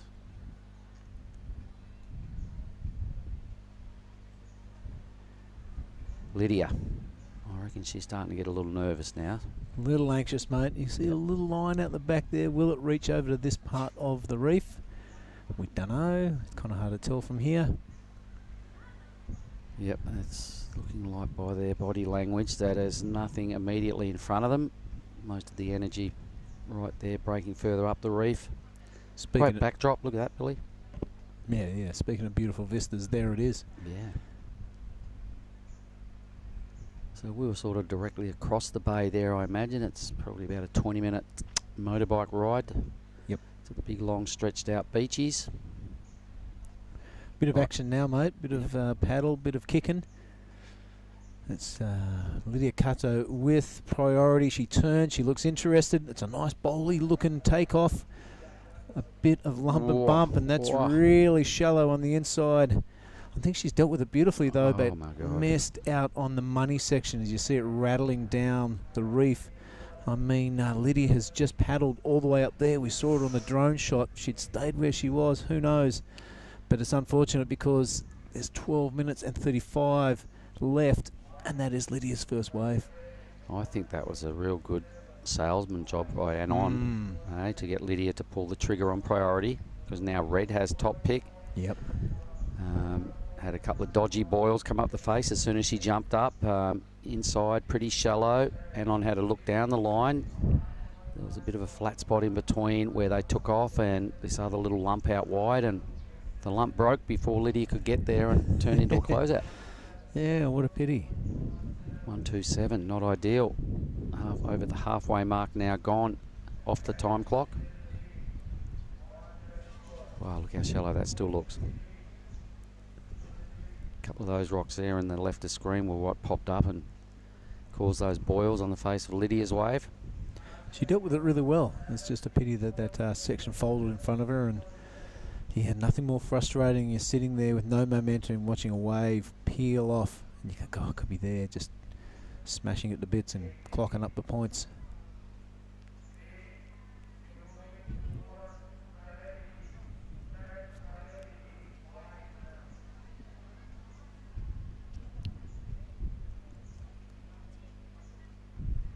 Again, we'll just thank the local province, the regent down here, the Pesisir Barat government. Thank you very much. Anon's got a great looking wave. Oh my goodness. Had Lydia hung on for another couple of minutes with priority. This could have been hers. You can see Anon just teeing off on this beautiful looking wave. 3 good sections. Looks like one of the bigger waves so far during this quarterfinal. Clean face, no boils, no fuss. Broke at a good pace, that one. Yeah, that was super cool. Now look at this one. It looks not as good, but nice and clean. And this is Sato. Speaking with Matt Cattle about these Japanese surfers, he called them methodical, and that is exactly what Mamoto is doing now. Whoops. Bit of a hair flick and losing concentration. Consent. Yeah, that is a good word, because we were wondering before, they all have those neat styles, they all have very sound techniques, and they have that methodical rhythm. They sort of seem to be all kind of well coached or well drilled in what they want to do, and they go about it quietly. Here we go now. Yes, Momo opening up. She's got that turn in her back pocket, can pull it out anytime she wants. There it is again. Not sure what went on here. She's got a bit of a hair across her eyes. Yeah, just took her eyes off the prize just for a little moment, and it cost her Section. a little wiggle and maybe potentially getting around. But Lydia, here she goes. Oh, she's got these horrible balls. This is the replay. That's what happened. Damn. Kind of lost momentum right there, Mark. There's only and a few metres she couldn't. Oh, looked pretty crappy. You can compare that to the wave that Anon got from right where she was sitting. Anon sold her that wave, I reckon. Anon's going to get a really good score. Blue again, so Sumomo finding a groove on down the line. Big end section approaching. Crunch. Yeah. For the second time in this heat, she's really timed that end move perfectly. Good work. Already the owner of a 617. There's a couple of scores to come her way. Massive requirement of 0.17 at the moment, but Anon also has a score owing.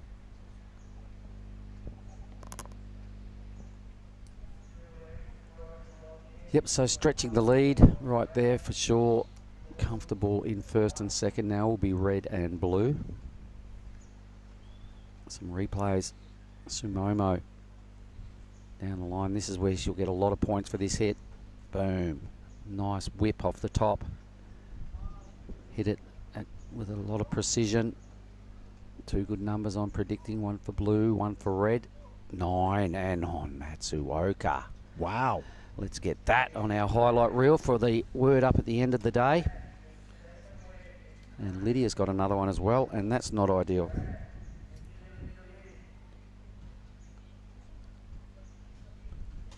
And on 9 and a 6.33. Wow, that's going to be hard to reel in. It's coming down to a battle for second. Oh, and an 8. Oh, Sato, stop it. How are they? Methodical, yes. Very good, yes. There they are, the two best waves ridden today by a Pro Junior, one of the girls. Sumomo and Anon, top scores of the event for the Pro Juniors. You can see them clearly there. An 8 and a 9. Anon owns 2. 6.33 down there in 4th position, and the number 1. And Sumomo also owns 2, number 2 and number 5. So the girls dominating. Yep, and it's only their second outing. So they've been on a tear, these two. They're very polished. Anon, through last year's tour, mate, I thought there's something special about this one. Yep. And then watching her socials all year, she's puts up really dynamic clips. She's been to a lot of events since she was doing the Krui Nias double last year. And it's paid off. She's looking mighty fine, really confident. Manoeuvre selection is exactly what the judges want to see.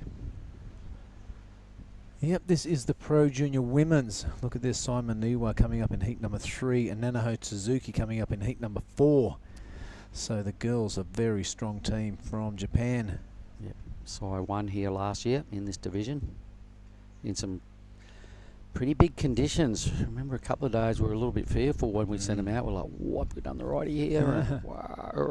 And Simon Niwa actually dominated in that really big bossy stuff exactly 12 months ago. Backup scores are really hefty for these two as well. Yeah, mid 15 and a low 14 two-wave totals. They're huge. Yeah, look at the requirement for Jubrick now, 9.50. You'd want to do that maybe in 2 waves, and there's not much time left. That's a beautiful looking wave, isn't it? That's you'd be feeling so good when you drop into that thing. Really sinking your teeth into that first turn. The second one was nice, high and tight. That third one was completely different as well. So 3 different turns on that one wave resulted in the 9.00. And I feel for that one on screen. She waited for that wave. Yeah. And she lost patience at the end and got sold an absolute lemon by Anon. It's all part of the deal, part of being a competitive surfer. Anon probably was never going to take it. Yep. It gave her top priority by getting Lydia basically out of her area. And 2 minutes later, bang, that was the wave that broke. The ocean can be cruel, Billy. Poor Lydia. And well done, Anon. Really. Yeah, that's what right. a sail. Yep. Yeah, sometimes when you do have priority, it pays just to ignore everybody. Just paddle around and get the wave you want. Don't worry what the other competitors are doing.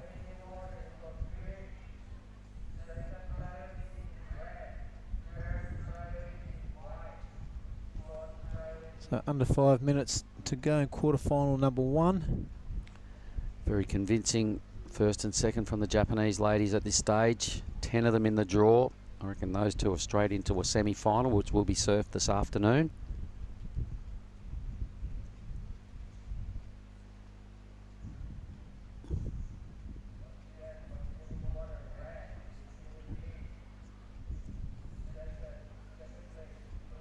A couple of more lads on the fishing boat going out for an afternoon session. Yep, big fishing village down here, Tanjung, Setia. Probably at least 100 of those things on the beach, just about half a K to our right. All handmade out of wood. It's real old school stuff. It's classic. Now, speaking of classic, how good was Mr. Choo-Choo, Oh, the chief? we're best friends with the head honcho from the policey. Yep. He loves us. And Yeah, got a selfie with him just before we went for a surf. Pat Choo-Choo. He's a ripper.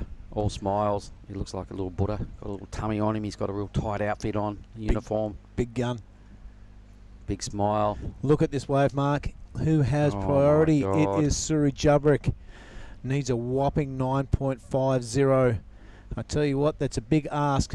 But how good would you feel rolling into this thing? That's a good looking section to hit. She does. No! Ooh. All the wheels have fallen off. That's a shame, and let's see the front on angle of that. This one's a bit more wobbly because that set wave has just rolled on through, but Anon doesn't seem to care. Everything that presents itself before her is in trouble. Look at that turn. Yep. Super good. Classy Lovely, surfer. lovely technique. This wave running on down the reef. Oh. That one, the technique, not so good. Full back flopper. Well, it doesn't matter. She's got a 9 and the backup is super solid. So having a bit of fun, feeling in a groove. Might as well conserve some energy. Got a semi-final coming on this afternoon. It's already a second surf here today. It was another good bit of wave choice for sure.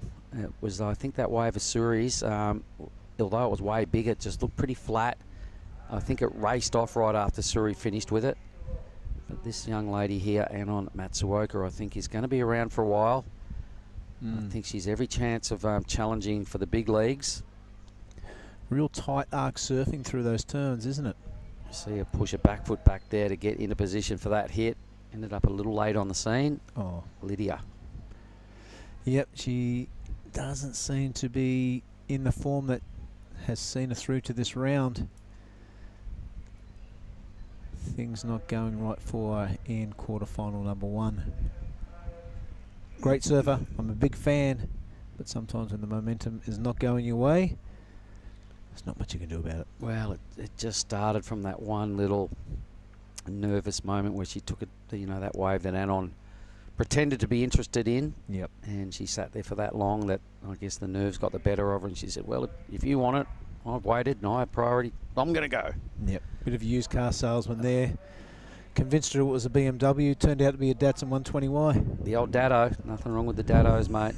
Unfortunately, that time it was a broken Datsun. Yep.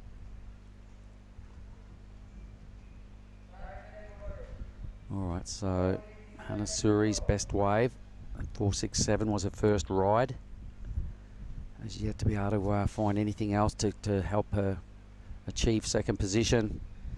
And Sumomo, since that point, has found the 8. Anon found the 9. And hey presto, just like that, it was basically game over. Door shut. Really tough, a 9.50. 14.17 two-wave total to track down. That's not going to happen. So with 20 seconds remaining, congratulations to Anon Matsuoka and Sumomo Sato.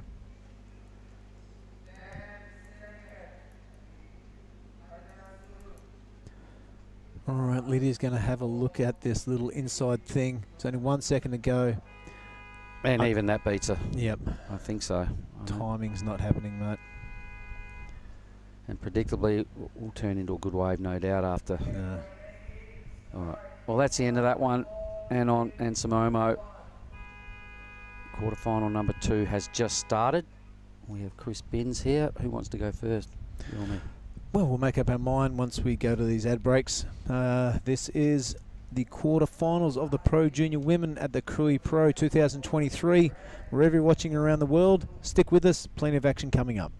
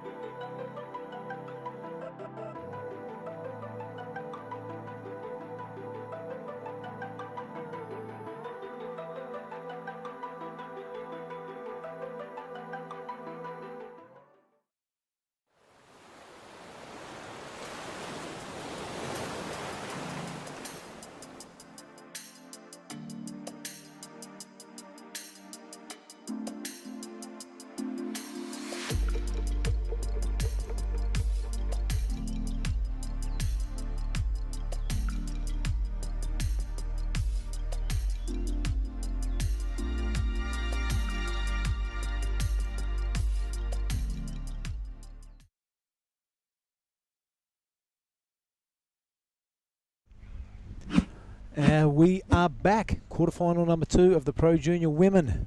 This is the Krui Pro 2023. Conditions have cleaned up. The girls are surfing fantastically, and I'm joined in the booth by Mr. Chris Binns. Look at those surfers. G'day, mate. We're joined in the water by Kana Nakashio in red, Mirai Ikeda in blue, Sky Brown is in white, and Anri Matsuno is wearing the green jersey. 3 surfers from Japan. Sky Brown is of half Japanese heritage. Spent a lot of time in Miyazaki.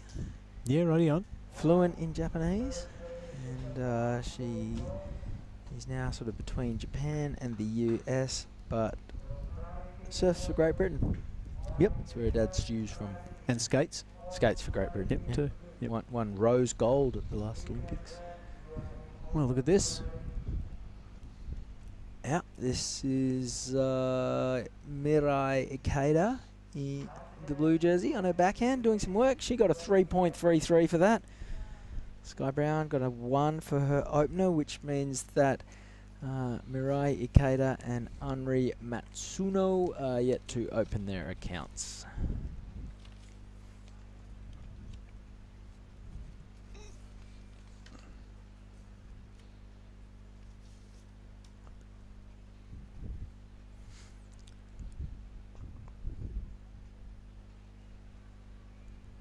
Conditions definitely cleaning up here at Ujung Bocur.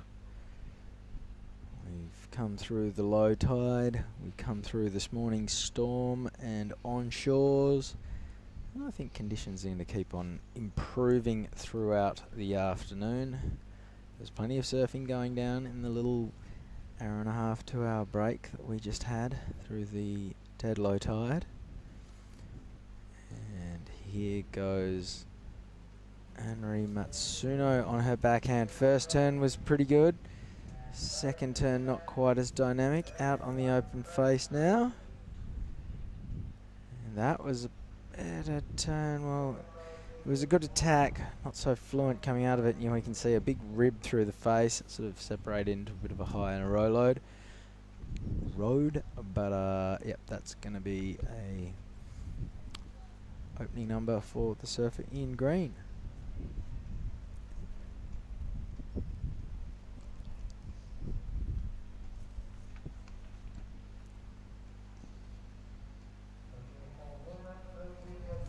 So here's the replay. This is Anri on her backhand.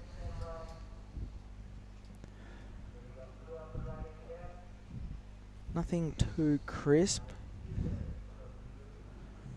It's just going to be a sort of minor score upon which to start building some slightly bigger scores Working your way up to the excellent scores that at a quarter-final level you're going to start hoping to see more of. Anon got a 9 in the last heat, and Sumomo got an 8. So yeah, definitely the waves are out there to bust you into the excellent zone. Talk us through the 9. Well, Lydia Kato had priority. She sat there for a long time with it. Anon came out, sold her a dud. A minute later, the bomb set comes in of the day, and she absolutely destroyed it. Mariah Kato on her backhand, chopping away at this one. And then this is Kana Nakashio on her backhand. Really not much off this wave, but she's stuck with it, and now it's going to give her a little bit of a bonus down the bottom. So a few turns, and she'll be out of there. Opening scores are in, and Mariah Kato, I don't think she's got the 7.83 for one wave. 3.33 was her first one. Okay, so that's a 4.5. Sky Brown with just a 1.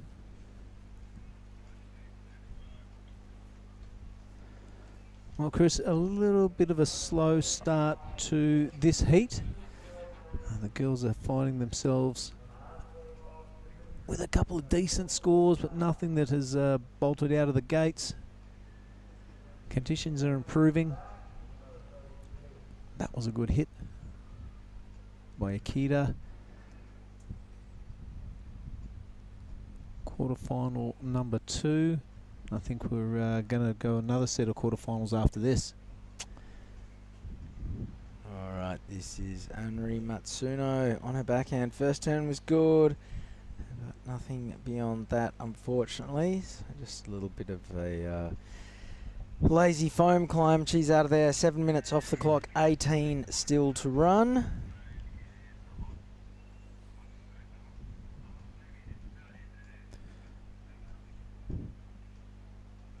So finals weekend is not too far away. Saturday, Sunday, we're going to be running a ton of heats. We'll be looking at about, we'll have the 2 finals in the juniors. We're not running semis today. No finals, just the another set of quarters after this. Okay, Sean Gilhooly on the screen having a swim there. We'll try and figure out the lay of the land over the next couple of days, and while we're doing that, we're going to cross down to Mark Clift, who's having a chat with the winner of the last heat. Righto, here we are down in the athlete zone. I have winner of the last heat, Anon Matsuoka. Great heat. Tell us how you're feeling after that one. Yeah, it was so fun out there and I'm so excited. You told me you felt really nervous. Like it's slow, so I mean, I a little bit nervous to get the good wave, and then that was good. I bet you weren't feeling nervous after that 9-point ride. Yeah, my feel is a little bit better. Yeah. It looked like you were feeling better after that. Listen, last year you did the Krui NIAS events back-to-back, and you're here again. You ended up winning up there at NIAS and in the juniors, so congratulations. What have you been doing since then? I see your socials, you're pretty busy, a lot of surfing contests. Yeah, it's busy, but it's really fun to do the heat every time. So yeah, it's busy, but it's so fun. It's my life. Yeah. It is your life, and you're all of 17 years of your life, I must say. You're still a super young lady. So obviously your goals must be pretty high. What are they? Yeah, just do that. I don't know. I think you should aim high, because what I'm seeing is I really like what you do. We're predicting it won't be long before we see a Japanese surfer on the CT. You'd like to be that person? Yeah. What's the best thing about coming to Krui for 2 years in a row? Oh, the last year? What do you think? What is the best thing about coming to Krui again? Oh, I see. Yeah, Krui is so beautiful place. So a lot of waves, and then lots of good food, and then good people. So I love Krui, and then I hope to back to here. Yeah. All right, well, she's still going in the Open Women's as well, ladies and gentlemen, so expect to see a lot more from Anon Matsuoka. Thank you. Thank you. Yeah, nice one, Mark. Anon. strong performance in quarterfinal number 1. And it is Aikita who is performing in quarterfinal number 2. A 4.50 and a 3.33 has her in the lead. Anri Matsu Uno. 6.76 for her. So nothing really hefty is divided up by a couple of average scores. Sky Brown, just the 1 has priority though. 14 and 41.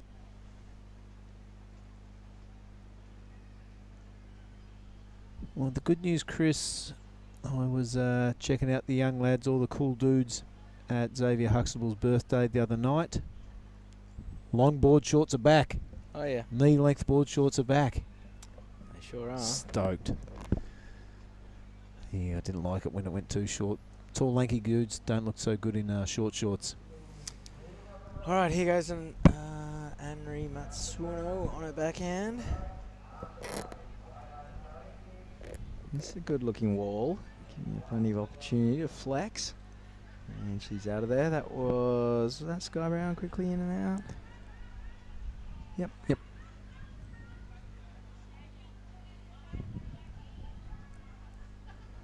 We saw Yahagi today having to win his heat in the last 3 minutes. He couldn't find a wave after dominating yesterday. It looks like he was going to absolutely fall off the radar, but in the last 3 minutes he found a couple of waves, small to medium-sized ones, and hacked up those things to move on to the next round. By the way it's looking here, Sky Brown might have to do the same. Yeah, well, she did that in her first heat in the Opens as well.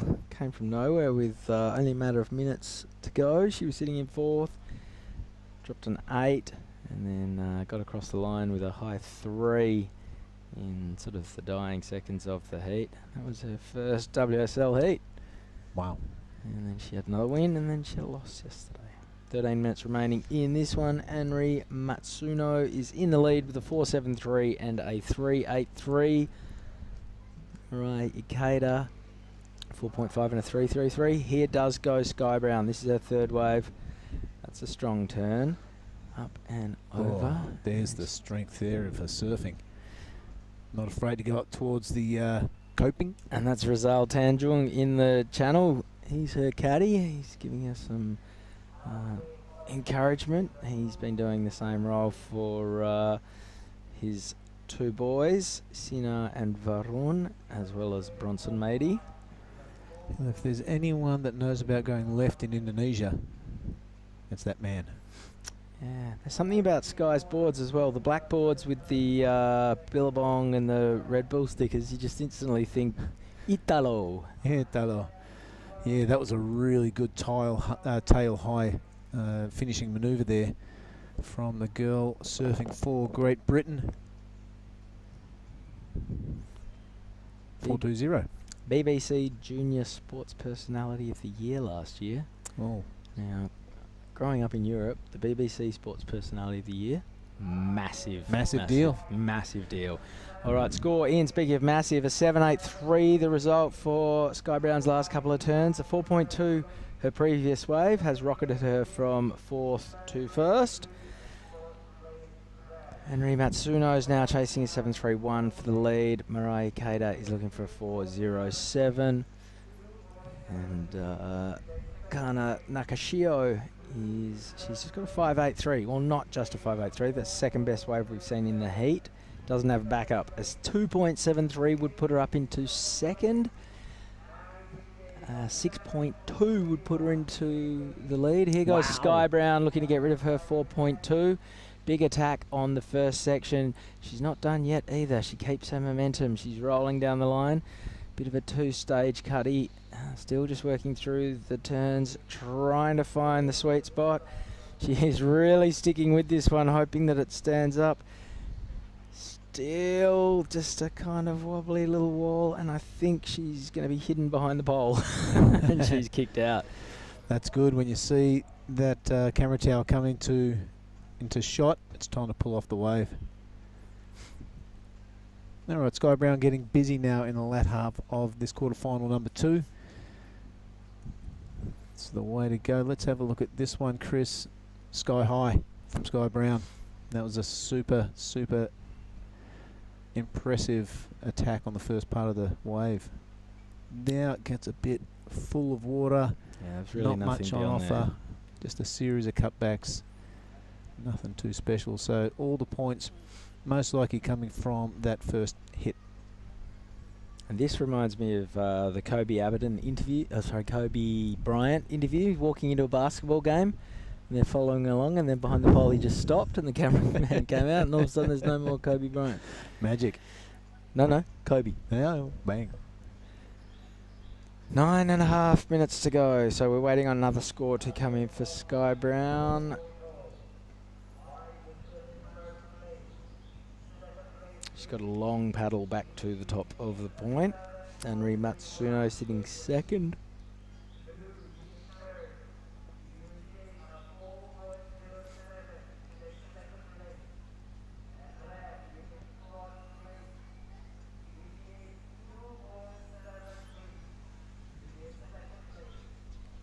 Matsuno, 7.31 is her requirement to take that first position off Sky Brown.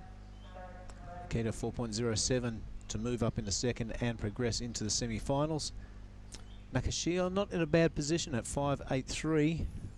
Just needs something substantial next to that. So the last score of Sky Brown was a 4, does not go into her top 2, so she had plenty of length of ride. Really, it was just that first turn, and then it was a whole heap of tic-tacking, skateboard style.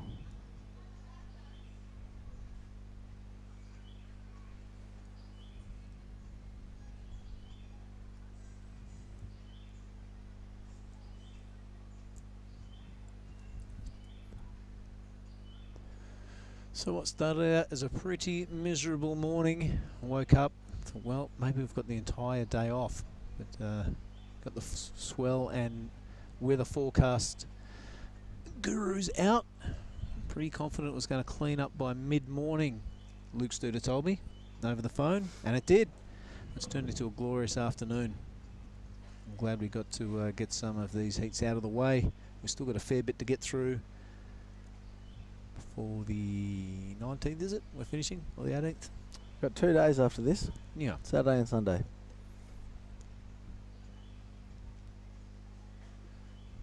So the Coast Guard feeling safe.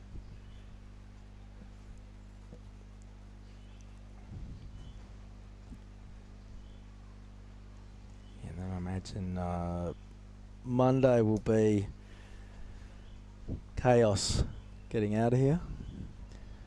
Last year, there was 250 of us at the airport at the same time. It was chaos. We had the entire aircraft from Lampung to Jakarta, and they were still trying to say, oh, half of you can't come on because you're not here on time. So we've got the entire plane. So after some negotiating from the big wigs at the ASC, we got on there. But yeah, it was absolutely chaos. I think we're going 2 separate bits this year.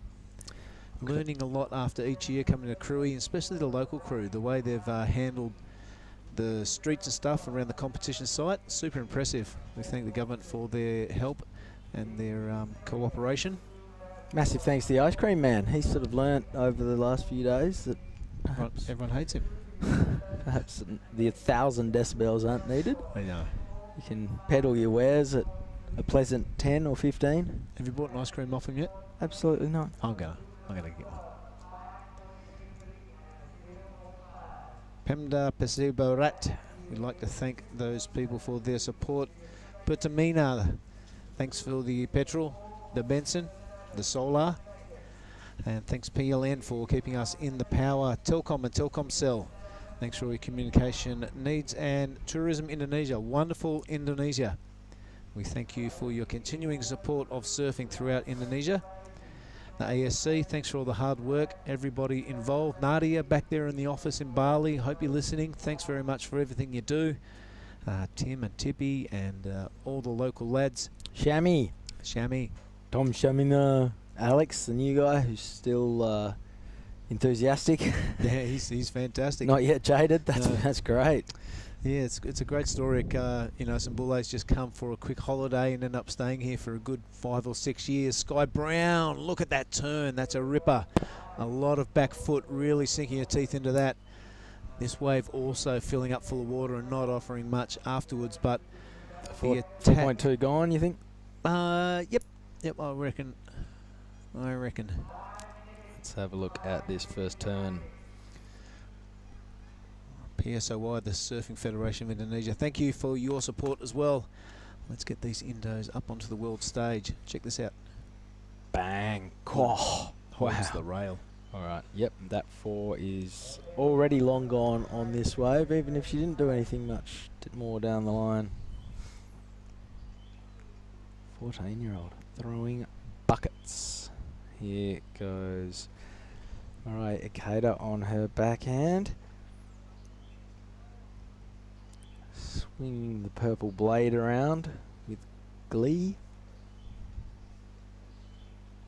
Here's the replay of her last wave. Hard off the bottom, she whacked that turn straight into a bit more of an open face carve. And another one. And repeats the treatment once again. So 3 similar turns following on from the first one that was pretty good. And this goes, that was Anri Matsuno in the green. Still waiting on number 2 come in for Sky.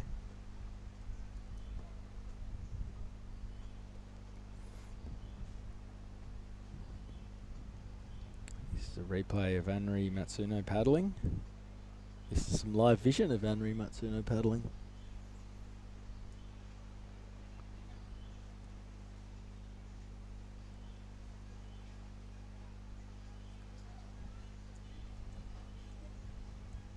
So clicking down to that 3-minute mark. This is our surfer in red colour. These inside ones seem to offer a little bit more scoring potential, Chris. They have that lip section there. They hug the reef a little bit more than those set waves. Well, having said that, Anon set wave was an absolute belter. So it pays to sit there at the athletes area and study the waves and the conditions. A few heats before yours. A couple at least. If you can get onto one of those perlers, it's a big advantage to your column. Alright, no priority yet. There it is. Priority goes to green. It's a bit of a shift in the scoreboard. Still waiting on one more score for Sky. Yep, pretty sure she will retain that first spot, which she will. I think she's going to extend it. Akashio up to second place now, 5.83 with a 3.93. So moving up a couple of places. And Matsuno down to 4th. 2 minutes. All right. Very entertaining heat is in its last throws. There it is, a 7.07 the result for Sky Brown's last wave. A 14.9 two-wave total. The result of her handiwork to this point. Right, 5.04 is the requirement for green, so all eyes on green in the last minute and 30. Here goes Kanan Nikashio. Wanting to make that requirement larger. Oh, good looking section. Crunches it, cracks it. It's not going to be a 9.07, but will make things a little bit tougher for Ikeda and Matsuno.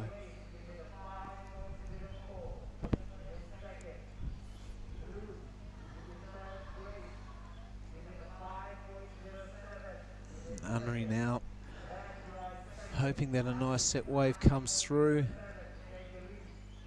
Did pretty well to get through this flat section and into that. Oh, it's almost hit it perfectly. It was such a great looking kind of triangle just running towards her, wasn't it? 45 seconds to go. Bang. It's a good looking wave running down. Lands it. But that wave only offering an opportunity for 2 manoeuvres. 30 seconds to go. Not super dynamic from Anri Matsuno there. No, that 5.04 could be a bit of an ask.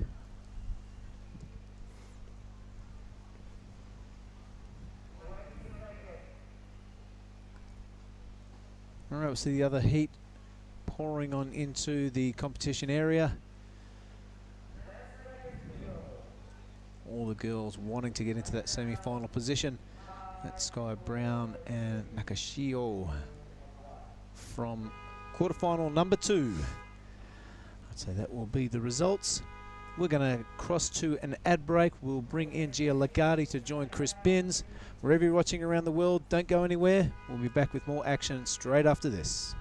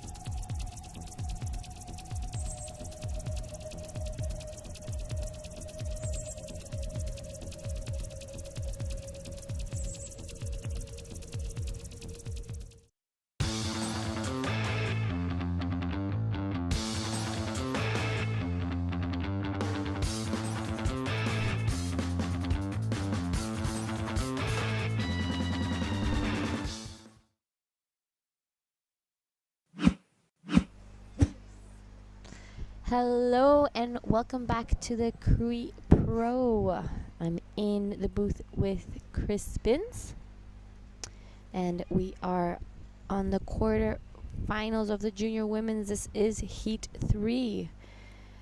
We have in the red Simoniwa, in blue Kokona Kawase, in white Rina Matsunaga, and in green Jasmine Studer.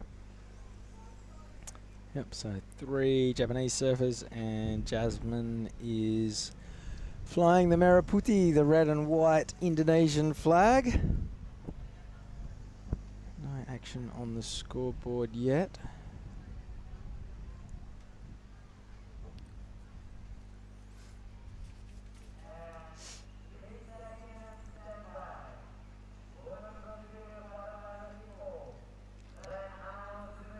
Last heat, Sky Brown getting a 7.83 and a 7.07.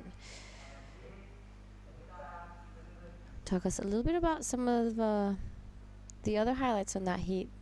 What did I miss out on? Well, Sky was sitting in 4th for about the first 10 or so minutes, and then smashed a 7.83. A couple of really good turns, and then she came out, she got a 7.07 for just basically one turn.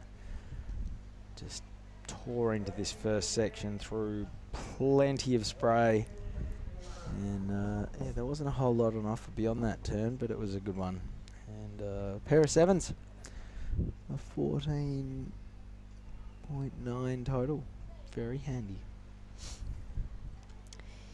We did go on a small break, but we're back. The conditions have improved drastically since this morning. It was onshore, rainy, stormy, and now it's cleared up. Lineup is looking a lot more like what we're used to seeing it. Yeah, it was a completely different wake out this morning, hearing the rain absolutely pelting down on the roof. All the bugs. I decided to seek refuge, I think, all in my room. So that was different. It was dark. It was windy. I was staying with a lot of competitors around me, and there were towels and board shorts and various bits of surfing paraphernalia strewn through our garden. But we rebuilt, and here we are. Staying strong. Sai Maniwa is actually the winner of the Pro Junior Women's last year. She took the win here, Surfed really well in both the junior women's as well as the QS 5000. Unfortunately, this year falling short in the heat, but she still is in the juniors, so it's all good. I reckon if you've won the Pro Junior, not allowed in it the year after. It's like finishing a video game. They've already done it. Just concentrate on the Opens. I see where you're coming from. But she's back and she's there for more. Yeah, greedy. Not backing it. Last year, though, it was co-sanctioned, the juniors. This year, it's just Asian. So it's easier, even easier for her. Yeah. Ah, it's just greedy. Should be a walk in the park. Yeah, I mean, she can only go backwards, so what's the point? Like, nah, no good. Here.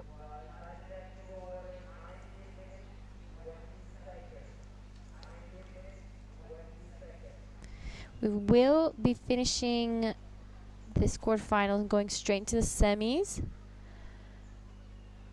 But we will save the junior finals for finals day on Sunday when the swell does pick up.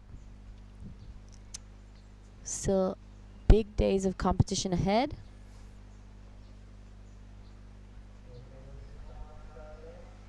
This is Rina Matsunaga in the white on her backhand, going down the line, but unfortunately doesn't make around that section. Fortunately, it does save us from a restart, though, so congratulations, Rina. That was awesome. A 0.67. Not huge for you, but huge for everyone else. So, thank you. Your service is appreciated. 18 and a half minutes to run in the third of our quarterfinals. That means there's one more after this. Who have we got? Nanaho Suzuki, Ziggy McKenzie, Nala Rabic, and Rita Suzuki. So, 2 Japanese, an Aussie, and an Indonesian. We just saw an ad on the TV for the Tamil Nadu Pro. First ever WSL QS event in India. It's taking place from the 14th till the 20th of August. And you know who's going to be there? You. Yeah. Damn straight. Wouldn't miss it for the world. How good. Here goes Jasmine Studer. Nice first turn. Going down the line, she sets it up for not a second one. Pulls out. Maybe reef was popping out. Tide is coming back up, but it's still pretty shallow. So just a 1 turn wave for Jazz. Here we see the replay. So have you been to India before? No, I've been to Sri Lanka on a surf trip, but never made it to India, and am very, very excited about it. I heard Sri Lanka's amazing. It's fantastic. The food's brilliant. It's so hot. Beaches are really clean, which I don't know why that surprised me, but it did. White sand. White sand? Yeah, a lot of them, yep.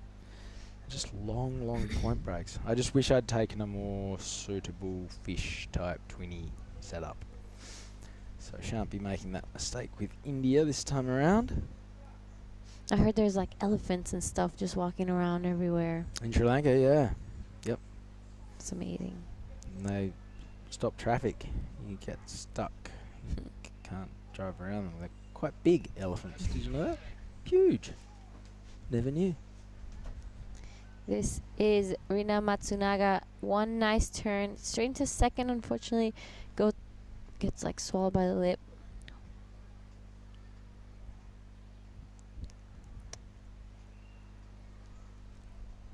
After this, we're going straight into the men's junior semifinal. And before we tell you who's in that, we're going to head over to a post-heat interview with Sky Brown and Billy. We are live, and we're down here in the athletes area with the winner of quarterfinal number 2, Sky Brown. Congratulations. Your first ever WSL event, and you're in the semi-finals. That must feel pretty good. Yeah, it definitely does. Just being in Indo and surfing these waves with a few people out, it's just been so fun, and yeah, I'm so soaked. Right, a pattern I have noticed while you've been surfing in this event, you've got all your scoring waves towards the tail end of the heat. Has that been a strategy, or it's just the way it happened? No, I'm trying to get my waves as quick as I can, but it always just happens at the end. It's definitely not my strategy, but yeah, I don't know. Well, you're selling the drama because it makes everyone a bit anxious, but you're delivering in the end, which is super cool. Now, I see in your corner you have the fantastic and powerful and great and magnificent Rizal Tanjung. How did that happen? Well, we met in Bali, and yeah, he came here with his sons and us, and he's just helping me so much, you know, helping me out and showing us Bali, and it's just been so fun with him, and I'm so thankful, and yeah, thank you, Rizal. Well, you've absolutely nailed it, because there's anybody that knows anything about going left in Indonesia, it's that guy. Yep. Okay, well, anything you want to say down the camera to all your friends in Japan, Britain, or America? Yeah, I want to say hi to my mom that's back home in Japan. So hi, and all my friends that are watching, and yeah, miss you guys and see you guys soon. Right, well spoken. Give me one of these, because I think you're going to be doing that for a long, long time. Sky Brown, ladies and gentlemen, back to you in the booth. Nice little interview with Sky Brown, the winner of the last heat. Got a 7.83 and a 7.07 in with a 14.9 heat total. That's an absurd amount of wax on her board. Yeah. Every inch of the deck. From tail to nose, just, and a black board too, so it's going to be melting, and yeah. Might want to look into that. Yeah, maybe next interview you should ask why the entire board. I mean, when you skate, right, you put grip tape the whole length of your deck. You think that's the theory behind that? Well, you look at a guy like John who does all these wild nose picks and rides out switch standing on his nose and stuff, and he's definitely waxing the length of his board. So, yeah, maybe that's what Sky's aiming for. I'm sure she's got, some shovets and that kind of stuff in her repertoire, so why not? And it's also quite a small board. Yeah. So, once you factor in the width of your stance, but then you're riding a 5-foot board versus a 6-foot board, the wax is always going to go closer to the nose. And, Anyway, carry on. It's a tiny board. It's like I'd have to use like one on each foot. Here is the current heat leader, Rina Matsunaga. Just a one turn.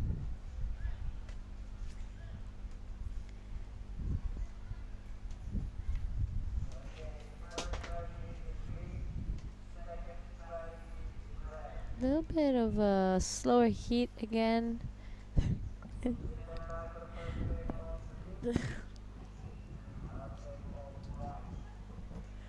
bit of a slower heat again. We're hoping with the incoming tide, it will be a push in the swell.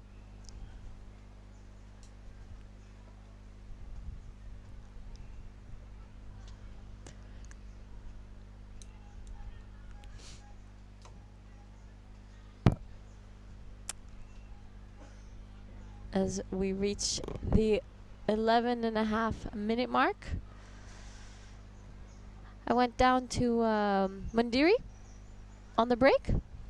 Checked the waves. How was? It was pretty bad, actually. Oh, really? Yeah. It's much better out here. It's just looking a little bit messy, a little bit all over the place, but maybe it'll get better with the higher tide. So we're kind of facing straight westish. We're on the corner of a bit of a, or we're on the apex of a corner on the coast. Mandiri's a little bit north of here, and then it kind of hooks out again. So I guess the different wind directions get into a lot of these beaches differently. That's why there's so much, so many opportunities to surf on different winds and tides and whatnot around here, swell directions. Okay, here goes Rina Matsunaga. And playing the priority card, Jasmine Studer with her Dark Side of the Moon spray on her board. Little turn there. I wonder if when you've got that Dark Side of the Moon spray on your board, if you do like a big finner and you ride out switch, you know how if you play Dark Side of the Moon backwards, it's meant to like have all these hidden messages and stuff. Maybe if you rode that board backwards, it would unlock some of that for you too. Just thinking out loud. I'm loving the theories. And we see... This is Kokona Kawase. Surfer in blue, working her way down the line, and could possibly have tried to get a little link up there, but she is our heat leader. This is a bit of a sleepy heat, however. No surfer over 5 points. And we are inside the last 10 minutes. One more quarterfinal after this. Nanaho Suzuki, Ziggy McKenzie, Nala Rubik and Rita Suzuki. This will be the shortest day of the event because it is also the smallest. Tomorrow, hopefully, the swell will be picking back up.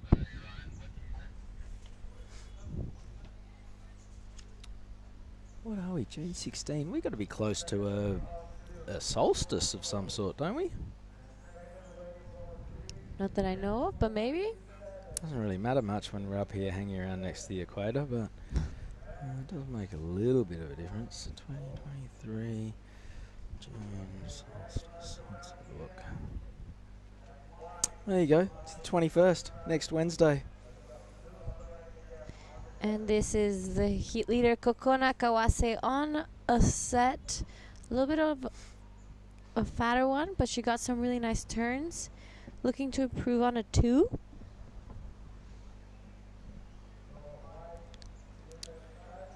And Rina Matsunaga just fallen off again. Chops away at that. This is Sai Manawa. Feel like she might have done a couple of decent turns before we caught up with her, and this wave continues to stand up and run. Goes skating past Kokona Kawase, and she is out of there. 8 minutes to go. I think that's going to be a decent number for our heat leader.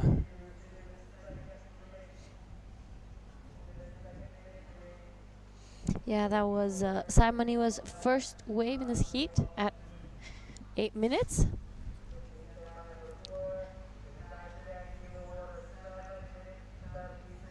So she'll be trying to get back there as quickly as possible to back that score up. She waited quite a while for it.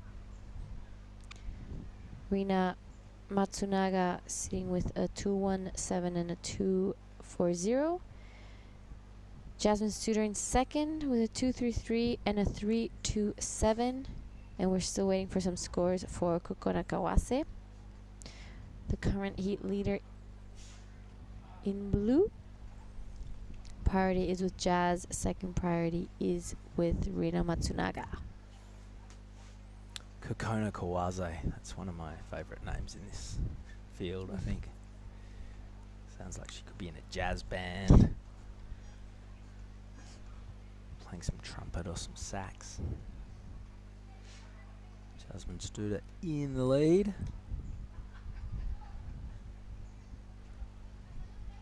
Is that Minojo Yahagi over there caddying?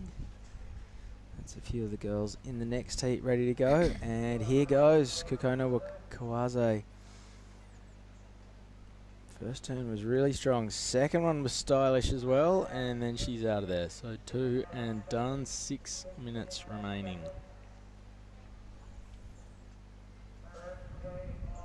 Talk us through this replay, G. Yeah, that's a really nice first turn. Second one as well. They're both quite similar.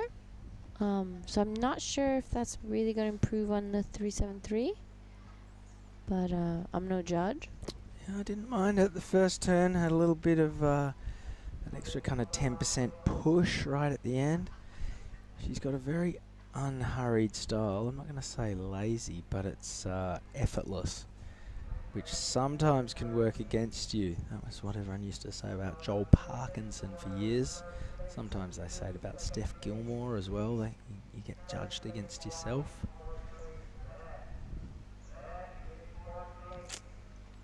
They say that about Steph as well?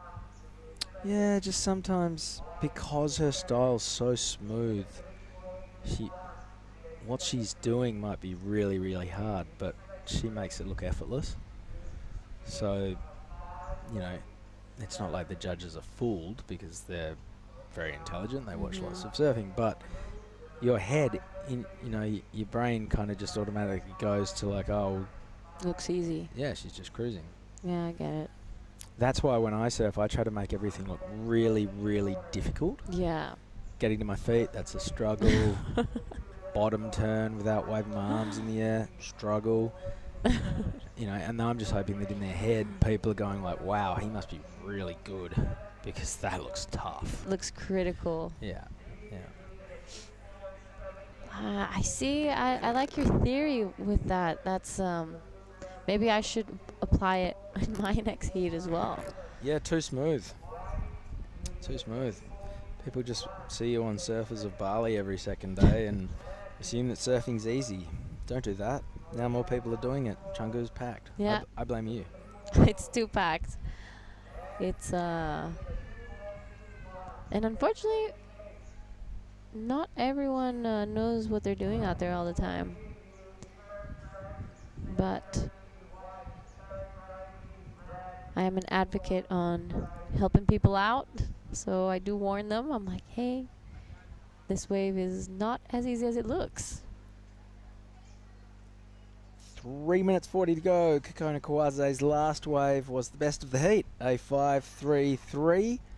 Pair that up with her first wave, which was the old best wave of the heat, and it was a 4.67. She has a perfect 10. Well, an imperfect 10 because it's out of 20, but she's winning by a lot. Second place, Jasmine Studer is looking for a 6.73. Jasmine has priority, so if the right opportunity pops up, she will pounce. Rina Matsunaga is sitting in third, chasing a 3.21, so only a minus score. Speaking of minus scores, Sai Manawa has only caught one wave. It was a 3. That was her second. She needed a 2.61 to jump up to second. She got a 0.5, so that's not going to help her, but that's fine. There's 2.45 to go in this heat. Yeah, you can really tell Sai is going to start hunting around, looking for a wave. She doesn't need a big score. Just she can do that in one turn, really. So she's probably going to try to create a little bit of distance from the other girls in the heat. Special mention to Leafy's, the cafe here in town at Tanjung, Setia. It's really good. Yeah. It's a great cafe. They do fantastic coffee, and they've been keeping everyone around the event site fueled up. And thanks to Alex from the ASC, who, given the long days we've been pulling a couple of times, has just volunteered to go and do coffee runs. What a legend. That is how you make friends. Alex is MVP, I think, of the Krui 2023. I haven't yet seen him sing karaoke, so he's still got to prove himself on that front. That's a huge part of the criteria here in Krui. Yeah. It's a rite of passage. 90 seconds to go.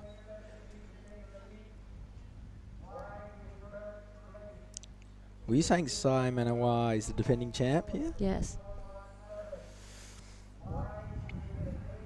Yep. She won last year's Krui Pro Junior. 1 minute remaining. She needs a 2.61. That's really not much. Inside a minute. Here goes the defending champion chasing a 2.61. It's going to take 2 big turns, and she never looked like she was in control of that one. Here's Jasmine Studer. She's chasing a 6.73. Gets up and over the first section. Second turn was quite similar, but it was still kind of cool. And keeps her speed. Now gets out open face carve. There's a little bit of Huntington hop going on and fairly unsatisfying at the end of that wave. So it's the 2 turns that she opened up with that will garner her the most points. The 6.73, the requirement for the lead. I don't think that was the best wave of the heat, but talk us through the replay, G. Yeah, here was her first turn, and straight into the second one. I think that one came in with a little more energy than the first one. Unfortunately, she doesn't have a very exciting ending here, but she did have to take it because she didn't want Sai getting it. But well, Sai Maniwa has obviously performed a couple of turns that we've seen, but to get to the channel where she is, she's obviously come from a long way inside. Let's see if we can't just catch up on a replay of Reds. Okay, so she's working away at this one. Still not sure if there was a little bit more prior to us joining her. Jasmine Studer, not sure if she has extended or added to her 2-wave total or not. As it stands right now, Matsunaga is looking for 3-2-1. I don't think we're waiting on a score for her. Sai Manawa is looking for 2-6-1, which you would assume that she's got, but I think Jasmine Studer may have upgraded her 2 as well. So there's some mathematics to be formulated. We're going to throw to a quick little ad break. When we come back, it's going to be the 4th and final of our Pro Junior Women's quarterfinals. And we'll also be able to bring you the full results from quarterfinal number 3. Don't go anywhere. More action from the Krui Pro coming our way right after this quick break.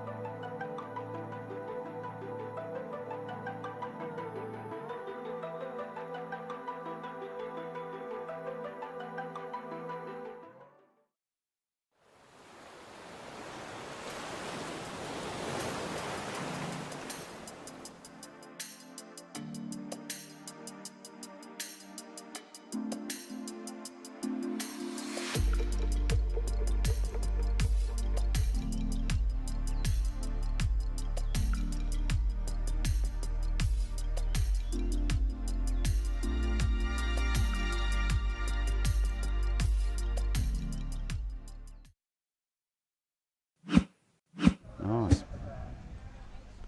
Wow, Simon E were out, defending champ. Oh, we're back. And we are back.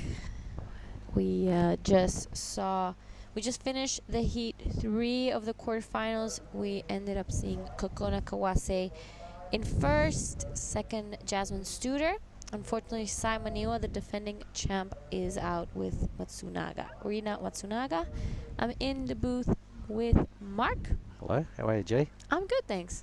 So there's the official results, and it looks like the highlight reels definitely dropped in the blue column. I didn't see much of it. We'll get to our next heat in a moment here, but for Jazz Studer, that's a great result. That is a really good result. To take down the defending champ from this event last year, you know, I'm sure our old man Luke will be watching there in Bali. And aboard, he's definitely working a treat. A big result for Jazz. Yeah, so for everyone, you know, for every bad luck story, there's always a good luck story, Giada. So I'm pretty happy about seeing Jazz taste a bit of success and move through to this afternoon's semi-finals. Yes, and in this heat, we do have Naruto Suzuki in red, Rita Suzuki. It's Naruto Suzuki and Rita Suzuki in green. Ziggy Aloha Mackenzie in blue and Nala Rabic in white. Yep, and this is our quarter-final for the Pro Junior youngsters. And following this, we have the Junior men's semi-finals. We'll finish off the day with this division's semi-finals as well. So effectively another 5 heats remaining. We had a little break over the low tide. What did you get up to, Giada? I went down to Mandiri. Same. I went to the Mandiri, something about Mandiri Homestay or Mandiri Beach Club, sorry. I was there with my friends and we met an amazing group of guys out there, very friendly, and that was Ziggy Mackenzie on the last wave. Yep, that's her, I think it might have been her first wave, maybe it's her second wave. Either way, they're all on the scoreboard. It's looking like Nanaho with the best of it, a 4.67. So no surfing, just a bit of lunching, was it? Yeah, hanging out. We were just hanging out by the beach, checking the waves, just to get out of the scene. Hood, yeah, me too. And yeah, we met this group of surfers that just came back from surfing some secret spot because they know all the nooks and crannies. So were they local dudes or? Some were, and others were from New Zealand. Okay. So a very friendly group of guys. Shout out to you guys because they said they would tune in and listen to us. All right. So yeah, I had to get out of the hood. It's been here or just down to the local restaurant at night and back and work site. Rented a motorbike, went for a drive with my mate Billy, had a little paddle. Good to get wet, good to roll the arms over, limber up a little bit. It was nice to drive down that road. It's pretty scenic, isn't it? Yeah, the roads are so nice, especially now that they've fixed the roads as well. It's so easy to get down there. I remember the first year I came here and the second one as well. Going down to Mandiri was quite a mission. There was sand and mud and everything. I remember getting stuck there once. My bike brake broke down. But it all turned out well at the end as we see Nala Rabic on a good-looking wave. She tries to get around the section. She does a nice carve to start up this wave and then goes straight to a second one, as it looks like this wave is going to stand up for her in the inside. She stays with it and jumps out the back. All right, so that'll be her best score. It'll put her in the conversation there for second position as we see Ziggy Mackenzie putting together a 4-point ride for her last effort. Yeah. So she is, well, she's got one. All right, got to get 2 big numbers to be qualify for a semi-final positioning. Here goes green now. Rita, is that her first name? Yeah, Rita Suzuki. A beautiful backhand turn. Unfortunately, doesn't make it and gets sucked out the back. And this is a current heat leader with a 4.67 on a nice looking set. A beautiful first turn. That was really great surfing. And a third. Oh my goodness. Nanaho's teeing off here. Yeah, Nanaho. I'm surprised she's still a junior because I remember last year in Taiwan, she took out the win in the QS 3000. Wow, you can see why. Yeah. That was really quality surfing, really big bossy moves, top to bottom stuff. She had a good wave and really used the whole wave face for me, and I'd love to see the action replay. It's going to look really good the second time around as well. I can see easily the best number of the heat about to drop. Yeah. Here we go. Let's hope we can see it again. Meanwhile, let's have a look at Rita's wave again. Quick up and out. All right, the next one will be the one. Here we go. Nanaho Suzuki. Boom. Nice. Had a good wave, helped herself to a lot of scores, scoring opportunities on this. Went a little bit dodgy there at the end, but still some good work done out the back on a bigger wave. Without getting too carried away, I can see a reasonably good number dropping for her. Yeah, that's definitely going to be the best wave in this heat. As we see Ziggy Mackenzie just coming out of the water. Looks like she just caught a wave. Nanaho's Suzuki was also probably the best wave I've seen since I've come back into the booth. Okay. Yep. Last heat was a little sleepy, was a little slow, but Wow, I've got to tell you, the first heat of this round I sat in here for and watched. Anon Matsuoka went nuts. Yeah. A 9 and a 6.33. Wow. Oh, my God. She's only 17, and she won at Nias last year as a pro junior. She was here during the Krui event as well. And for someone that's only 17 to be doing what she's doing and surfing the way she does, we just watched Rita. Anon Matsuoka is a serious campaigner to be around for a long time. Remember that name, everybody. She's a really cool young lady and surfs out of her skin. We're going to throw down to Chris Binns, who has an appointment with the winner of the last heat. Chris. All right, thank you very much, guys. Down here having a chat with the winner of the last heat, Kokono Kawaze. Congratulations on your win. Thank you. How did you find the waves out there? So good wave. Yeah. It was so fun. And a couple of really good scores from you there. Were you looking for any waves in particular or just trying to get whatever was there? すごいなんかまだ潮が引いてて浅くてすごい怖かったんですけど、あと最初の時間に全然波が来なくて焦る部分もあったけど、いい波乗れてよかったです。Beautiful. And you were saying you were from near Osaka? Yes. Do you have any waves like this at home? No. Near Krui is good wave. Yeah, it's really good waves. And who are your friends that you are traveling with? Same heat, Lina Matsunaga, traveling this here. What's it like when you have to surf against your friend? Are you angry at them or? No. Still friends? Yes. Well, congratulations on the win and good luck in the semi-finals. Thank you. Cheers. Back up to you guys in the box. All right. Thank you, Chris Binns. Meanwhile, a wave of Nanahos is in. Maybe we can see the individual numbers. There they are, a 7. Thanks, guys. A 7 and a 4.67. So really solid scoring there. Nanahos' last wave was brilliant. 3 really good turns with a lazy finishing move for the 7. Strung it together really well. That's her on picture. Rita Suzuki with a 5.5, being the second best wave of this quarterfinal. Our junior men's semi-finals are right in front of me. We'll get to that in a moment. We'll just check Nanaho. Yeah, Nanaho looking at this other set. She gets around this first section and he's setting up for this beautiful first turn. You can see her smile. She's feeling good. She's going to try get around the second section, but does not make it. She was all smiles on that wave. She was. Here goes Nala now.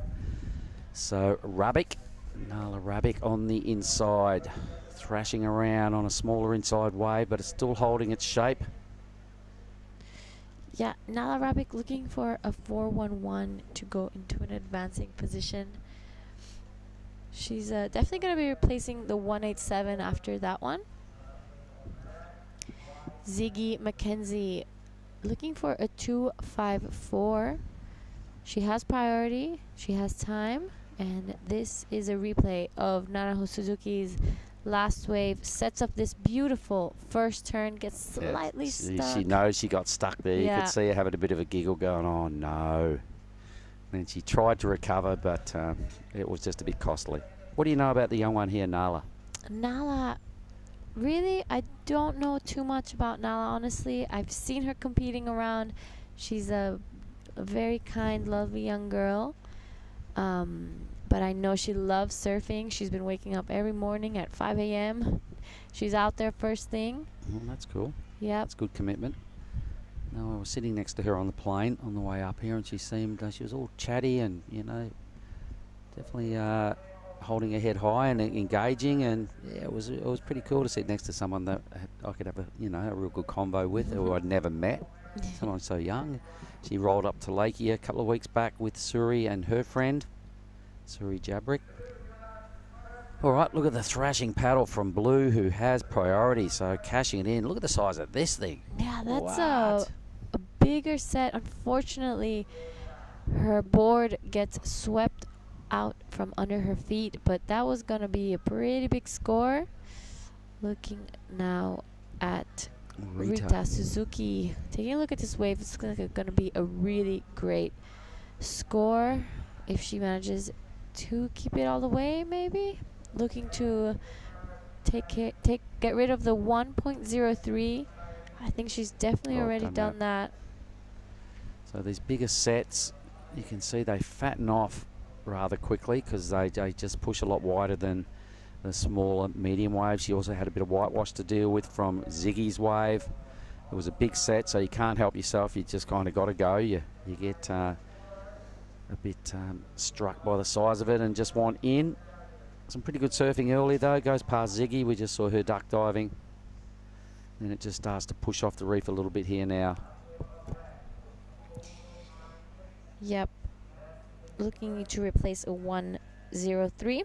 Only needs a 267 to go. She'll move up into second. Yep, for sure. So she will drop Ziggy out of that second position. Ziggy's got a 417 as her best number. Rita was holding the second best score of the heat. She's going to add another pretty good, reliable backup number. Nala Rabic, a 243, her best score. Yeah, we're waiting for some scores to come in from Nanaho Suzuki, Rita Suzuki, and Nala Rabic. And then we'll see the updated, and there we go. The last turn of Nanaho Suzuki came in at 493. Slightly increases her lead, but she's knowing her, she's going to want to improve on that, especially after having a 7. There's the keyhole. We'll have a look at the leaderboard again in a moment. We have heading out for our junior boys semi-finals in the blue. That is Tenchi Iwami and his caddy. A whole lot of Groms and some locals getting down there on the shoreline to get a closer view of these athletes. Yeah, it is Friday afternoon here in South Sumatra in Krui. This is Ujung Bocur, and you know, everyone's gonna come here after work, after school. They all want to see a little bit of the action that's going down. This weekend we're gonna start seeing massive crowds at the beach. Yeah, totally. They love it.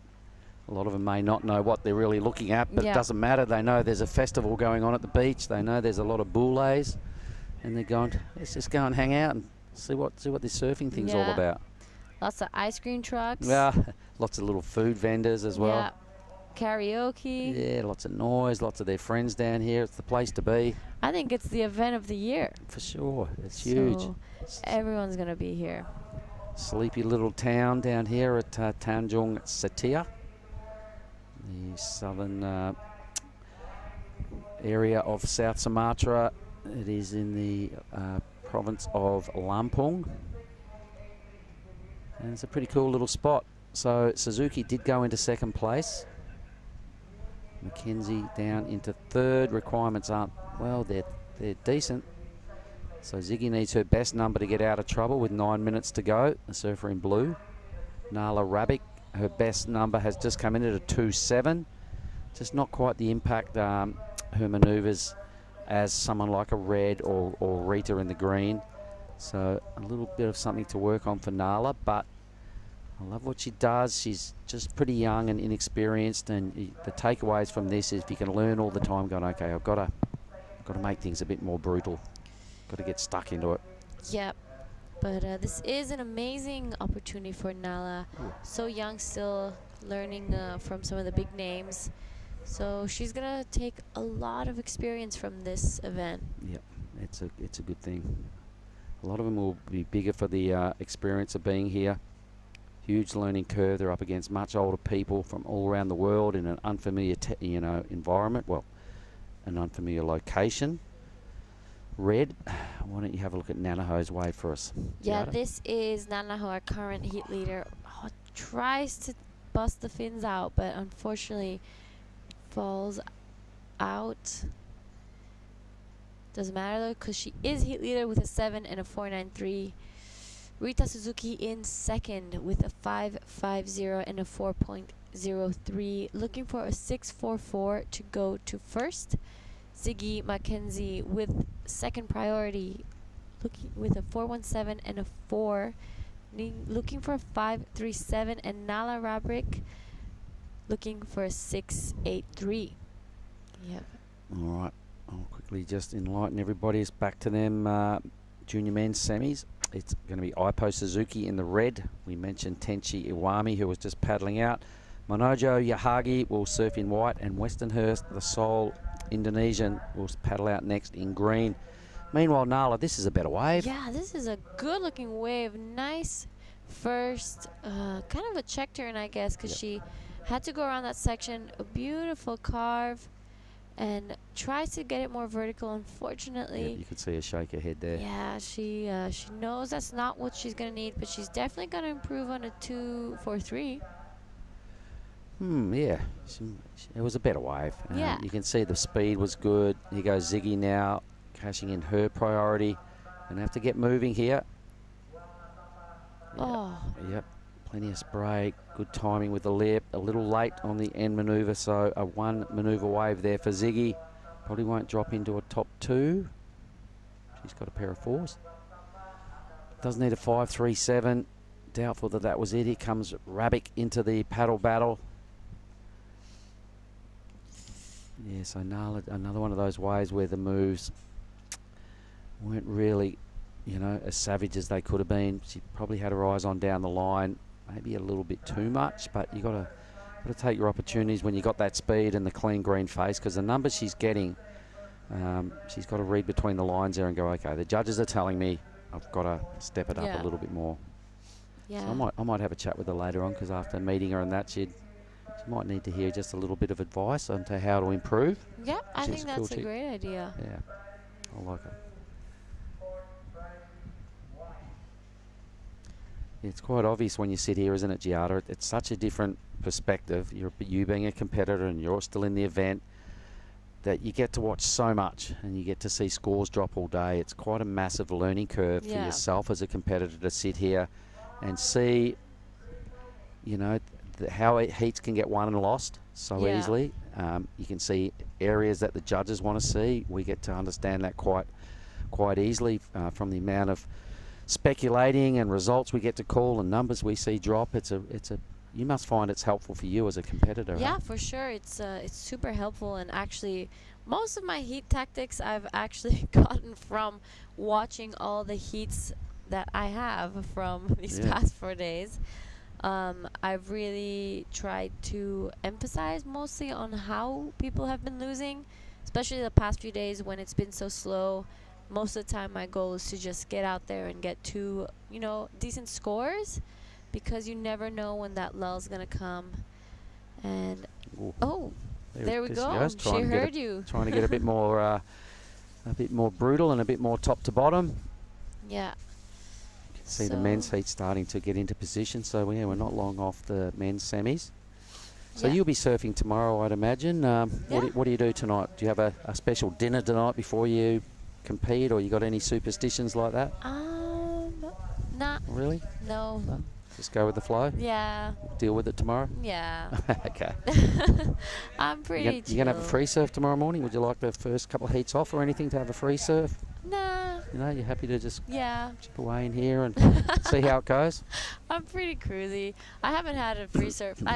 Honestly, I've only had one free surf since I've gotten here. Was that one afternoon? Mm-hmm. And then I've only surfed for my heats. That's Seems it. to be working. Yeah.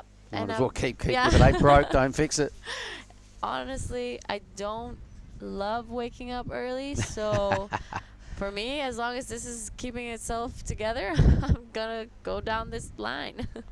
All right, you might as well stick with it. It seems to be working. So Nala Rabic, 317. She's turned in her best number. The youngster there still chasing a mid sort of 6 to get out of trouble. Ziggy McKenzie could track down the 521 if she gets a chance. She is in 3rd rotation on the priority. The Japanese surfers, Team Suzuki, holding it down. Reddy's first, Bluey's second, Greenie's second. Yeah, Ziggy McKenzie's going to be hoping a 3-wave set comes and that, you know, she gets it one last chance. But Rita Suzuki with first priority in second place is not going to be letting go of Ziggy McKenzie. I don't reckon you've got to pay respect to a surfer of Ziggy's skill. You've got to do what you've got to do, and it's a professional move to stay right there and perhaps block her should she need to. I mean, Ziggy would probably do the same thing should the situation be reversed. I think anyone would. Yeah. There we see the beautiful backdrop. Beautiful valleys out the back.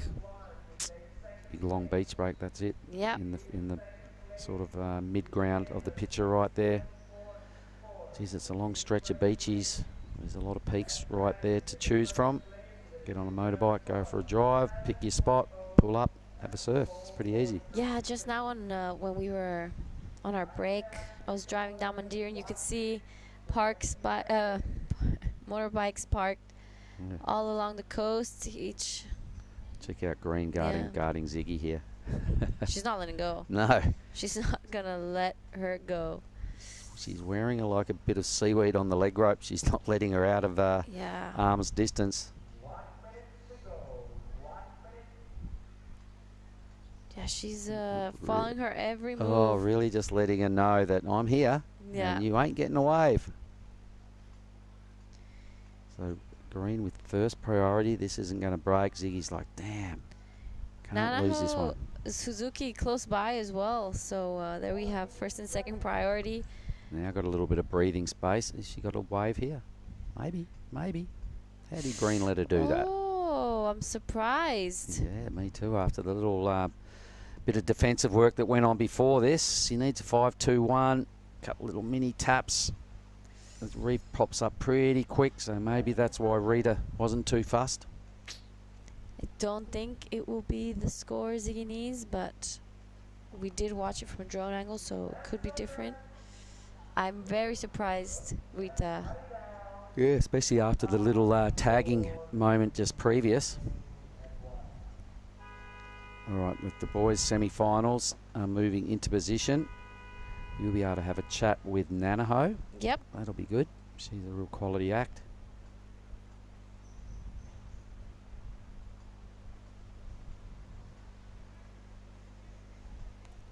So we'll put Nanaho. Okay, well, we'll throw to a quick ad break and we'll be right back in a moment, everybody. So don't go anywhere. Boys' semi-finals coming up next.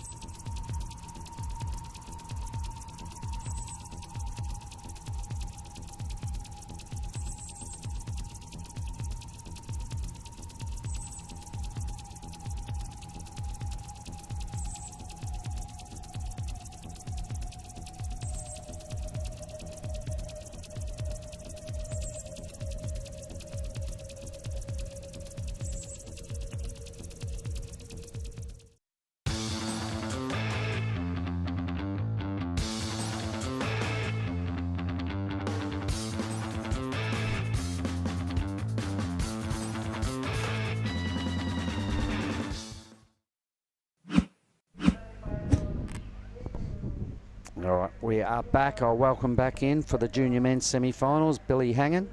G'day, Mark. And our very first one is featuring 3 Japanese surfers. This is going to be some high-powered surfing champion because we have Ippo Suzuki, Tenchi Iwami, there's that name, Monogo Yahagi. Wow. And Weston Hurst. Your boy up against my boy. Yeah, well, we were saying I was leaning on Yahagi and you were thinking Iwami. Yep. But you know what?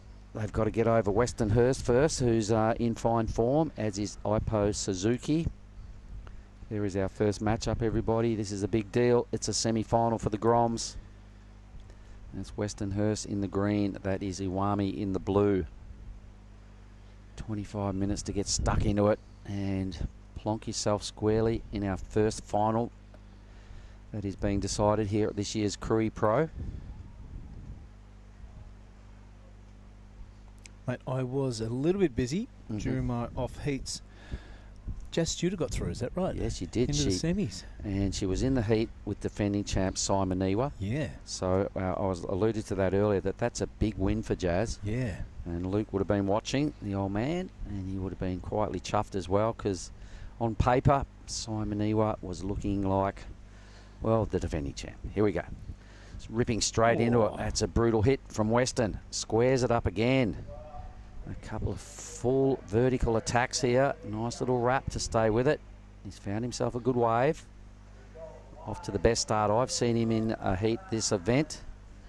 Another little tag there, throwing the chook feathers out the back. Bill.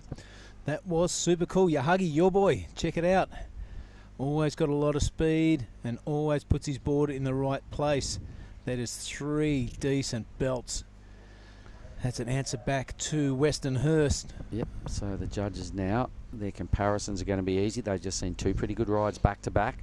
So they've got to have a little bit of a powwow and see which one they like more and by how much, and then make those clear separations of numbers. Yahagi, we missed half his wave here, so he's done some pretty good work before he got to about where we picked up here. That's kind of where the best turns were, on the end of that wave. Westerns were at the start. Yeah, it was a little bit lateral, a little bit not near the pocket, but that's the first turn from the Lakey Peak boy, and that was high and tight and critical. Yep. So this could be the point of difference between those 2 rides, Mark. So yeah, the judges have got a little bit to navigate their way through here and decipher that, because it was a ripping start from both surfers. Weston did some good surfing early. Those bottom turn, top turn combos. There's Nala. Looks like she's looking got a little injured. Self a little bit of an injury there. Willow Hardy right next to her, and Ziggy taking care of the board. Sure, the lads will be down there soon to look after her. Wonder what's happened. Maybe she got a last wave in and come unstuck on that reef or something. It must have happened kind of right in that last 30 seconds or so, because she surfed a pretty good, surfed a lot of waves and showed no sign of fuss. So something's gone on right at the very end. So anyway, when we say my boy Yahagi, I've kind of tipped him to finish higher than who Billy's calling his boy as Iwami. Yep. So Western Hurst, there we go, 7.67, big number, and Western just under at a 6. So Yahagi, judges have gone a little bit more brutal more often. Western is 6 is still a really good number. Would have got a lot of those points off his first couple of solid attacks. But Yahagi just had a bit more quality throughout his ride. Either way, they're both off to a ripping start.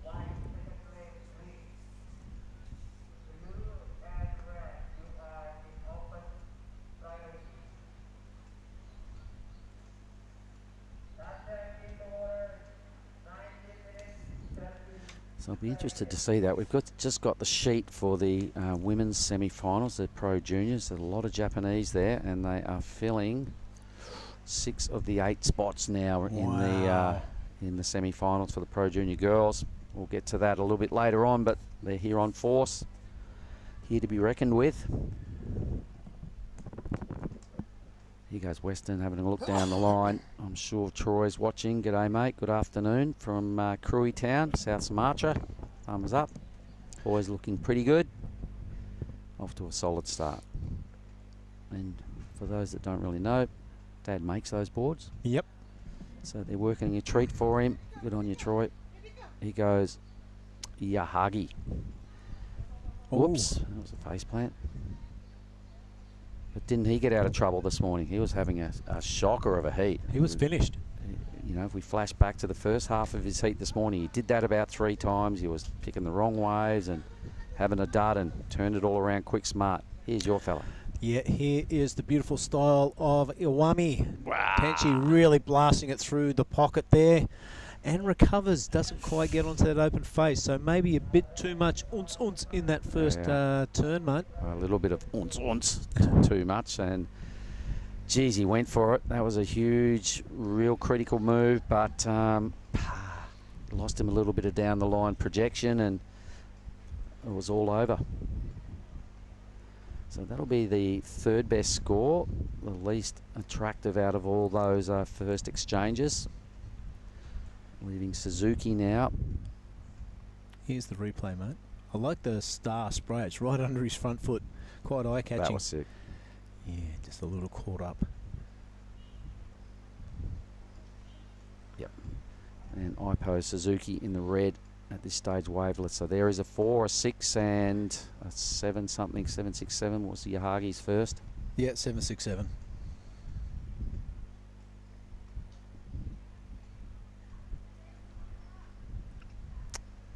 So Suzuki top priority.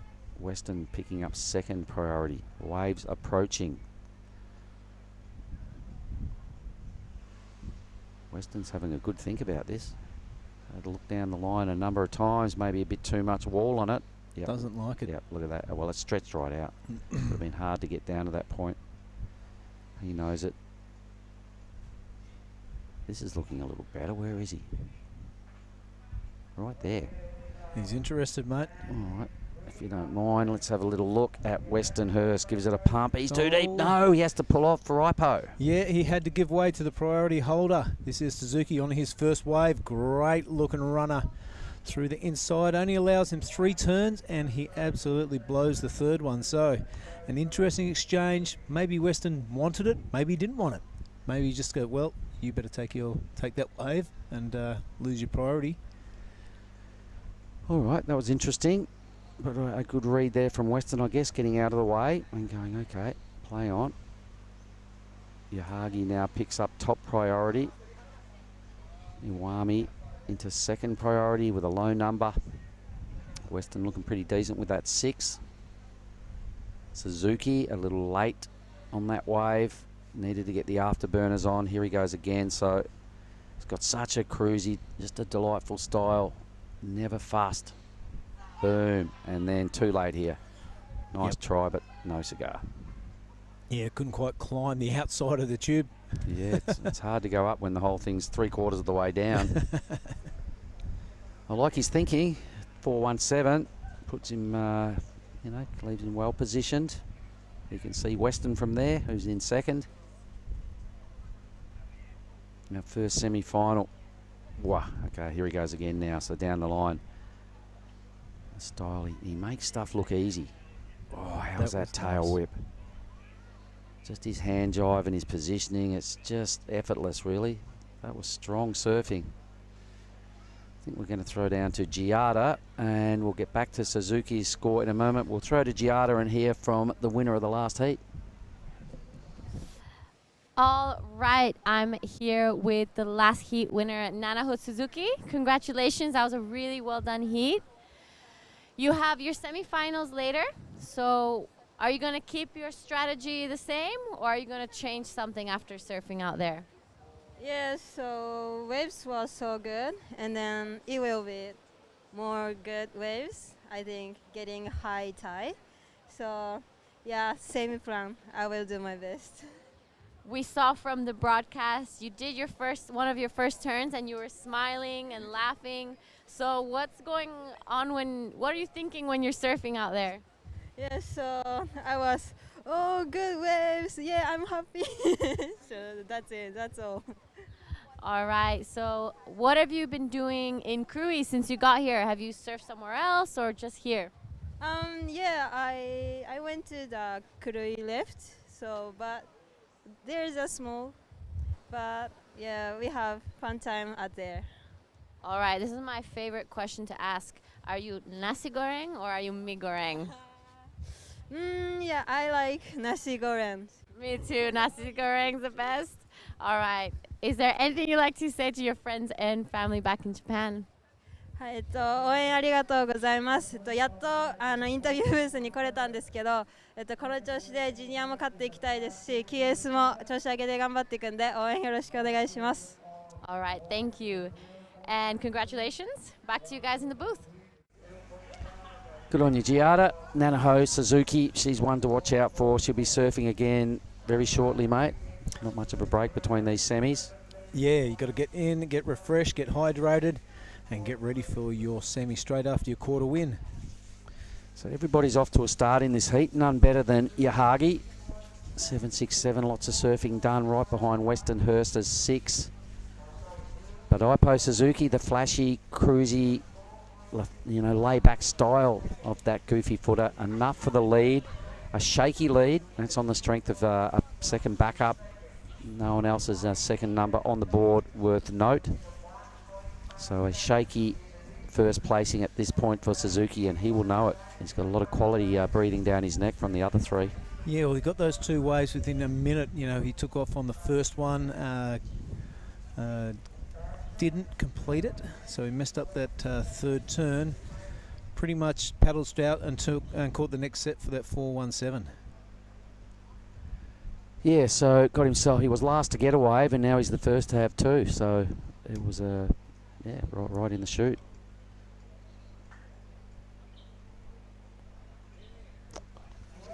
Well, we've got something to look forward to this afternoon is Lani's traditional dance. Oh, that's right. How good's that going to be? Yeah, so Dino and his young daughter, she's going to be down there performing with 4 of her friends. It's an entertainment for the guests that come down there, and the tamu, the customers that patronise Lani's. Friday afternoon, happy hour, a little sing-along and a dance-along. I think it's happy hour, football and traditional dance. What an afternoon. Looking forward to it. Right, have a look at this. It is Yahagi in white, straight to the top of the lip line. He's already rattled off 3 turns. Now gets down to the fast part of the wave. Managed to crack off a 4th. So nothing real eye-catching, but it's going to be, it's going to be up towards the good range, I reckon. He's just got that perpetual motion dialed up. He never has downtime. 11 minutes remaining. Elephant minute. That's a private joke, everyone. Don't mind us. We're being silly. But yeah, that perpetual motion, mate, he loves throwing the board up above the lip. The judges love watching it, and they'll throw decent numbers of that all day long. He'll go to the lead for sure. It'll be a decent backup, I'm tipping, because the judges have been loving his act for a reason. He's non-stop. I like when he stood up there and didn't even go straight. He just mid-face bottom turn so he can get that first crack at the lip out of the way. He just has such a good read on waves. Yep. Monojo Yahagi. Remember back to the first time we saw him a couple of days ago, he had a 9 and an 8.17. Put together a 17.5 2-wave total yesterday. Yep. And that really caught our eyes, and we went, hello, who's this character? Yeah, but he'll be happy with this second number as well, because it'll be right in that mid-range somewhere. Could even be the second best wave, or thereabouts. It's probably going to rival in and around Western's number. Meanwhile, let's just have a look at Ipo here. Go for it, Bill. Yeah, the goofy footer now, straight up, straight into attack mode, a little airdrop, and a really snazzy looking second turn. Pops the tail, if you don't mind, for the third. Oh. And a little bit of a chop hop turn into face plant for the for the 4th. So a little bit of definitely variety on the turns. Whether it's critical or eye-catching to the judges, we'll have to wait and see. This is the first good one. It was a critical face plant. I know that. Yeah, he's definitely got his groove on. What's this one? Oink. Yeah, look, I love watching him, because you never know what you're going to get next, and that was a bit unusual, and I feel a bit sorry for him on that instance, because had he finished that, there was definitely one more swack coming up, and he had his eyes on that. Yep. And forgot about the lobsters under that last manoeuvre, and down he went. But yeah, he's just got something attractive about what he does. Yahagi's a 5.10, so it's not the second best score, but it's the third best score of the heat. Pretty good backup. Pretty good backup, mate. And while all this is going on, Westernhurst has still only got 2 waves. These guys are going really busy on the inside. Yahagi now again up around the lip line. 2 completed turns. looking to get rid of a 5-1-0. I'm not sure that'll happen. No, it wasn't needed, that wave. Just frothing out a bit with fourth priority. He goes the knock knee style of Iwami. Yep, you know I'm a big fan of his style and a big fan of his surfing. Get some speed this time into the money section of the wave and really sinks his teeth into that third turn. A nice functional floater to finish off with. There's not much happening, so he just does the zombie flop and straight out the back to get in line in that priority again. How'd you like those turns? When he winds up, he is that good to watch. This big stab he did as his last move went beyond 12 o'clock, I reckon. I'd love to see a slow-mo of it. It's coming up. He's working his way down to this point here. It's coming up pretty soon. This might be the section. Yeah. Bang, that was beyond 12. Yeah, it was about 10 to 12 for sure. And then added more joy to it. Yep, the judges are going to love that for sure. Out of fourth. Could even go into second spot here. Yeah, well, 6.24 is what he needs. That was as good a move as we've seen in this heat. Judges would have taken note of the beyond 12 o'clock attack. You know, they've been rewarding quality all week over quantity. So Yahagi 716 had a lot of surfing attached to it. There wasn't one of those sort of moves attached to it. So let's see how generous the judges are feeling and how much they're sending that message to the competitors.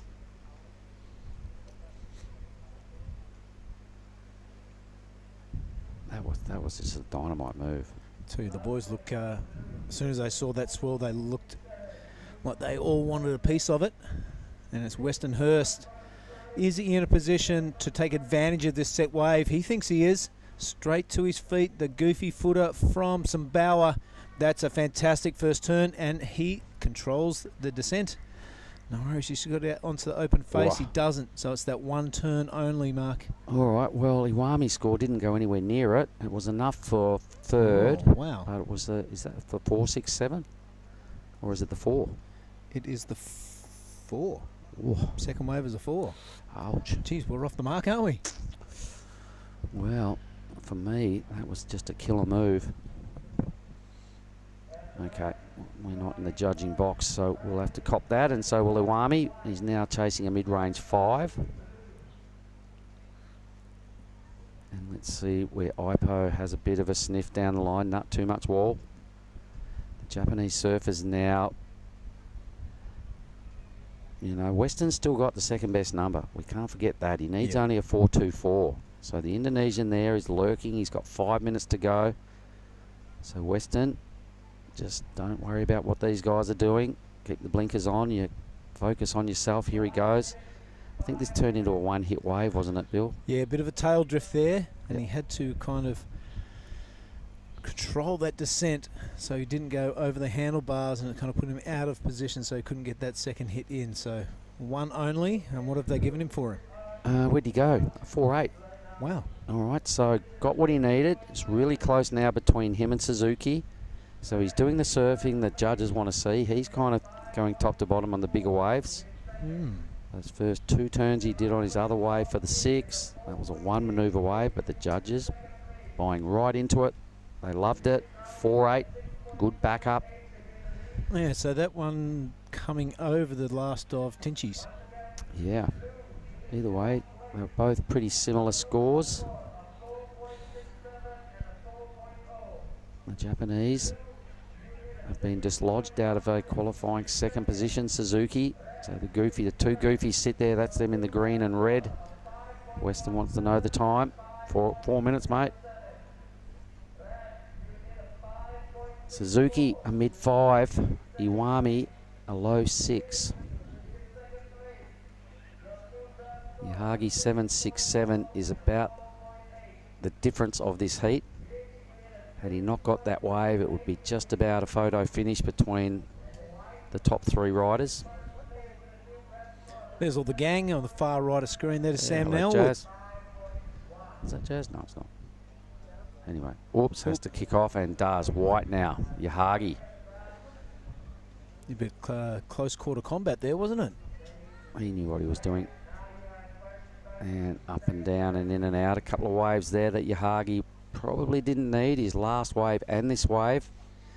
Trying to better a 5.10, took it off his mate. Won't improve his 2-wave total. Western still wants to know the time. Well, Western sitting over with second priority, and the guy he is trying to fend off, Suzuki, is sitting there pretty with a big P next to his name. He can take any wave that he wants for the next, I imagine it's 2 minutes. Yahagi's little attempt there. How long we got left? Yeah, 2:45. So that is the situation at the moment. Western Hurst trying to fend off Suzuki and Awami and defend that second placing. Yeah, no, good move, because Red is his immediate threat. Hey, boys, couple of gangsters there. Yeah, we see ya. How are you, fellas? Look at it. Marzi, Brody, and Saxon, is it? Yeah, that is you, Saxon. I can see you. Yep, there you are. Look at the flex. Brody, hey, Marzi. Yeah, just having to think about it. Nice bit of drone work there, Rhino.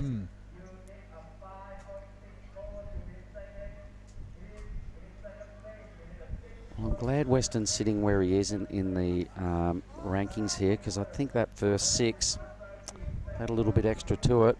Right. So okay. in the big scheme of things, I'm glad he's still advancing, and not only that, being a Lakey boy and knowing his folks pretty well. I don't know the others at all, the Japanese contingent, but I love what Weston's been doing throughout his whole life. All right, 1 minute and 35 left. It is all eyes on Ipo and Weston. This is the battle for second place. Yahagi pretty safe up there, top of the leaderboard. Red has priority. He only needs that 5.64. If it's a 2-wave set, fantastic. If it's a 1-wave set, you're going to see a little bit of scratching. And now Weston putting a bit of space between him, or is he? Cat and mouse continues, bit of a chess game. You might owe me a coconut at the end of this heat, mate. Yes, the bet is on. All right, Yahagi now, just a little ride out of the lineup. No, he wants more. There's only 50 seconds, Yahagi. You're winning. Weston's gone deep. He's kind of left Red unguarded with 40 seconds to go. Hutty, young man. He's drawing him up with him, though. He's drawing right up the reef. Is there a set? There's 30 seconds to go. Is there 2 swells approaching? Here's Iwami. Yeah, it's a small wave. Not much scoring opportunity on offer. Something's going on out the back here. I like the way Weston's brought him all the way up the reef, because you have to get around that super tricky section, and Ipo's about to find that out. It's really fast running and ugly on the inside. We saw Lydia get caught up with it about an hour ago. Well, Weston Hurst will advance. Well played. He gives the flex, the double pythons out there, if you don't mind. Weston Hurst straight into the final. Yep.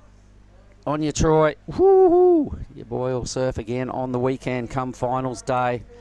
We will throw it on Ad Break Champion, and I'll go and have a chat with Yahagi.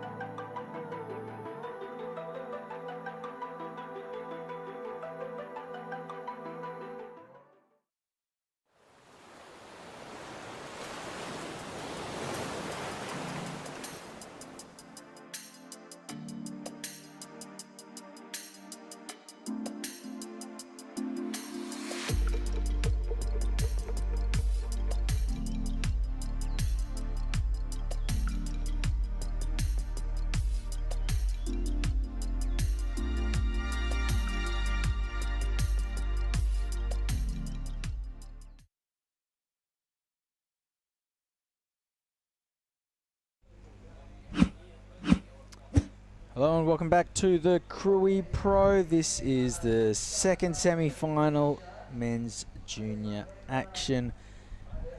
Riki Sato is the Japanese surfer in red who's on the screen. In white is Made Ariana, and this is him opening his shoulders, swinging the blade on his first wave. Whoa, big fan of spray, not done yet. He'll climb up and over this section, see if he can't reconnect with the open face one last time, and that was a well-punctuated wave with a whole bunch of variety and different stuffs from start to finish. Didn't mind it. Made Mahendra, otherwise known as Dara, is the surfer in blue, and the man we haven't heard from yet, but there he is in the middle of the screen in the green jersey, the high-flying lad from Lakey Peak, Bronson Mady. Here's the replay of Ricky Sato's opening wave. Yeah, thanks, Chris. It was kind of lateral until then. Then it was 12 o'clock and 6 o'clock in a split second. A bit of a backslash there. Not much going on in that full part of the wave. Yeah, he's playing catch up a lot of the time. There's Bronson. Okay, opened up with a bit of a fin throw reverse. Has ridden out of it, and this was probably the best wave we've seen so far. This is Made Ariana. Oh, strong surfing from start to finish. How was the fan of spray? I really like this. He could have hit that section, but realised the ender was there. Yep. Put the foot down. Little accelerated foam climb through the middle. Came out of that with more speed than he went into it, and then transferred that all into the ender. Talk us through this wave of Dara's. Made, my co-beach commentator, getting his surfing groove on now. Only 2 turns, however, that wave rattling off down the reef. Everyone's on the board. I do like that blue rashi. Just the baby blue. Good colour. That's a great colour, isn't it? Here he goes. You'd be happy if they threw you that one. Whoa. We changed surfer mid-wave, and this is Ricky Sato in the red jersey slapping that one. And here goes Made Dara. Bit of drift out of the tail, and he's out of there.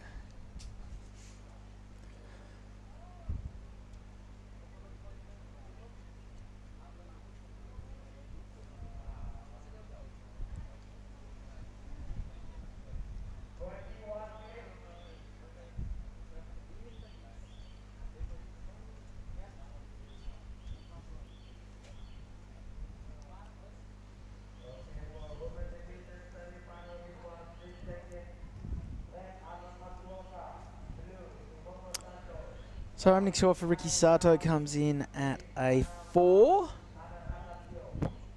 Still waiting on a whole bunch of numbers to follow. And Billy, run us through what just happened in the last heat. Looks like Minojo Yahagi continued his run of scintillating form. Yep, he got out to that early lead.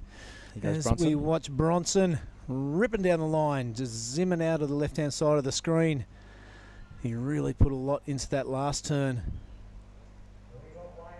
So Bronson, I imagine that's his second wave. Here goes Made Ariana flying down the line. I think he'll be our heat leader. Oh, yeah. After the first exchange, and I think he's just extended his lead on the back of that one. Here goes Made Mahendra. That was a crisp turn, really crunched the section, and you can see how much better the surf has got from what we were faced with first thing this morning. Yeah, that was dismal. Yeah, Yahagi out to an early lead. He kind of sat on that for the last 3/4 of the heat, and it was Westernhurst, a late comeback. He was super pumped with it. He gave the results, sitting out the back with the double pythons. Loved it. So he's all pumped up, ready for the final. There's a long wall for our surfer in white. Here's the replay. Ariana looks to be in good form. And this is Bronson Mady. Putting the foot down. Really looks up towards where he wants his surfboard to go. Look at that. Yeah.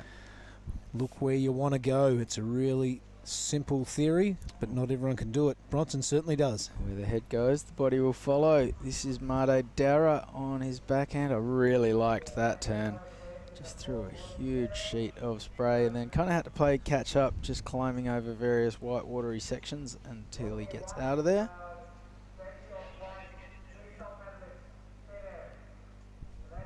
Yeah, Bronson's a bit of a rubber man, the way he kind of throws his limbs around, and yeah, good call as well, the way he gets his head and really looks back up at the lip and forces that rotation out of his body.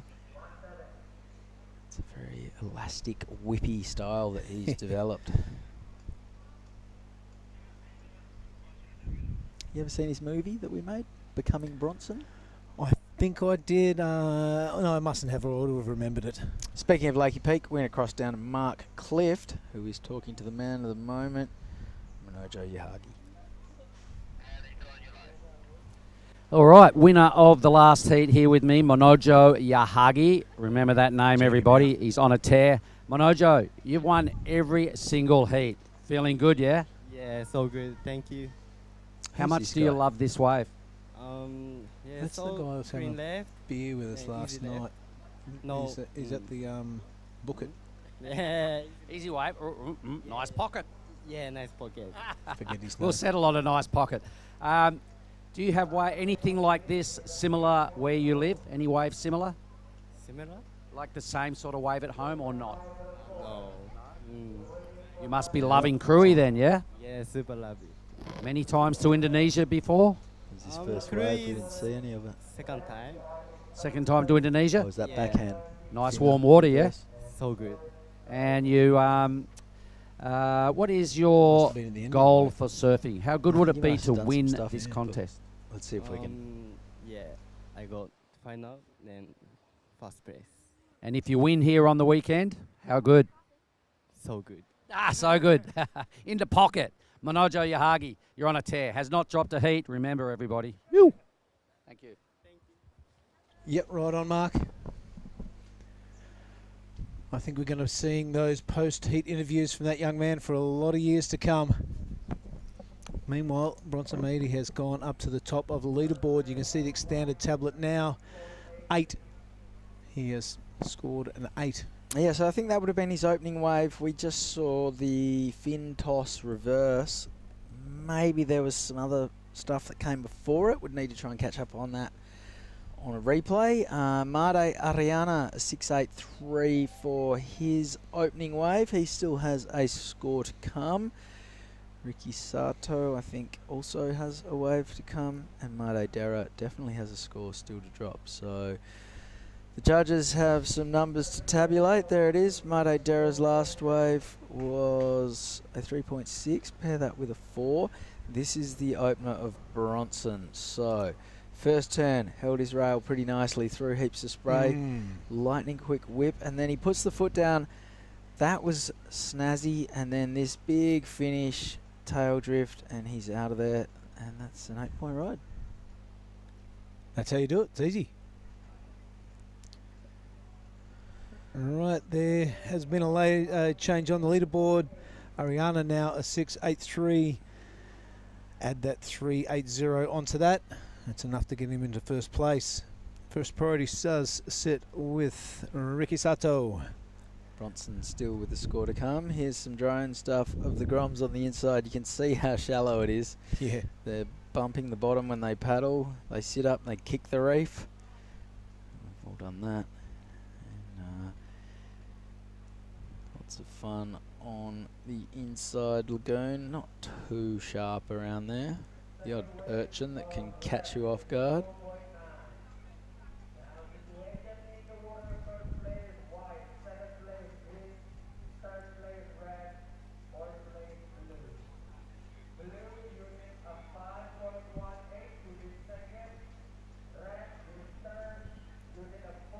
Oh, big set coming in for the Groms. Watch this. Yeah. To oh, their who's got feet. priority? Oh, totally burned him. Yeah, that's how you lose your fins as well. That's how you lose your skin. Awesome to see. Ujung Bocur locals. all 6 years. Yeah, they'll be competing in this division in a dozen years' time.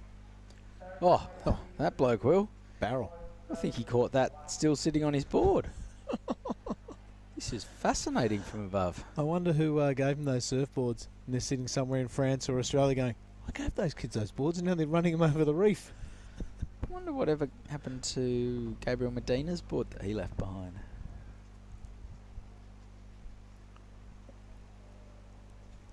Handed it to one of the local board riders.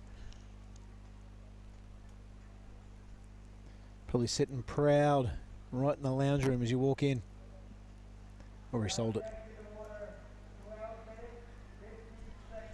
13 minutes to run, so we're sneaking down towards the halfway mark of this heat. Fairly sure we still have some numbers to come. Hit the... yeah, there we go. Yep, a couple of TBDs.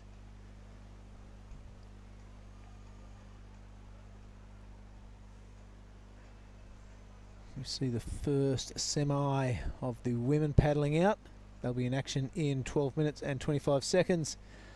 Matsuoka, Sato, Brown and Nagashio. Sorry, I screwed that last name up. So have a look I at think all scores are in. Made Ariana with a 6.83 and a 3.8 is in the lead. Bronson Mady in the box seat with an 8. He went excellent on his second wave. This is Made Dera. He's got a 3.6 and a 4. Needs a 5.18 to get up to second. He's going to go close with this one. 2 strong turns already under his belt. Vertical on the third turn. Big fan of spray before kicking out. And that was nicely done. That was a lot of body language in that kick out. Going to be a couple of extra points for that kick out for sure.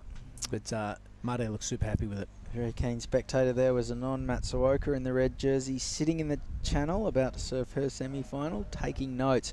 Wow. Made Ariana, that was a beautiful slice. Takes the sky. Oh. Just a little fin throw. We're not really going to call that a punt, but plenty of variety. He's got some speed through this lower third of the wave right now as well. And the tail high fin waft before signing off. So a little bit of everything in that wave. His 3.8 is long gone. His lead will be extended 11 minutes to run.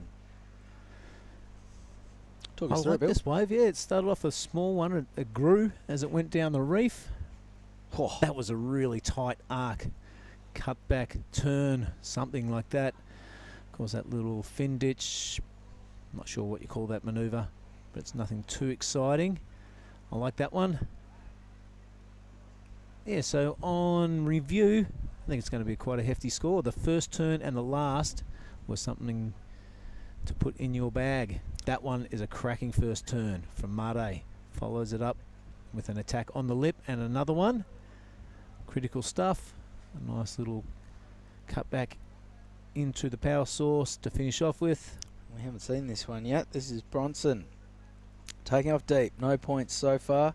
Little bit of a setup turn. Has to cede the way to Ricky Sato, who has priority. Big section coming here. Oof. Oh. Goes the punt and unsuccessful. So not much for Bronson Mady or Ricky Sato on that exchange. Made Ariana and Made Dara both to upgrade their scores. 9 minutes 45 to run.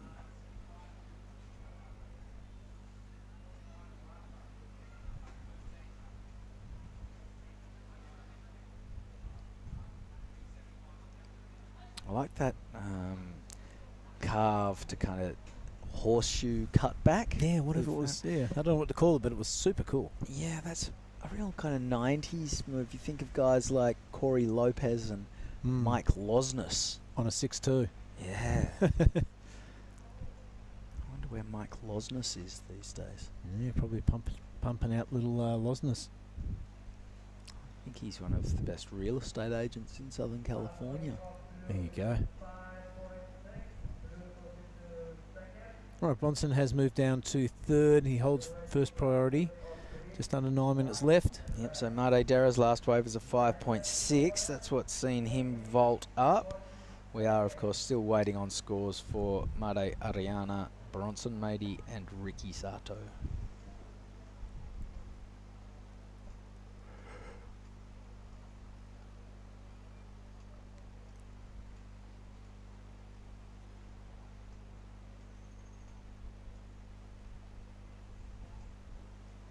Went for a little jaunt down to the beaches in the break, Chris, down to the other side of the bay. Yep. There was the New South Wales Development Camp in full swing. It's good to see. Jarvis Earl down there having a paddle. Matt Cattle and Noodles in the water with their chargers. Some good surfing going on at the beaches of Mandiri. How long did it take you get down there? 15, 20 minutes. Just hire a scooter and Just hired a scooter, went on down there, shook hands with the police before we got on the road, made sure everything was cool. Totally tweaked my back, so I won't be surfing for a couple of days. not good. Still waiting on these scores to come in. Madeira's score came through pretty rapid fire. There it is. Last wave for Ariana is a 6.6, so that does extend his lead. Still waiting on Bronson Mady's backup. He doesn't need much at all to go into second. Doesn't need a huge amount to go into first. No.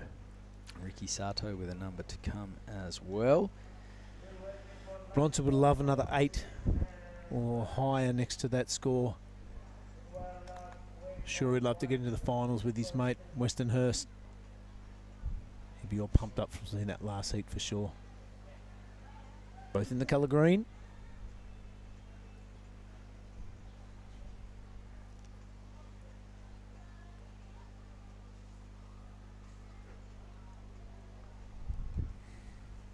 Bronson also has priority, 6.5 minutes to go.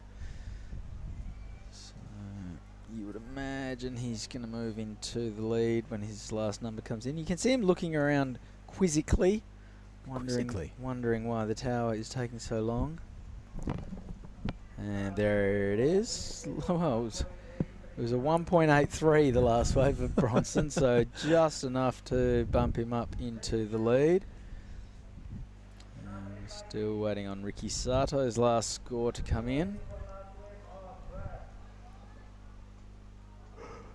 Bronson having a little look at this one, more than a little look. He has pulled the trigger. I don't know if he's going to get over the ledge. This could be a horrible situation with just under 6 minutes remaining. From the top of the priority board down to the bottom, splashes the water. Forget doing that. Get out there, mate, and try and find another wave. You got 5.5 minutes remaining. Pulled the trigger and got jammed. Misfire. Well, the safety was still on or something. Yeah.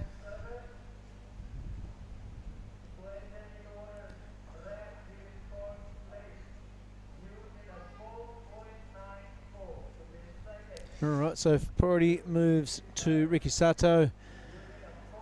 Second to Mare, third to Ariana. Something I've noticed with a few of Bronson's heats to this point, he seems really invested in the waves. Yep.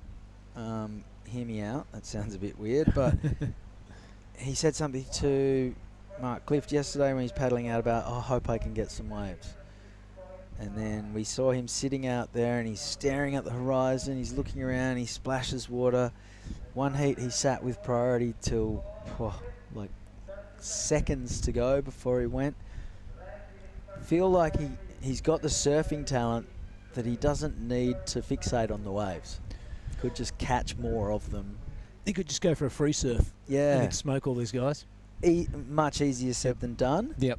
But it's almost like he gets in his own head a little bit about the waves, and he's adding a variable into the mix. When you know, the idea, this is why people have coaches, is to remove as many variables as possible.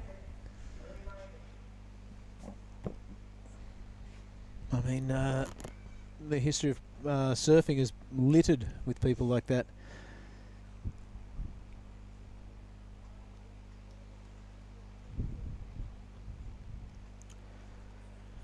All right, we're inside the last 4 minutes. No change on the scoreboard apart from priority. Bronson Mady going from first to fourth, and everyone else jumping up one. Made Ariana, a 6.83 and a 6.6 in the lead. Bronson Mady, the best wave of the heat, an 8. Just a 1.83 is his backup, so he needs a 5.43 to get into first. Anything over a 1.83 will make life a little bit tougher for Made Dera, who's currently chasing a 4.24 to get up to second, and Ricky Sato, who's looking for a 4.94 to advance to the final. 3 minutes remaining. Yeah, you're spot on there, Chris. Bronson, maybe you want to be concentrating on that, just finding anything to get a couple of turns away and better that 1.83. 2 spots in the final up for grabs. Who's it going to be? Ricky, Made or Bronson? Well, yeah, I was going to say Made Ariana, Bronson maybe. Made Dera.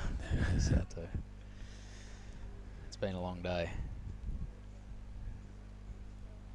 2.5 minutes.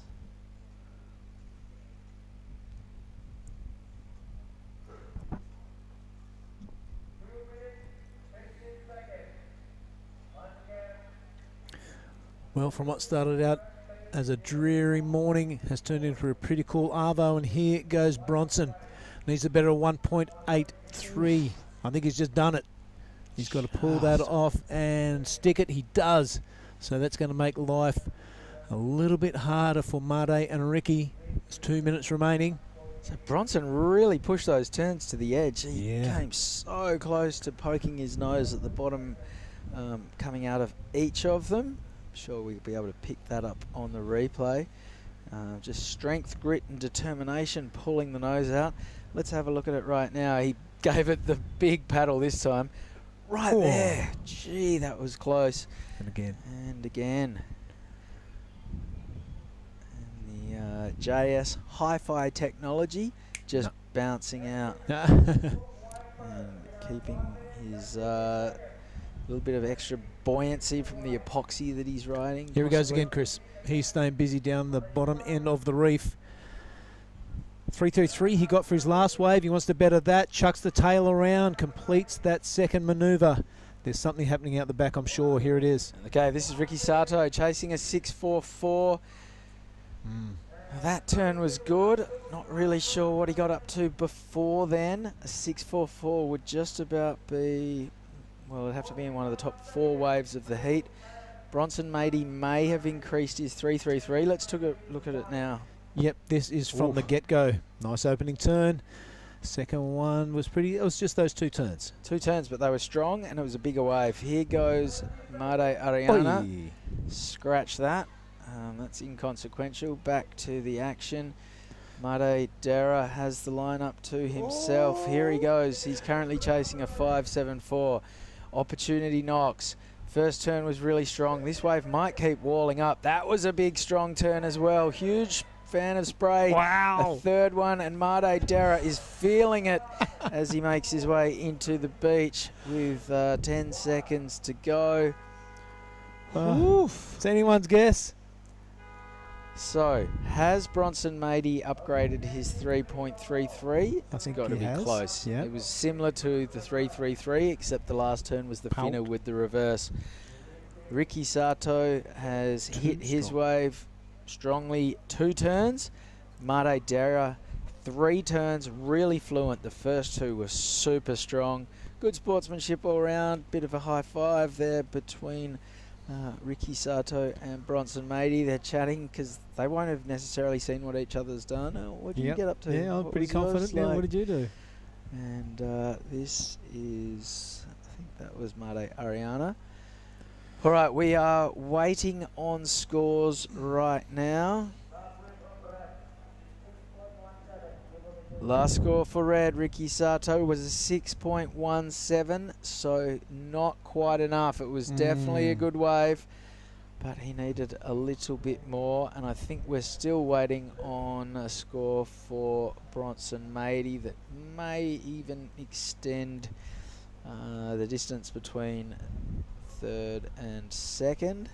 Yep. Made Dera, however. He's got one to drop, a big one. Yeah, the judges are going to be looking at a lot of replays. A 5.74, very gettable. We saw what Ricky Sato got, the 6.17 for his last wave.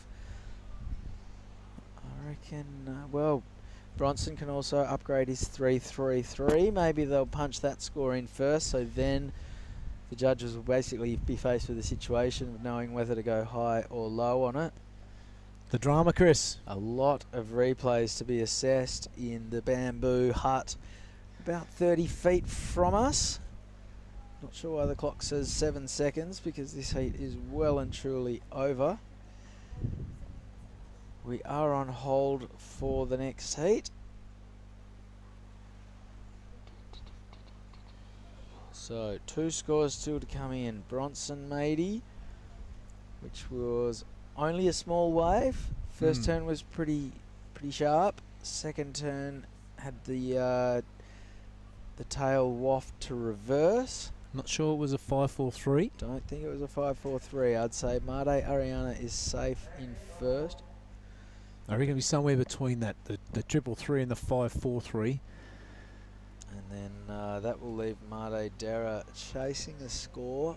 But if we just saw Ricky Sato get a 6.17, you'd think that Made Dera's gone a little bit above that as well.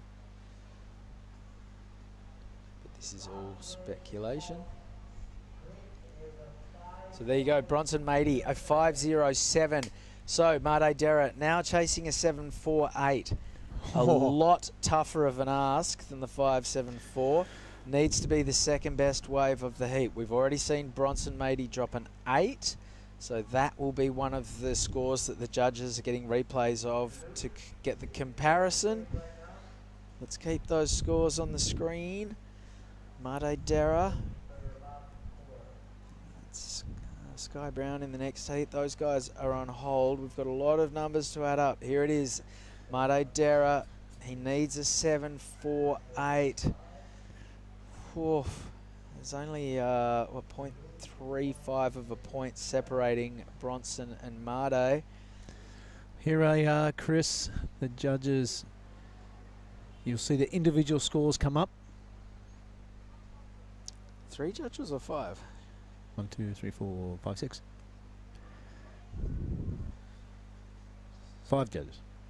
It should be 5. And of course you drop the high, drop the low, average out the middle 3.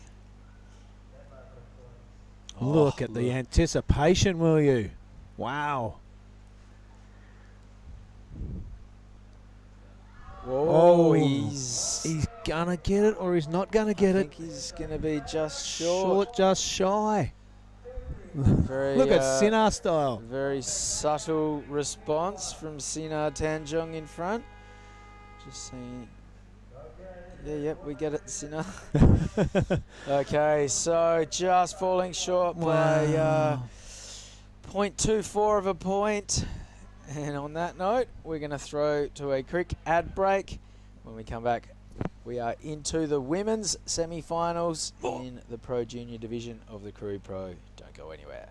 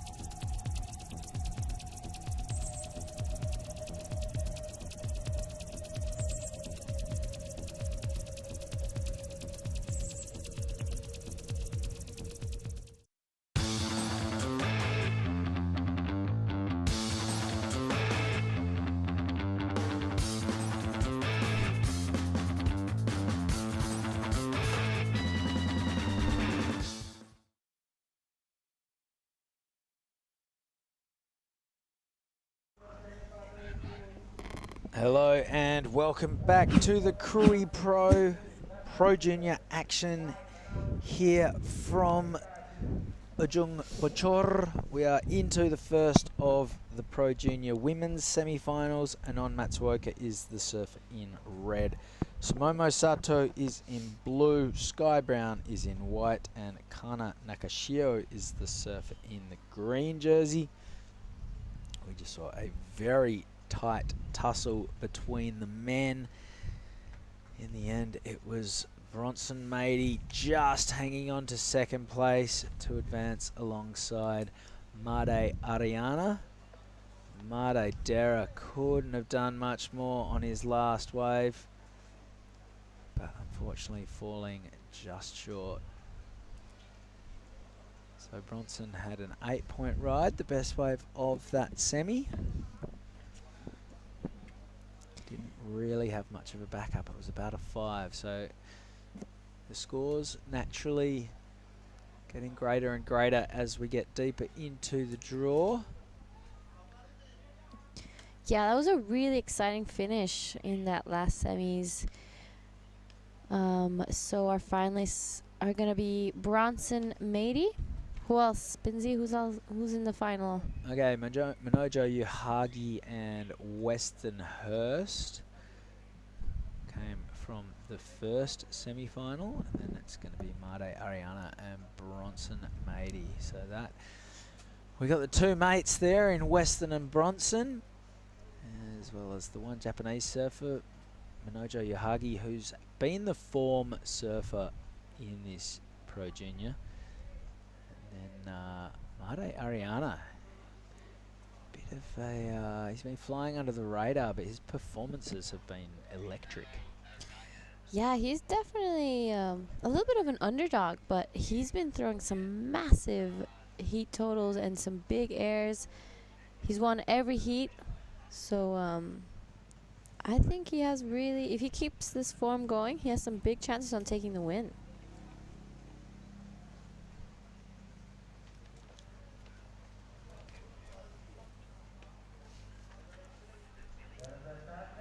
In this heat, Anon Matsuoka got a 9 in her quarterfinal. Some really big scores. She's been not only doing very well here in the juniors, but as well as in the QS 5000, as we're going to go for a post-heat interview. Well, hang on, let's just stick with this wave of Sky Browns first. Paddles, misses, can't get into it. On that note, let's cross to Billy Hangen, who's with the winner of the last heat. We are live and we're down in the athletes area. I'm with a very happy Made Ariana. Super tight heat. Did you know you had won until you got to the beach? I don't know. Well, there's a lot of waves ridden in the last 2 or 3 minutes of that heat. Bronson was going at it. Made was going at it. Dera, you kept your cool, but now you have 2 Lakey Peak lads in the final with you. Does that worry you? Or, hey, us Serangan boys, they got the goods too. Let's go. Just keep going. Let's go. I can do it, I think. Oh, of course you can do it, brother. Yeah, I believe in you. Come on. Now, you say you're running out of energy. You're pretty tired. So you're going to get some rest, come back for finals. What do you think your strategy will be going into that final? You got 2 fire-breathing monsters. They'll be trying to take it out from underneath you. I can't quite remember the 4th finalist, but very good surfer as well. You're going to go home tonight. What are you going to start thinking about for tomorrow? Just keep watching Medina, I think. Yeah, I think I can do it. Let's go. Just keep watching Medina. You can, brother. I believe you can do it. Mate, look down that camera and say hello to a couple of people at Serangan, back to Bali, whoever you want to say hello to. Halo semua teman-teman Serangan Beredar, PSOI dan Pasar. Terima kasih sudah support saya, Ibu, Bapak, semuanya. Terima kasih. Ripcall, Freepik, terima kasih. Right on, brother. Give it up there. Bang. Good luck in the final. Back to you guys in the booth. You beauty. Thank you very much, Billy. Here goes Sky Brown. Second wave for her. And that was, yeah, we had a few waves just ridden. The only priority is now with Kana Nakashio, who's yet to open her account. Yeah, we've already had a few waves ridden. This is the semi-final heat 1, so we're going to be waiting for those scores and see how it all goes. And here are some replays. This is Sumomo Sato, just a 1 turn as the wave just speeds away from her, but Sky Brown did take it more down the line and just Nothing closed there. out. Yep.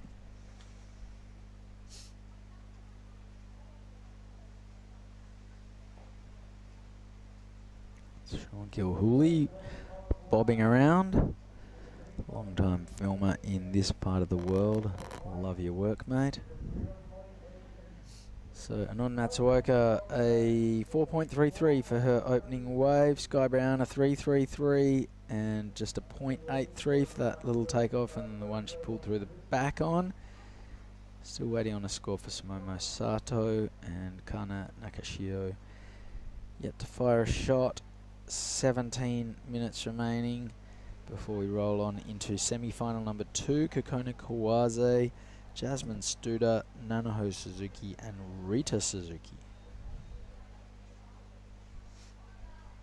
Have you surfed in Japan, Jada? Yes, I've been to Japan 3 times. All 3 times for an ISA, 2 times open and 1 time junior.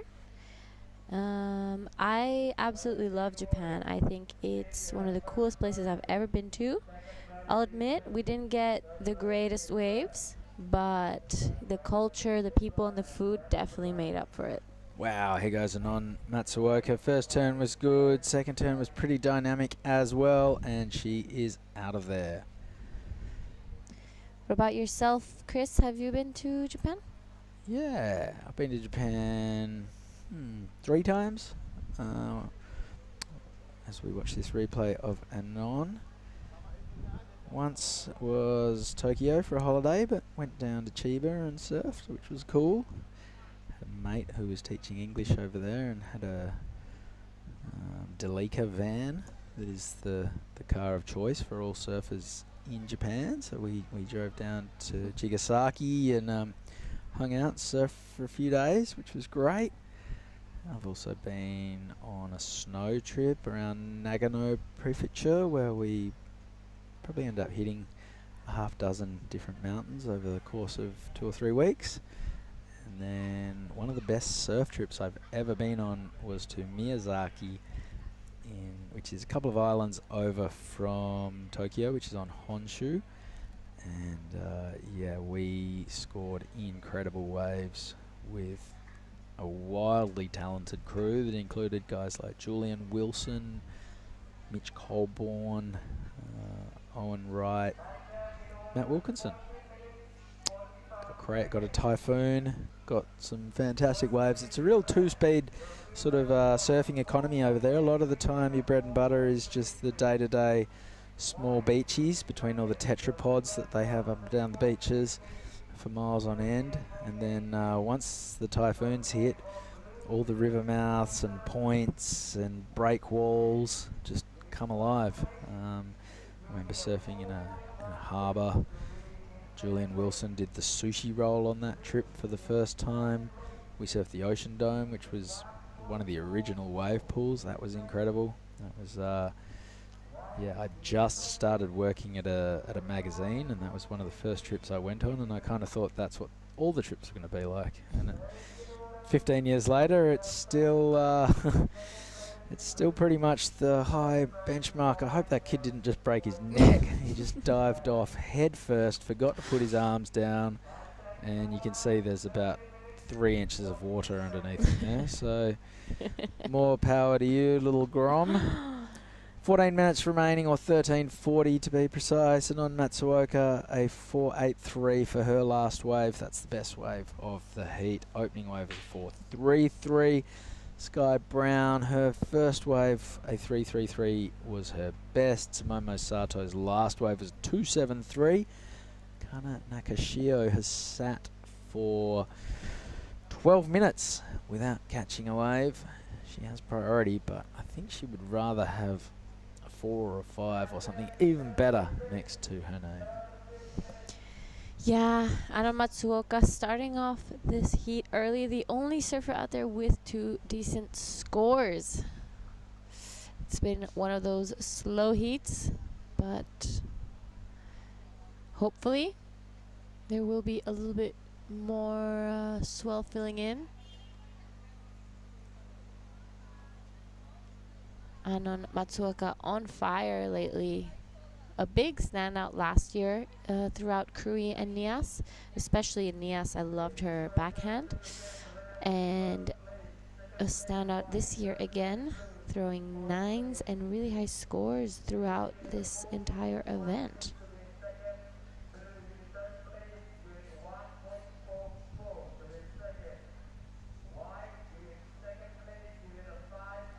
Oh, the humans attached to these boards, yes. I love watching these grommies. They're so much fun.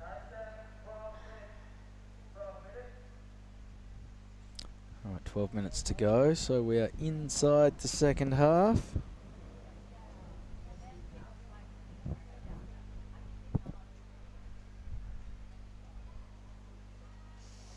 This is the second last heat of the day. Semi-final heat 1. Yeah, one more semi-final after this, and then we can call it stumps on what's been an interesting day. We started off with a big storm, sort of tearing through the site this morning. There was a bit of a clean-up to do. It was howling onshore, so a bit of a late start, and then we ran through some heats with the smaller swell. The low tide just sucked all the energy out of the available waves, so we went on hold for a couple of hours in the middle of the day. We've come back, way cleaner conditions for the afternoon.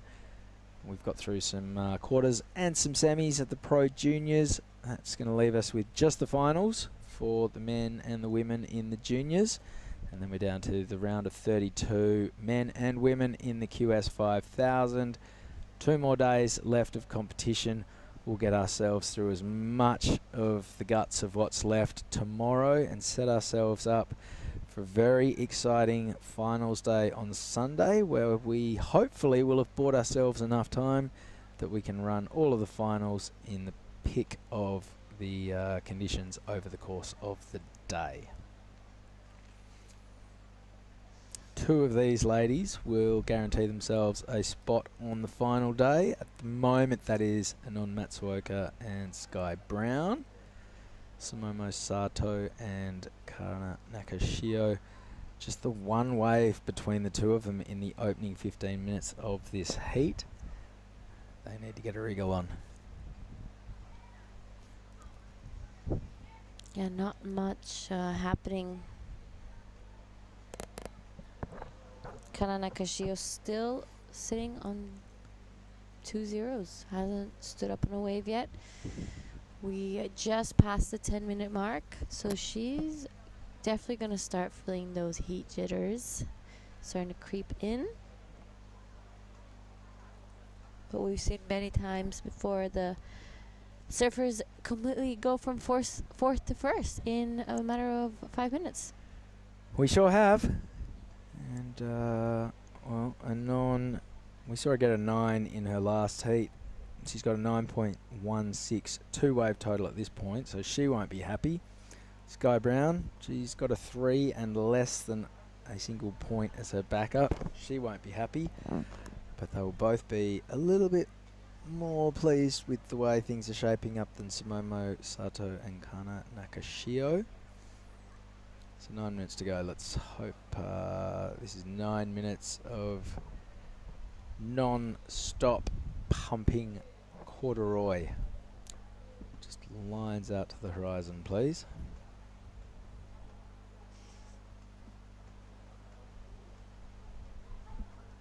Have you had a chance to get a surfing yourself, Binzi? Today? Or any day?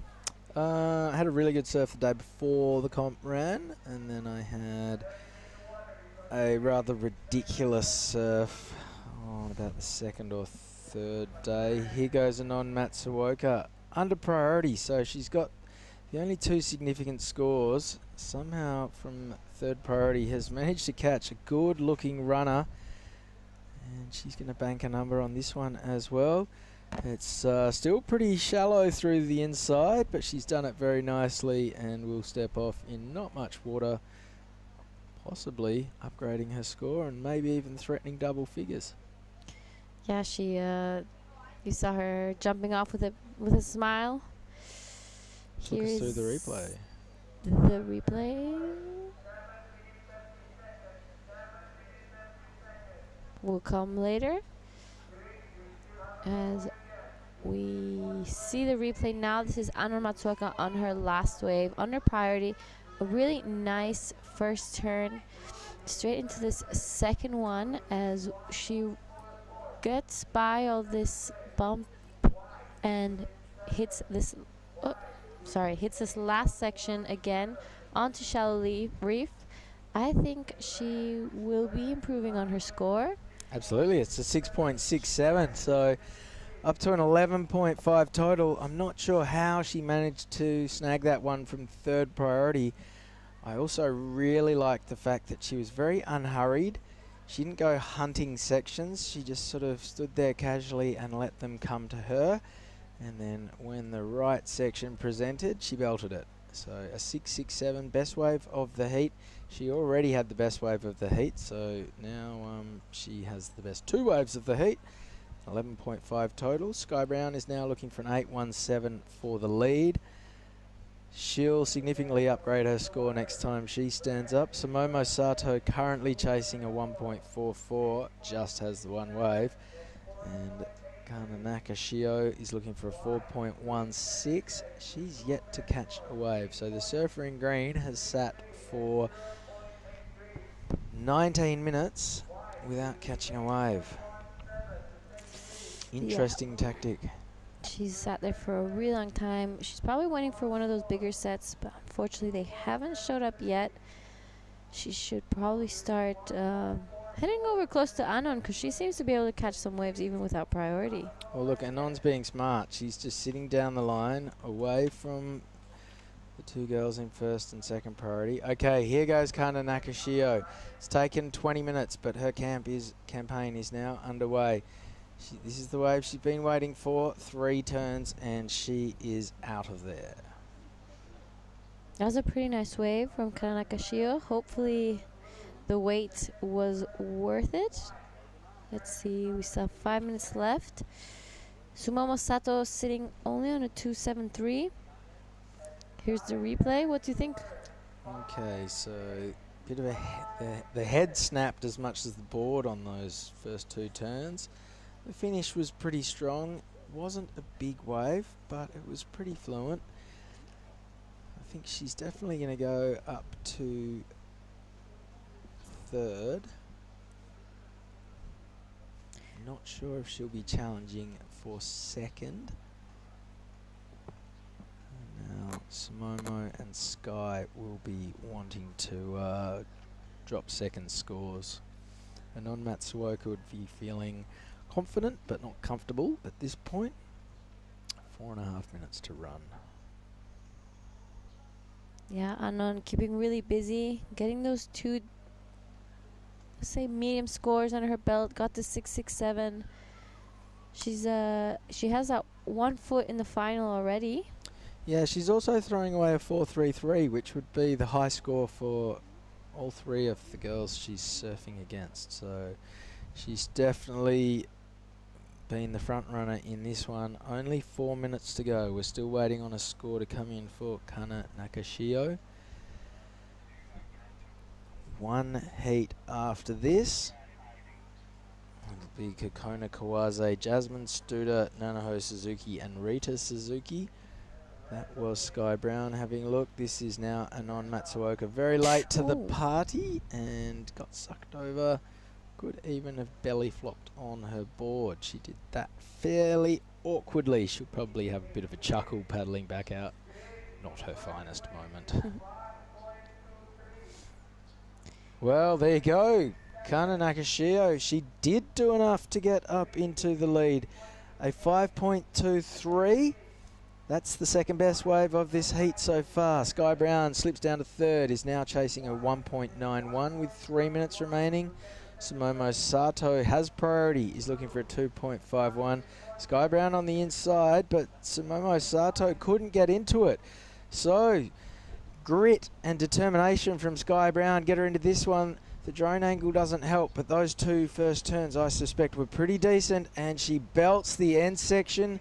Let's have a look at this one from in front, because I've got a feeling this might be the best wave of the heat once we get it from sea level.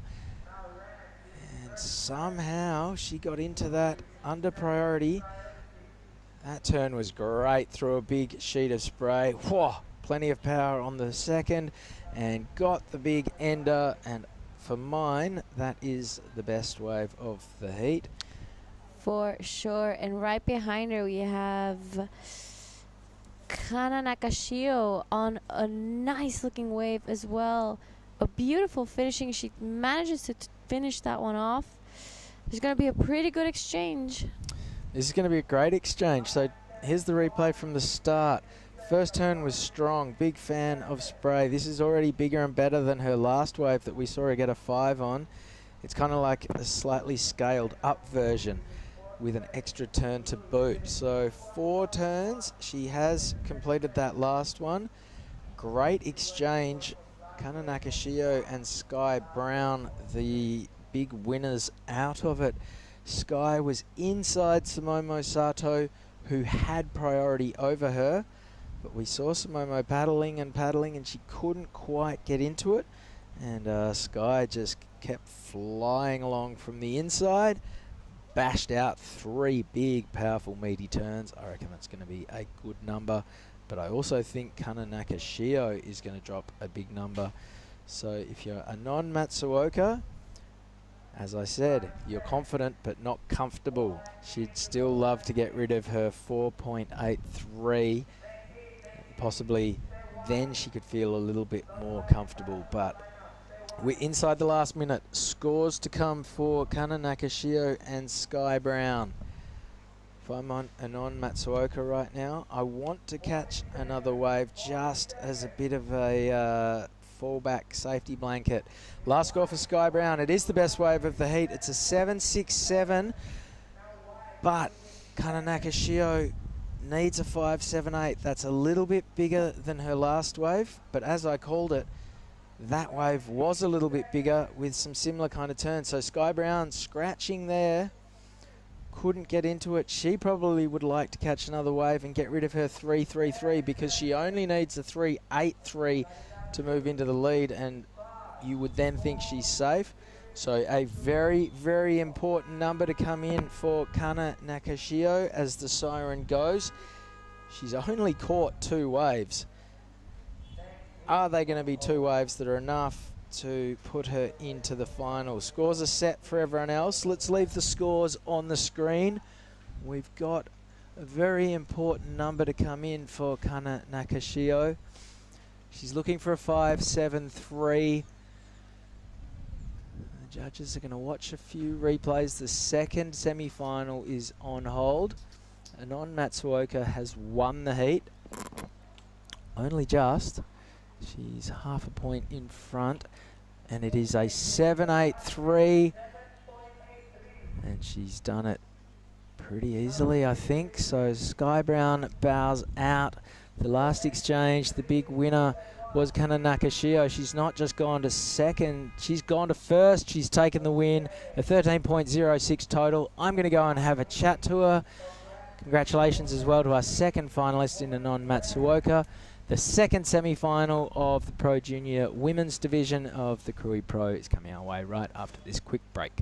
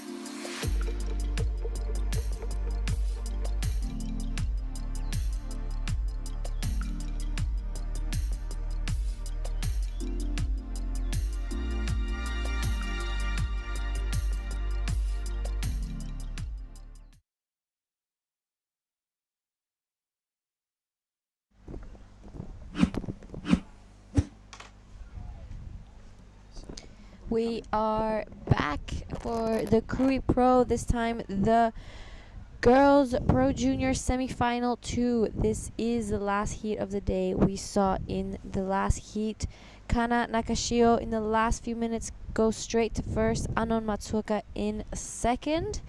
In the booth with me, I'm with Mark Clift. Hello, how are you everybody? Thanks for staying with us all the way to our very last heat of the day. We'll pull stumps in 25 minutes and call that day 5. It's all been about the juniors today though. Yep. So we've served a lot of rounds of them and we're down to the finals for the guys. And we're about to confirm the final for the young ladies. So who's already in that final? Yes, in that final we have Kana Nakashio that came by in first, and Anon Matsuoka. In this heat though, the semi-final heat 2, we have Kokona Kawase in red, Jasmine Studer in blue, Nanaho Tsuzuki in white, and Rita Suzuki in green. Okay, so I see Bronson made the final in the fellas, and so did Made Ariana, Western Hurst. That's good news on behalf of the Indonesians. Up against the giant-killing Manojo Yahagi, the sole Japanese surfer there that will feature in that grand final when we get to it. Yes. Just a lazy 16 heats today. We all had a good 2-hour break right in the middle of the day. Managed to wedge a surf. Good to have a little relaxed time and get out of camp. Go and see something different. So we'll be back tomorrow morning. We'll get to that. Yeah, I'm not sure what time. Ty will probably crack the whip by about 6:30 and know what we're doing.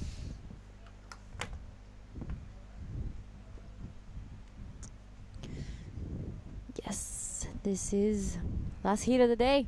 We've had only Pro Junior today. Yep. We had a rough morning start, but it has cleared up a lot as this is Jazz Studer taking off on the first wave of this heat. Yep, she's up against 3 Japanese surfers. Team Suzuki in white and green, and Kawase in the red.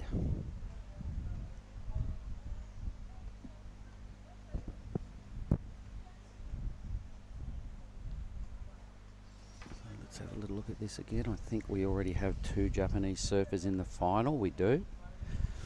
Can Jasmine put a halt to the giant killing ways of the Japanese? There's been a lot of them in the junior girls round. There was 10 out of 16 to start off our quarters. And then there was 6 out of 8 in the semis.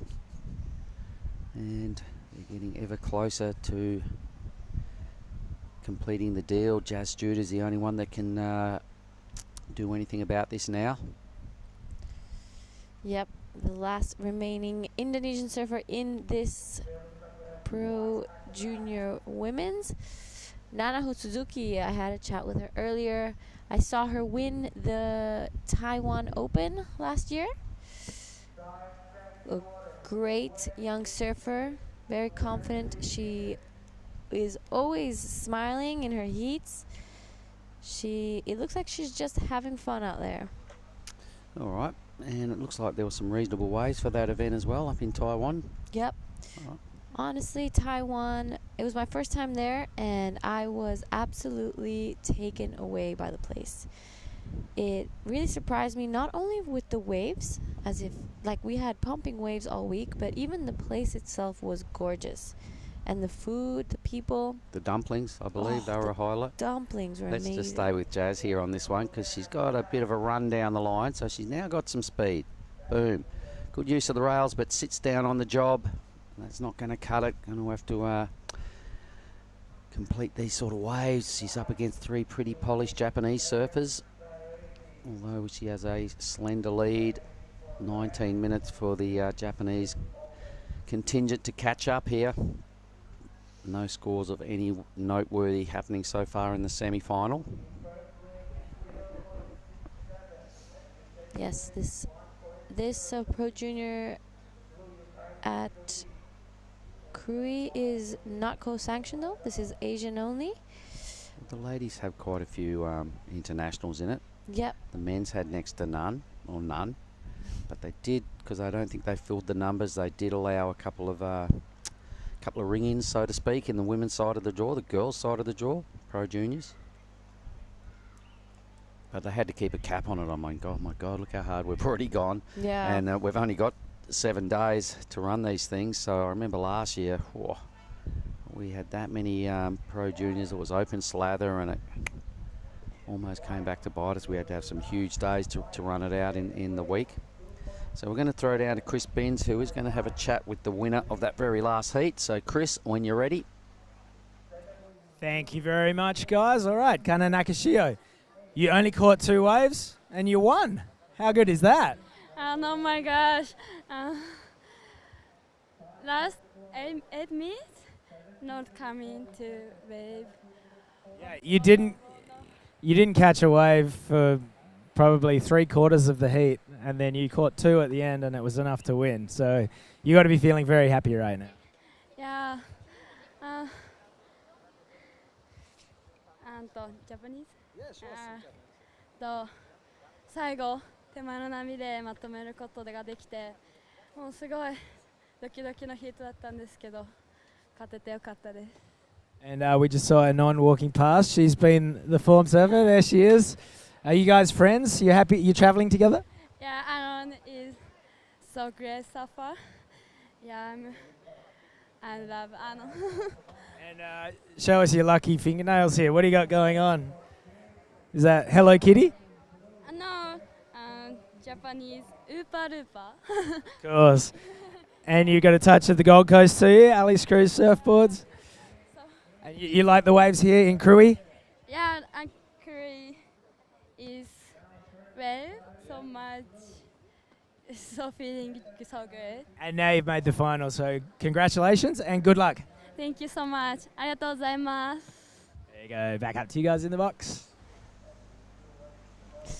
That was a lovely interview with the winner of our last heat, showing her Hello Kitty nail polish. Anon Matsuoka saying hello from behind. And while that was happening, the first score dropped for Nana Hotsuzuki. She got a 3.20. And we still are waiting for a ride for our surfer in red, Kokona Kawase. Okay. So there it is, Kawase 5-5, straight into first position. Yep, this is going to be another one of those lower heats. Again, there hasn't been many waves through, and just as I say that, Banger. Here comes a banger. great Jazz wave. Judah has priority at the right time. So let me just stay with Jazz's ride here. I'm sure her dad's watching again. All right, get up there early. Boom, she does. Turns. Not so great for green, but let's have a look here. this was a smaller wave, but a good, a well-surfed one by Nana Hotsuzuki. She just jumped off in time, and this one, a nice wave by the current heat leader, Kokona Kawase. Yep, and then there'll be Jazz's wave. So the judges trying to decipher and unpack these 3 rides into some numbers compared up to what they've seen earlier. So she did well to complete that, and she looks in and gives a death stare to the judging tower. Green, not much going on there. So that's easy. That's the lower number. They get that one in pretty quick smart. Then they've got to work on the other 3. So it'd be good to see their 2-wave numbers when they do lock in. That way we get a bearing on how that exchange went. And here they are right on cue. Thanks, boys. But those numbers yet to lock in.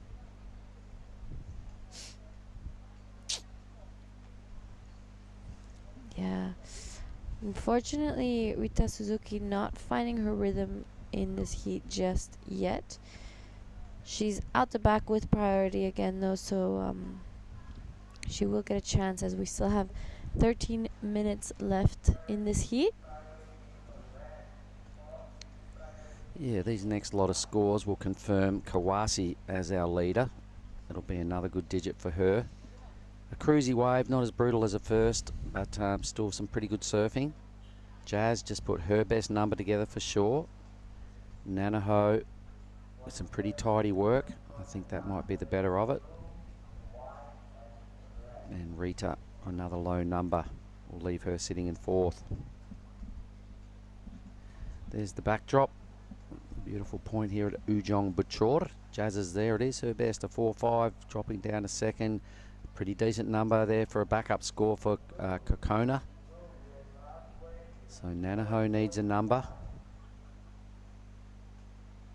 I imagine she'll go to at least second. Yeah, she'll go to second here. Yeah, that was some really clean, crisp surfing by Nanaho Suzuki. Yep, that's one real Right in nice the top to pocket. bottom move there. So Suzuki into second with the 5-3-3, so the better out of all of that.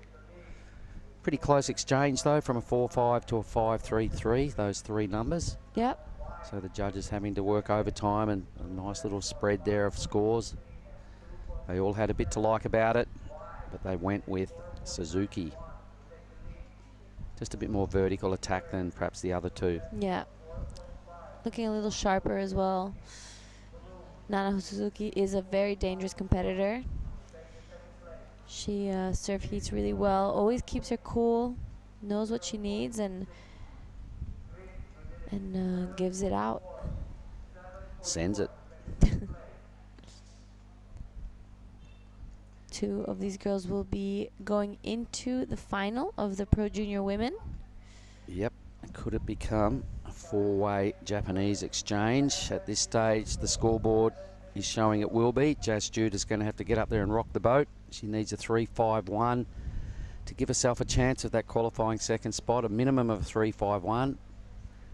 A few digits higher than that would be handy to try and fend off Nanaho. And also Rita Suzuki. You've got to think at some point she's going to click. She does have top priority. Yeah, the last heat, Kana Nakashio didn't catch a wave for 19 minutes. Then her two waves got her straight to first, and she won that heat. All right, so Jazz Judah does have second priority here. Having a little eyeball at this wave. She's too far out, and in fact, it's a non-wave. So that's going to work in her favour.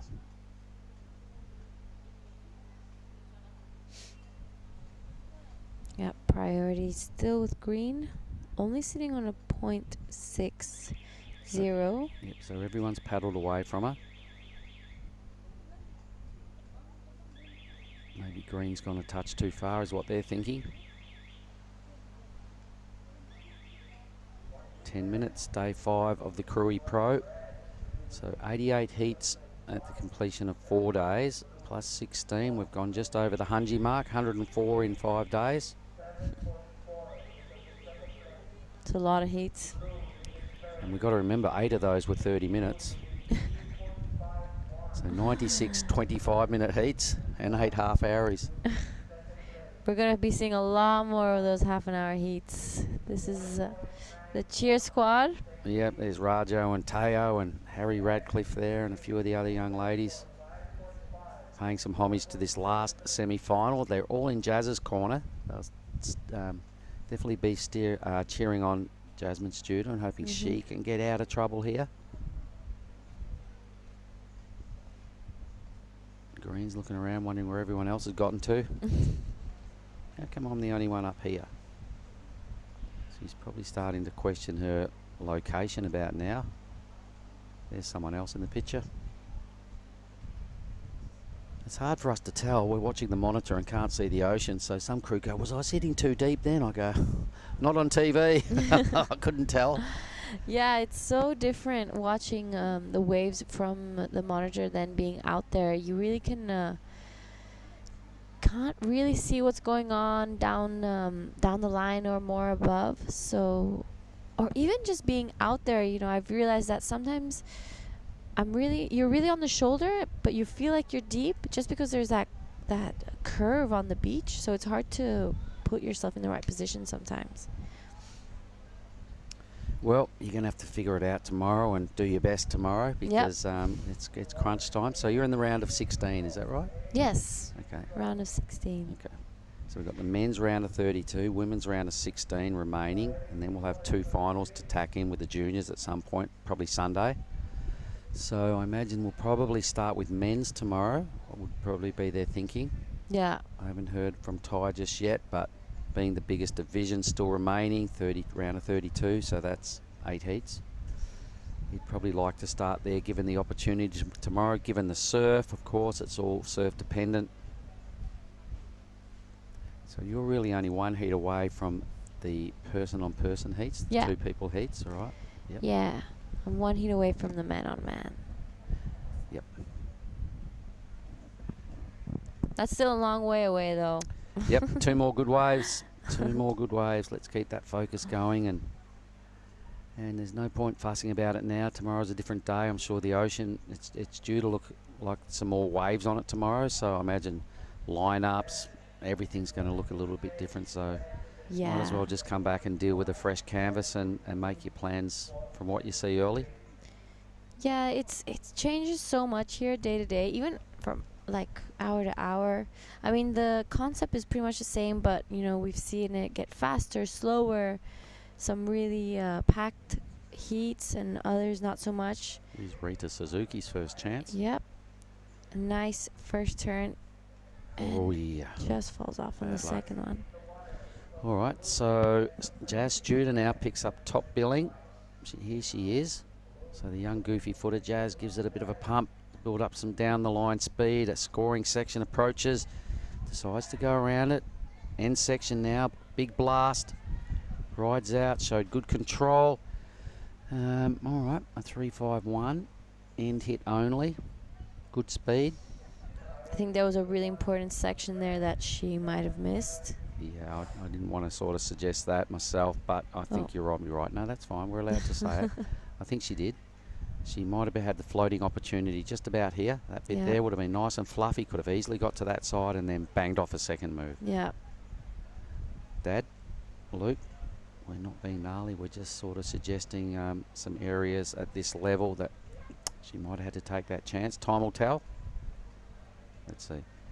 On Buckinda, the side of our former on-site location. Here goes the Groms. The Vultures will be circling. They'll be coming out. Rajo and Teo want in on a free surf as well. You'll find there'll be a lot more boards jumping out of the tree line shortly. Yep, we're going to start seeing that free surf crowd starting to form on the reef, in the channel. You'll see them slowly creeping in as the seconds go down. We're reaching the 5-minute mark. There's the judging tower, obviously, everyone. Priority board right there. Something funny I did see on my break while I was waiting to come in here, I was watching that, and I noticed that the keyhole area, these 3 Grommies, local Grommies, riding these big old boards, no fins, having a great time just riding on the rocks. Yeah, we saw them. Yeah. Ryan was he got the drone on him. Had the drone on them. That is the athletes area. We see the cheer squad Billy down there as well with Tippy and Harry. Yep. And there's Santos, the drone. Billy's Barun. pretending he doesn't know it's there. He's trying to act all cool. No, now he's lost it. All right. I think that was Western as well, wasn't it? Maybe. Yep. Sure. I think it was. All right, Jazz tries again. So what did she get for that last one? A 2.67. Oh no, Jazz got the number. She did get it. Yep. Wow, so good. And look how close that is, half a point. So she got it by half a point. So Ma up and Hornemat and all those good things she got there. That one hit. So the judges liked it. Yep. There you go, Luke. Thumbs up, mate. She's where she needs to be right now. Suzuki. Team Suzuki need to answer back. So Nanaho, a 3.17. What colour is she? White. That's the threat now for Jazz. Kokona. Let's. She's. Be happy if she took it away. Let's think about at least second position. There's a qualifying spot still there. Between us can see white and blue. So white with second priority. Jazz doesn't have anything on the priority billing just yet. Paddling back from that last effort. So Jazz and Luke will be hoping the clock winds down. Half a point ahead of Nanaho Suzuki. She had a huge result earlier by beating Simon Niwa. We're talking about Jazz Studer here. A huge effort to get here, beating the defending champion. Rita Suzuki is a fair way off, but near on 6 will get her there. Sitting way deep on the reef. Yep. Wow, she's done that a couple of times. bottoms out really quick, doesn't Pretty it? shallow down there Yeah. as well. Yep, so I'm not sure that tactic is paying off for Rita. All right, all eyes on this surfer in the white, a 317. Wow, gnarly times for the Studer clan. Oh, she's paddling wide, she's seen something. Is that a lump? She's still staying interested in this approaching swell line. Just over 2 minutes. Kind of, but not. It swings wide. Is Red going to have a crack? Yeah, Kona. priority was with Red. Oops. Yep. A nice looking wave for Kokona Kawase. Takes it to the inside. Look, does another nice wrapping turn. Looks like she's going to go all the way with this one and decides to pull off. Is there another swell? Priority is now with white. Nanaho Suzuki looking for a 3.17 to take second. Well, nervous moments. I can only imagine what it's like being a parent at this point of time. It must be so gnarly. Yeah, I can't imagine. I know how the athletes must feel, so sometimes I Yeah. feel parents have that double. And when someone like Luke, who's had a lot to do with his daughter's progression and surf trips together, and he's in Bali and she's all the way up here, and in the heat of battle, she's right there in the moment. Got to make her own decisions here, and ahoy, green. So that's Rita. Ooh, but Nanaho's lost her priority. Something's happened. She must have caught a wave. 1 minute to go. Is there a number to come? There must be a number to come for Nanaho, because she's not in the screen. She's off the priority board, so she's ridden a wave. Didn't see it, so no comment. Jazz taking a look. She's out there by herself. She does have priority. Well, we're going to have to stay with this and just see what happened to White. Trying to burn off that 267, tracking down half a point better. A 317. Still can't see her on the televisi. 20 seconds. Jazz looks in. Here's the replay. Tiny little wave. Yep. She needs probably 1 or 2 hits out of this. She gets 2 little hits. Whoa. Ooh, this is going to be really close. Well, that gave Jazz got a 4-5, but her wave was way bigger. It was a better hit. The number that Suzuki needs isn't that big. We're waiting for a number. We're going to have to stay with this, Luke. I'm sure you're nervous as, buddy. So am I. Jazz, this would be just an epic moment should she be able to hang in there and be awarded a finals position. Look how quick the free surfers there just popped out of nowhere. They were hiding behind a piece of seaweed and they've just popped up. Girls, good luck trying to get a wave in. So this is gnarly. Oh, I have a good feeling for Jazz. I kind of do too. They were 2 just mini moves on a pretty ordinary wave. Yeah. Jazz got a 4 for a bigger wave, a bigger hit. Here we go. So this is Nanaho now just praying to the gods. Yep, so you can see her staring at the beach, wondering what the hell, trying to get some input from somebody, anybody. She did the right thing. She had to ride a wave. She did. She got 2 little mini hits in on a small little reef runner that was bottoming out. It was hard to surf. 317. Judges are taking their time.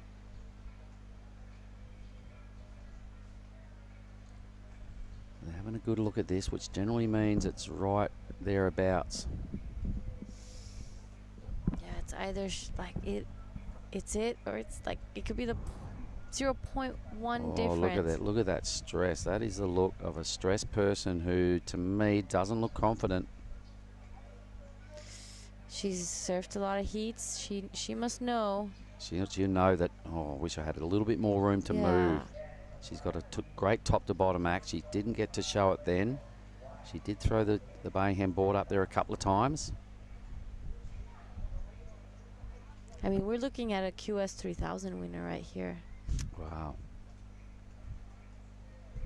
How nerve-wracking is this? The Suzuki family must be losing it. Luke Studer must have cracked about his 3rd beer just in 1 heat. Yeah, Luke? 3rd or 4th? Rah. This is killing me. Either way, we're going to have a quick little debrief on the day at the end of this. They're talking it up in that tower. My goodness, this is a moment. It's a big deal. It's the last remaining spot in the final. So Kokona will take that first billing. So there are 3 Japanese surfers in the women's junior final. Oh, are they doing this on purpose? It's an important score. Hugely important. Man, there's some debate going on about that. It's right there. It's right on that number. Suzuki's ready to throw a rock at the tower in a moment. Just come on, guys. Either way, you're killing me.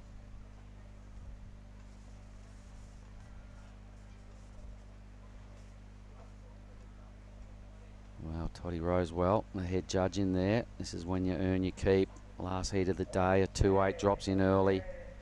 A 2-8 drops in the other side of that. Needs a 3-1-7, gets a 2-8. A smidge under. Jazz Studer. There you go, Luke. Woohoo! Yep.